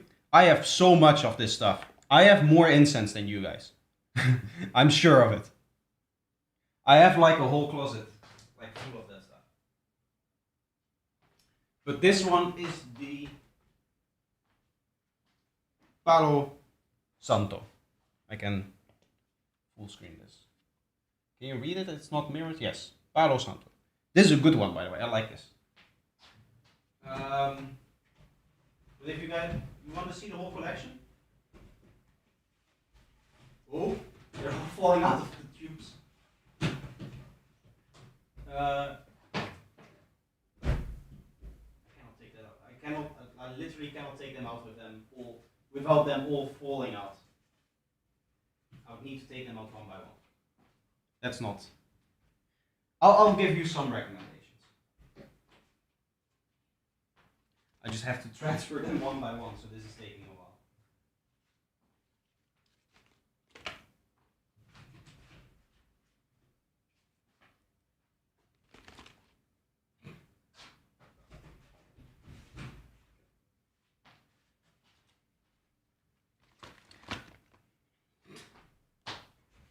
There's so many.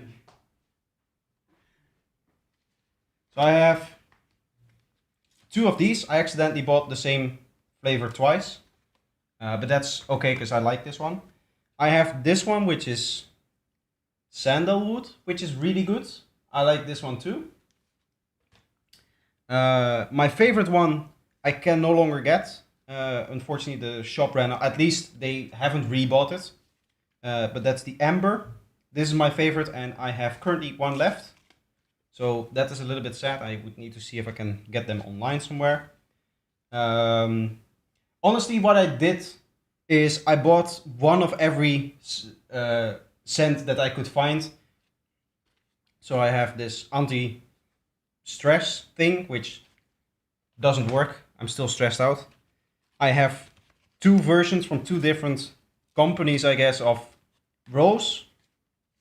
I have a floral one. I used to have different floral one from a different brand, but they were out, so I took this one. This is a little, I guess it's a little bit worse than the other one. I have this, which is patchouli. I don't know what that means. It's a type of flower, I assume. I have lavender, violet, lotus, jasmine blossom, vanilla, green apple, and Elon Musk. As you can see, this is musk.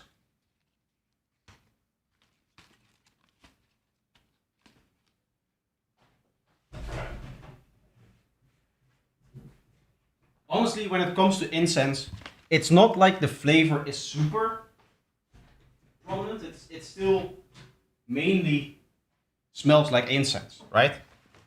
Is that how you pronounce it, by the way?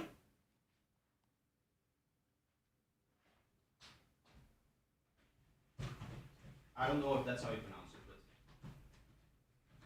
I guess now it is.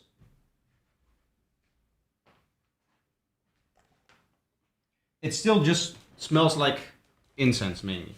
Smell of Elon Musk's armpit. I don't know what musk means. I believe musk is just a synonym for smell in English. No? So I don't know if that has like an actual meaning to it and whatnot. I'm getting literally no work done. Vocal intro fade in.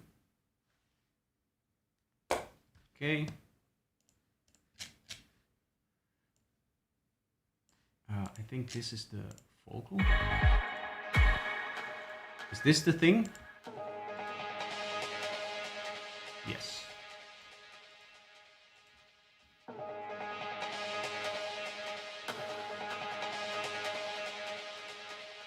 That is in tune, but it like starts higher. I don't know where I would put this, if not there.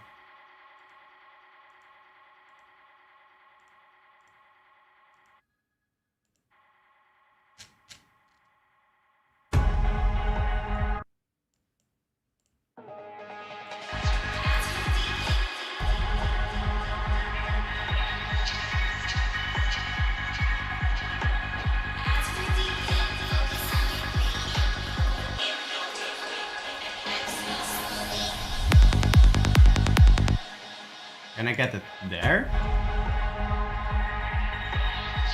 If I just...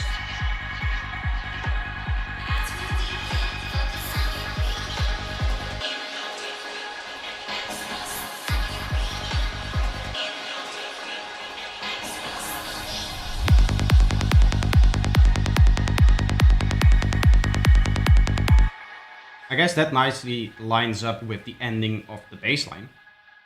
And it kind of fits in that vocal spot.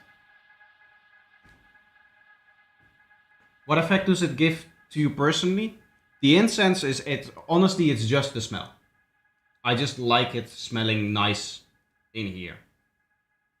Instead of smelling, you know, the constant sweating I'm doing in these things, I can smell something that actually smells nice. So that is the main reason why I bought it, honestly. Like, I don't believe in any... I'm not a spiritual person. I don't really believe in, like, the healing powers of this kind of stuff or whatever it may be. And I'm also not interested in it, so that's why I don't know what I'm talking about now. And maybe there's some, like, actual health benefits to it that can be proven scientifically. I believe that there's a lot of bogus claims out there of stuff just healing you without people actually knowing what is happening when they consume certain things or whatever. but honestly, it's not something that I care about in terms of like a specific spiritual effect or whatever. I see it the same way as people that talk a lot about expensive wine.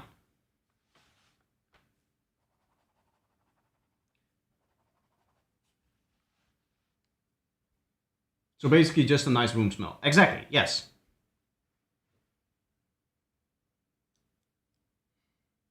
I mean, at the end of the day, there is something to be said for the fact that when you're creative, you are using all of your senses. That is also one of the reasons why I like having this colorful project and why I like having everything organized like this and why it's like slightly rainbow colored and all of that stuff. I think it looks nice. I think my project looks very nice. And I think that the look of my project helps me with my creativity. And I think that feeling good helps you with your creativity. And I also think that smelling cool things help you with your creativity in that same way. Synth bar 10. There is no synth in bar 10 of this drop. Why did I write that down? This thing here.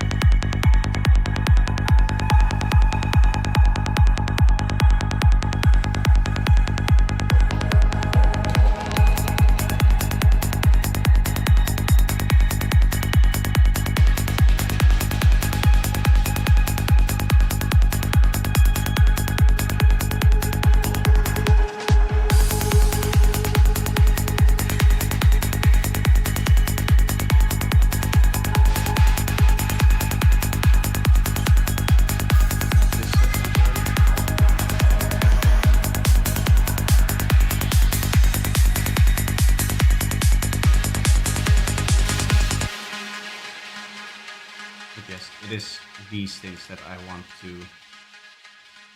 No, the frequency, the hue. There's something I've been doing for this project is every one shot I automate in the queue like this. Just so that we get a little bit of extra like sweep into the idea, I guess. Is that everything? No. Here and here.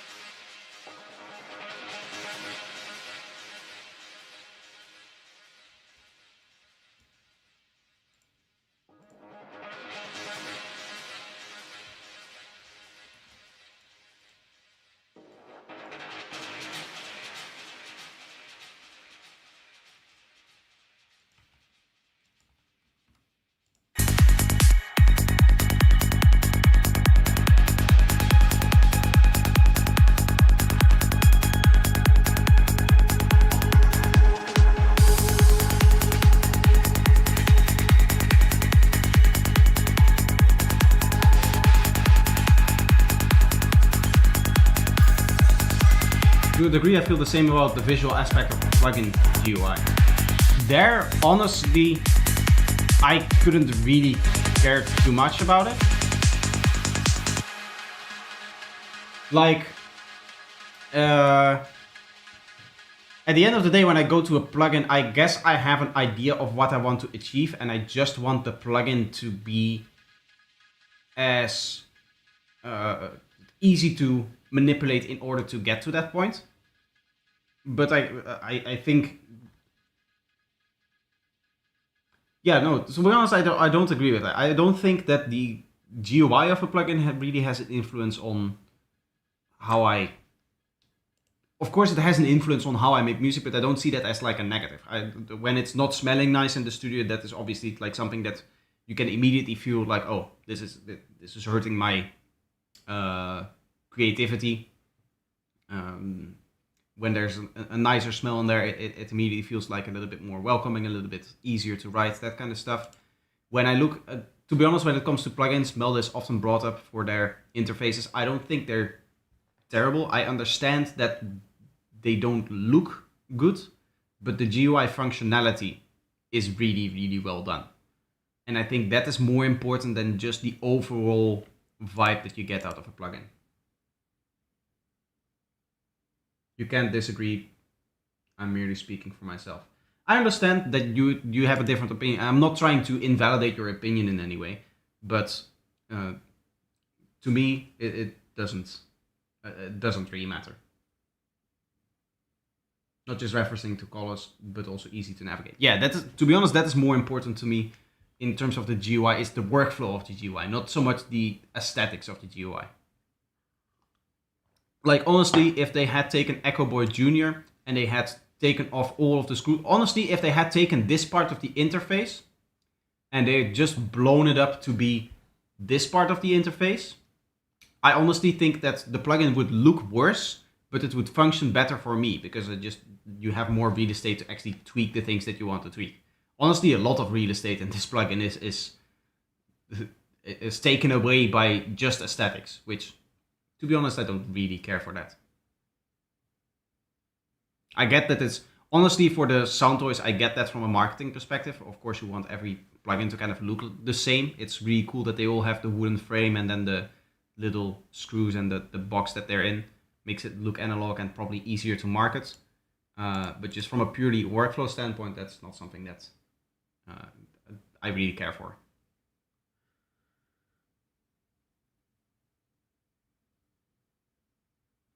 Yeah, that is more important. Is the display readable? Is it not too cluttered? Is there not too much going on? That is why I really like the Melda plugins, because they put stuff in layers. And that is something that I really like. I wanted to work on the cohesion between this element and the rest of the track.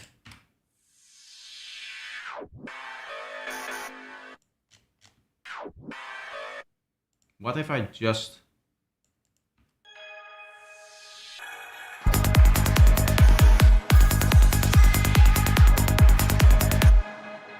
It's this stuff that I feel like needs more high frequency stuff. It needs to kind of bite through.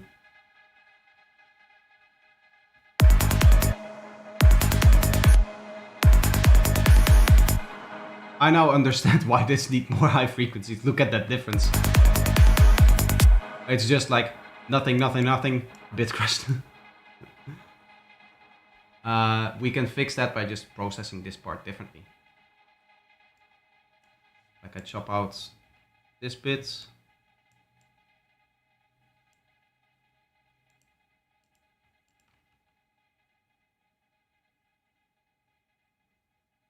I might want to remove the chorus from that, or is that gonna sound weird? That's probably gonna sound weird, right?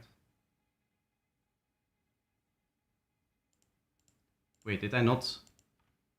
Control G.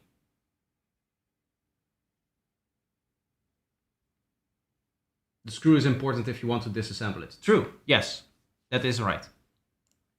And Wietse does know that, he just doesn't like his plugins disassembled. And to be honest, I get it. It's not like the plugins need regular maintenance. At least I haven't ever done maintenance to my plugins.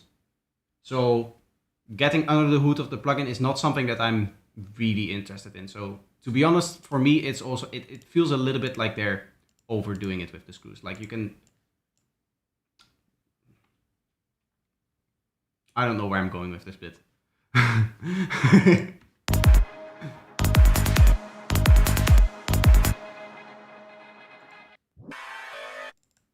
Yeah, this definitely needs some more bite. I'm trying to do the frequency that I want to do with my mouth, but that doesn't really work.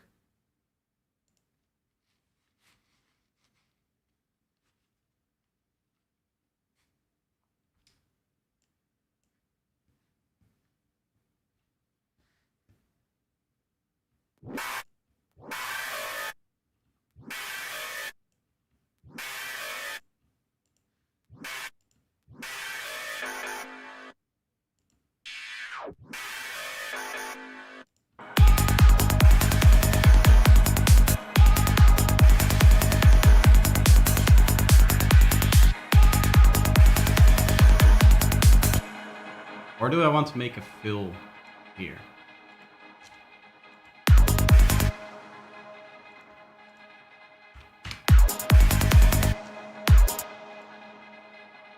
What if I just do...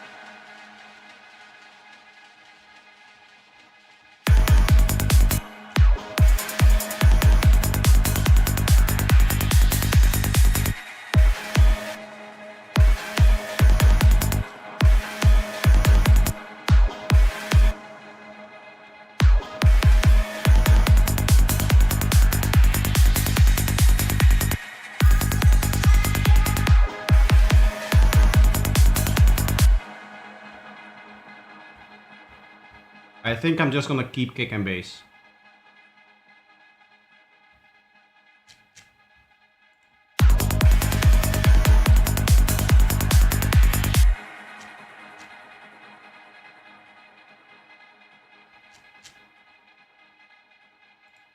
Can just be maybe a bit louder.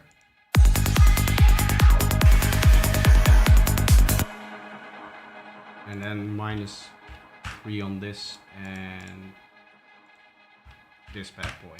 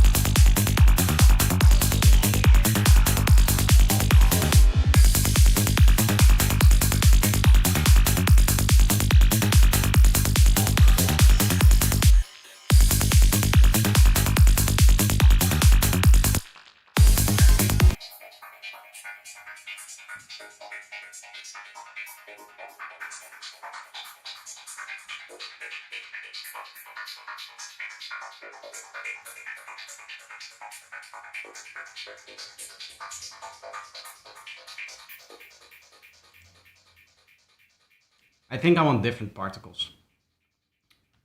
I think I want...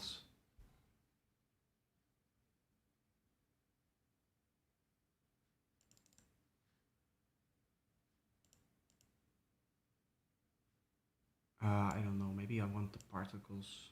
I do definitely want particles here. I'm not sure if I want stuff here. I think it's a good idea to have something come in over time here. Because this one is now playing a rhythm, which I'm definitely not a fan of. Why I tried doing that. I'm definitely copying that over. But I feel like if I place it also here, it's a little bit...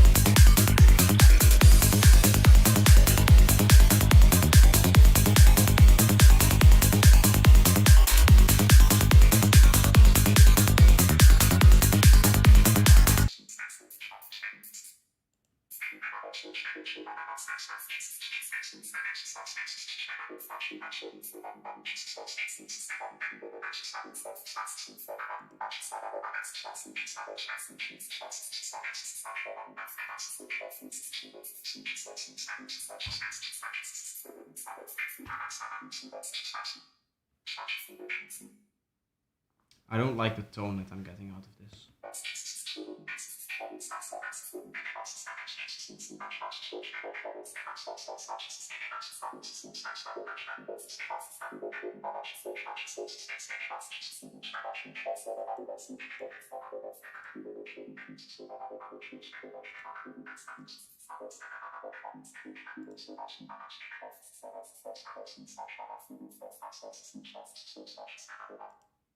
Wait, how is this still not a saw wave? Aha.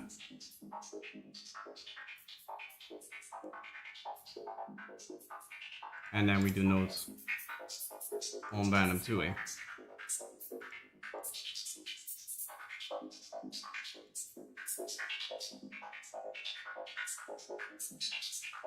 Still feels a little bit too predictable, too similar. But I think that's better than what we had before. So I'm gonna make some different particles over here. I believe I already have vital phase dispersed particles. But I'm gonna make new ones.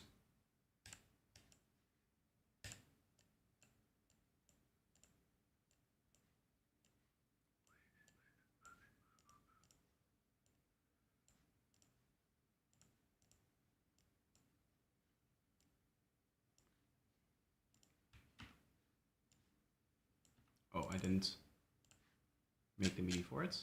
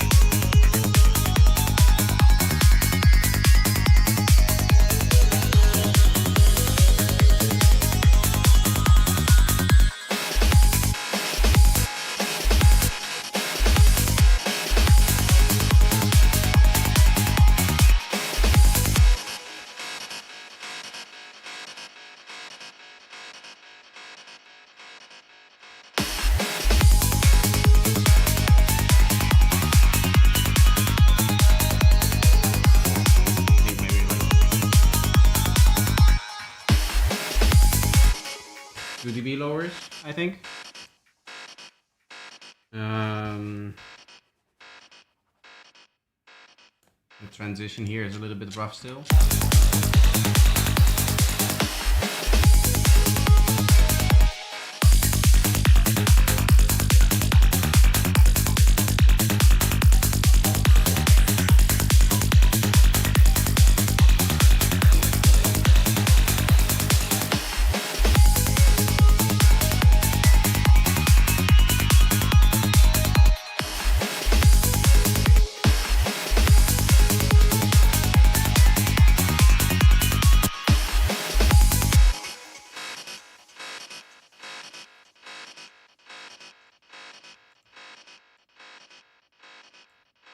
I think I do have a rendered version of the kick drum here somewhere, right? Yes.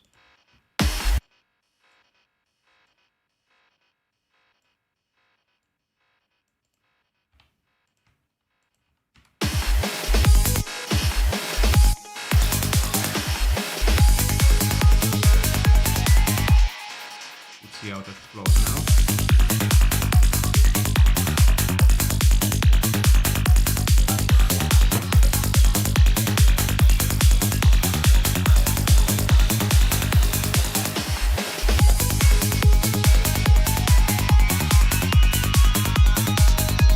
slower on the glitch.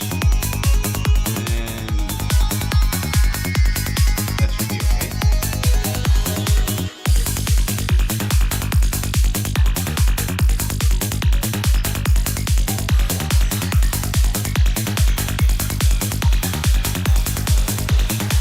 Good night, Manby. Thank you for joining by. I'm gonna finish off the stream very soon as well. I'm also tired and it's been 5 hours and a bit, so that should be quite enough. Yeah, I'm nowhere near finished. I'm not gonna get finished with all of the things that I still have to do. We have now crossed off about a third of the things that I need to do on this track and that I heard today. So yeah, I'm gonna also finish the stream here. I'm gonna end it. I hope you guys enjoyed everything. I hope that the feedback was helpful. I hope that the last little bit of production was interesting.